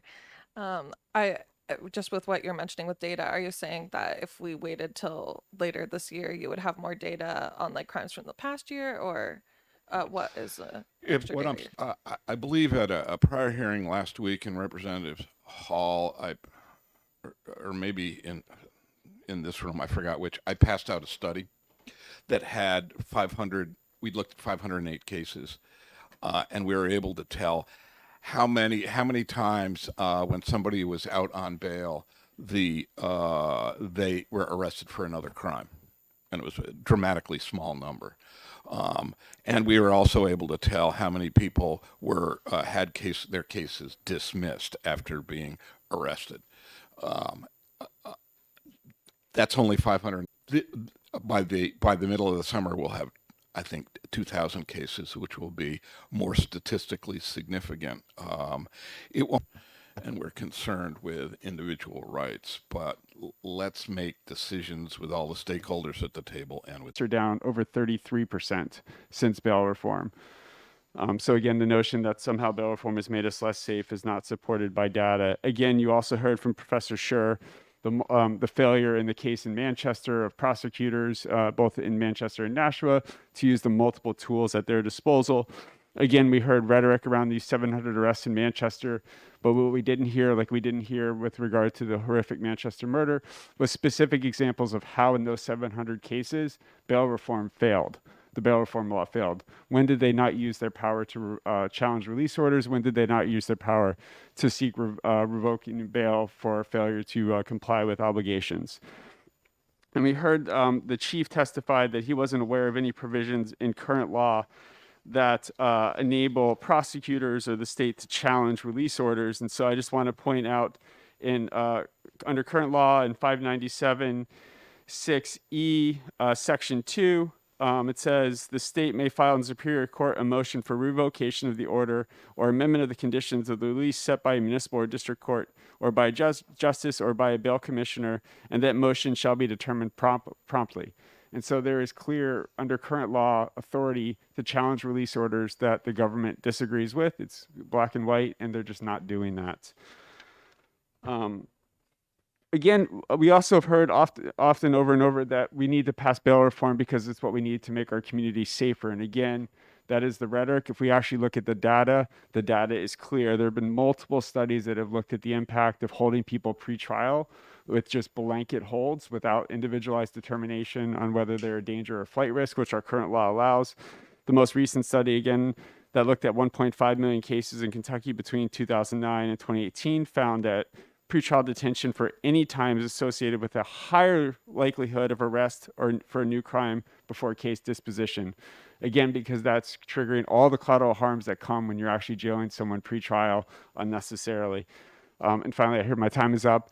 If the concern is really about getting people before a judge, there's another bill, HB 46, before this committee that will ensure that everyone is able to replace bail commissioners with magistrate judges. So if the concern is getting people before a judge and making sure judges make these decisions, there's a bill that ensures that everyone gets before a judge, not just for these 13 offenses, but for all offenses, but they're done in a way where it doesn't take away their liberty unnecessarily. Best of both worlds. Happy to answer any questions.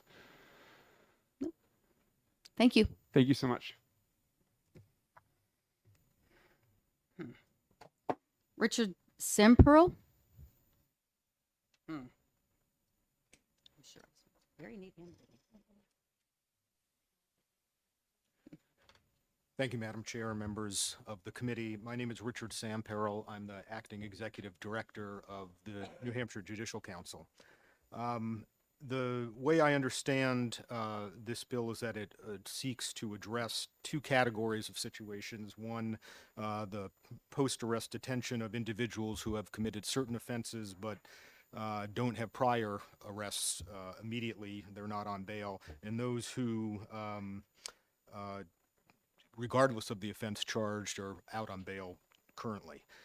Those are both situations that the person would need to have counsel at the hearings.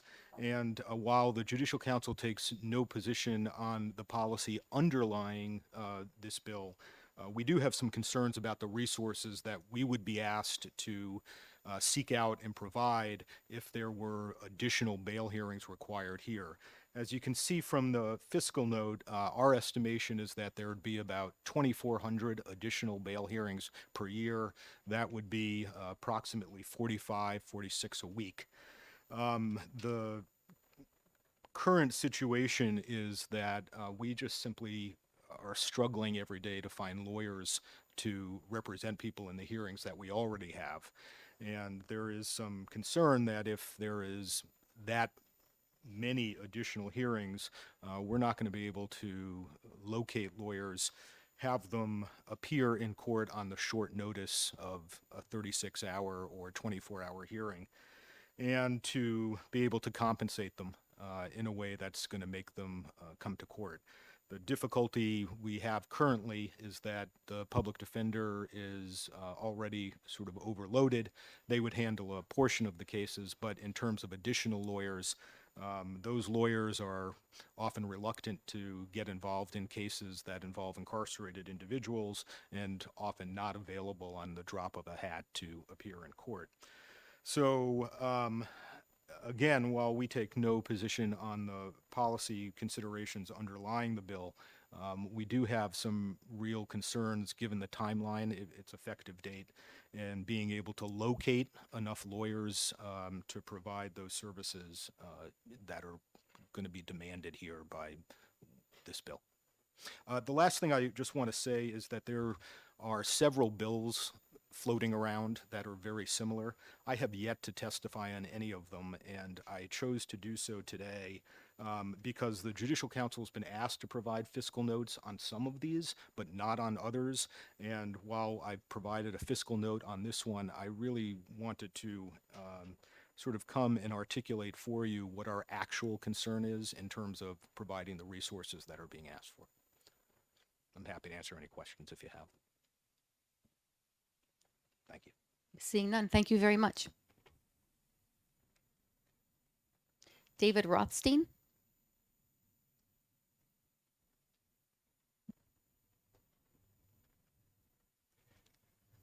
Good evening, David Rothstein here opposing the bill on behalf of the New Hampshire Association of Criminal Defense Lawyers. I'm going to try for 90 seconds rather than 3 minutes. 3 quick points. One, the bill has enough language in it, has enough language to do what everybody here is talking about, which is to try to enhance public safety. More training, more information, more resources are needed. 2, paragraph 3 really struck me because you've got homicide leading off the bill, and there's nobody who's charged with homicide who's going to get out on bail with a bail commissioner, with a judge, or ever as a practical matter. But then you've got stalking, you've got simple assault. There are a lot of people charged with these crimes that when you look at them, they don't do any jail time. There are some people charged with simple assault who go to state prison. There are many, they plead to a misdemeanor, they get no time. So this grouping is a very curious grouping that's going to catch a lot of people in the net that don't need to be there. Number 3, the prohibition on PR.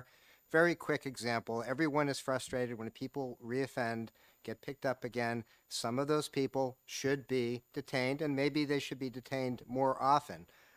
Other people, what you want to do is you want to release them on PR. You want to give them a chance because maybe they're mentally ill, maybe there's a substance use disorder. I just had a client today who was picked up again, and everyone agreed that when she gets into a bed, an inpatient treatment bed, that her jail sentence or jail detention should convert to PR bail, so she can be in treatment instead of in jail. This type of bill would not distinguish her from other people who reoffend. So again, it would cast too broad of a net. You have the tools, you have the language. Thank you. If I may, yes. What you just stated that there wouldn't be a difference between this patient. That my understanding, what you're saying is that she's being hospitalized. No, she was out. There are a number of people. I'm just talking more generically. There are people who are out on bail for an offense. They reoffend, which again is not what we want to have happen, but there are surrounding circumstances. They have a mental illness. They were homeless. They have substance use disorder. They don't stab somebody.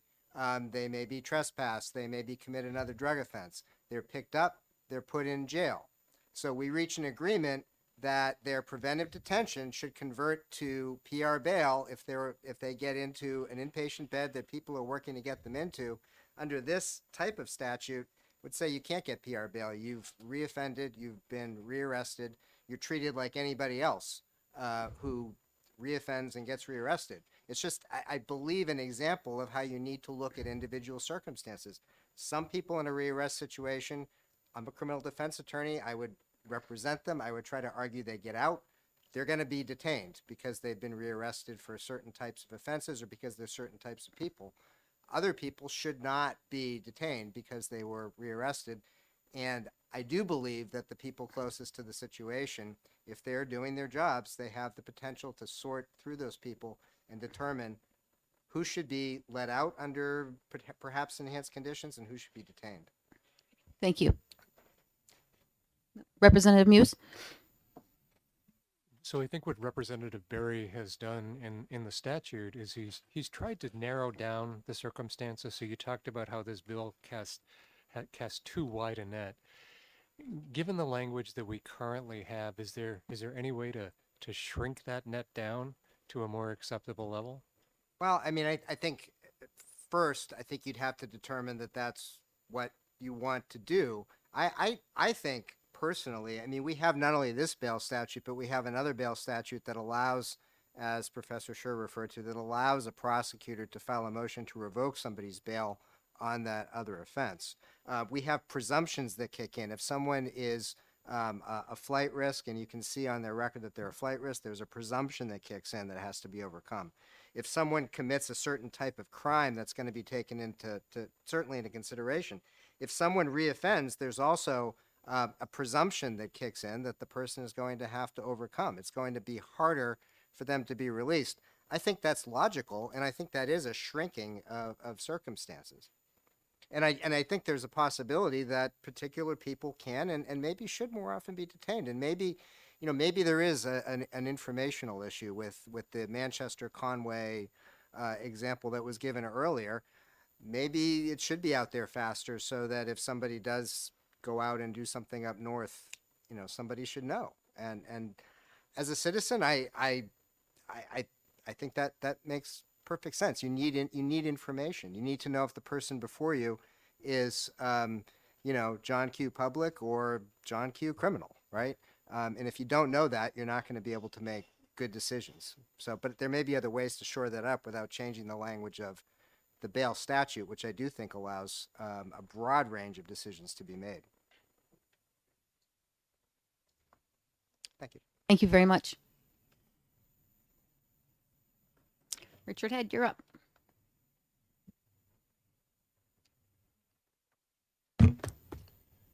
Thank you, Madam Chair. Members of the committee, my name is Richard Head. I'm the Government Affairs Coordinator for the Judicial Branch. I wanted to clarify one thing. When Richard testified earlier, the other Richard testified on behalf of the Judicial Council. Just to make sure everybody understands, Judicial Council is not part of the Judicial Branch. It is an executive branch agency. They pay for the public defenders. So sometimes, just to make sure everybody understood that. I'm not going to repeat testimony I've given previously on bail reform bills. Much of the same things that I've testified in the prior bills applies to this bill.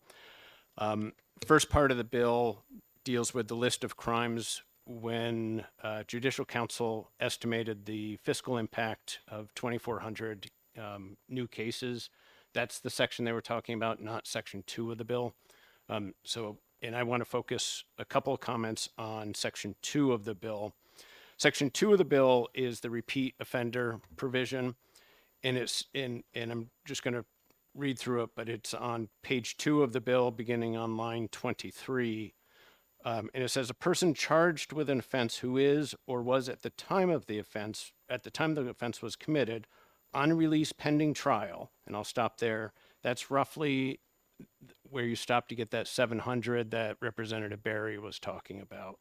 But then it goes on, so it expands the group beyond just those who are on release pending trial for a felony or misdemeanor under federal state law, and then add to that anyone who is on release pending imposition or execution of their sentence, on appeal of their sentence or conviction, or completion of the sentence, or on probation or parole for any offense under federal or state law. So you get the 700 was just the folks who were out on bail, essentially. But then you add to that essentially everybody who is between the time of their first arrest to the time of the completion of their sentence from that first arrest, rearrested, this provision would come into play. So it's a much larger number than 700.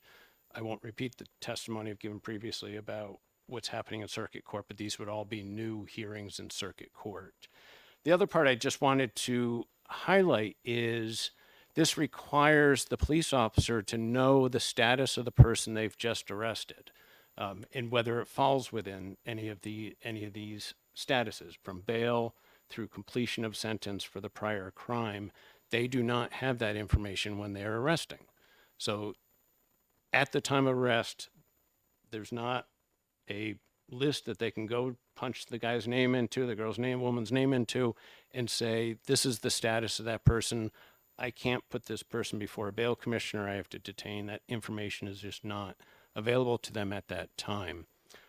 What that means in terms of policy, I leave that to you, but I just wanted to flag that for purposes, just provide that information to you. With that, I will conclude my comments, but I would be happy to answer any questions. Representative Pratt? Would you care to comment on the failure of prosecutors? I don't have any position on the previous testimony. Thank you. Representative. Thank you, Madam Chair. Thank you for taking my question. From listening to the testimony on this bill and so many other bills relating to the courts and bail and et cetera, to me, it almost seems like the issue is more about the underemployment that is currently in the system and the stress that the court is under. And that is why maybe some of these cases are slipping through and we're seeing issues with how the system is being run right now. Do you think that that could be part of the problem? So thank you for the question. There are two aspects to the current stress in the system. With regard to judges, we have all the judges that we're supposed to have. There's one that's been nominated that will presumably fill in the circuit court. In terms of staffing, we are down in terms of the number of staff. We aren't able to fully staff. We're down, I think, around 10%, but don't hold me to that.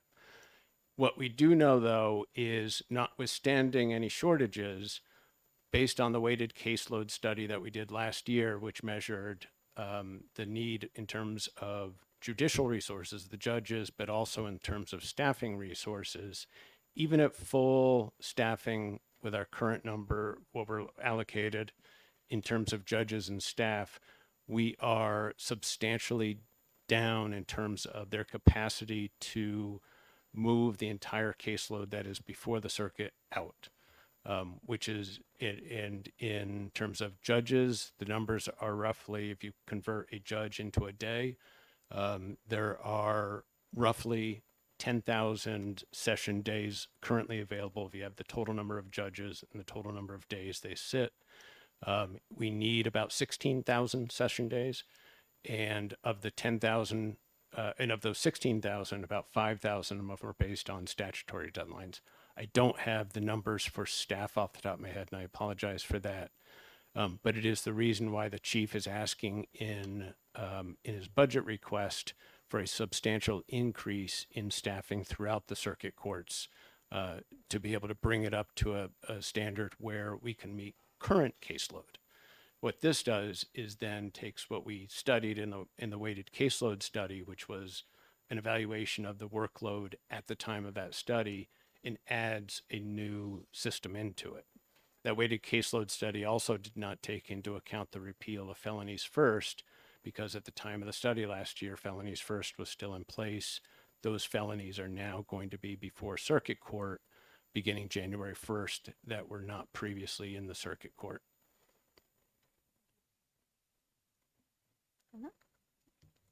Thank you very much. Thank you. Is there anybody else wishing to testify on House Bill 653 that has not turned in a pink card? Seeing none, I will close the public hearing. We are finished for the day.